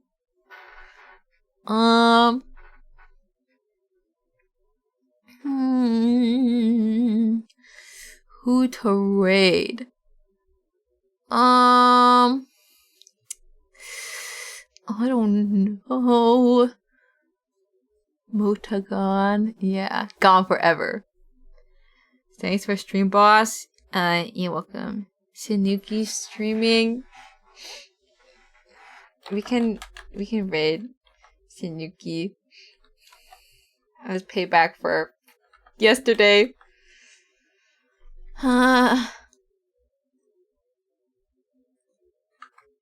Did I spell that right?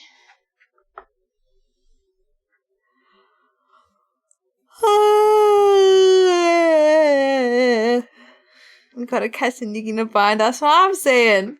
I can't be the only one that gets embarrassed. Thank you for the extra stream. You're welcome. You're welcome.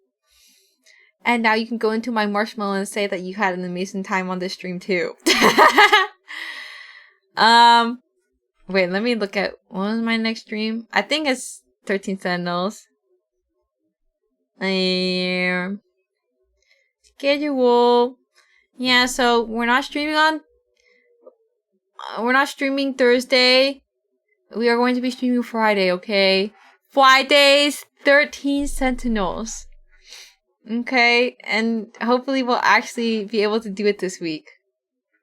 If I don't, then I don't know. You can beat me up or something. But yeah. And then after 13 Sentinels, we have Saturday, which is gonna be like Tuesday stream.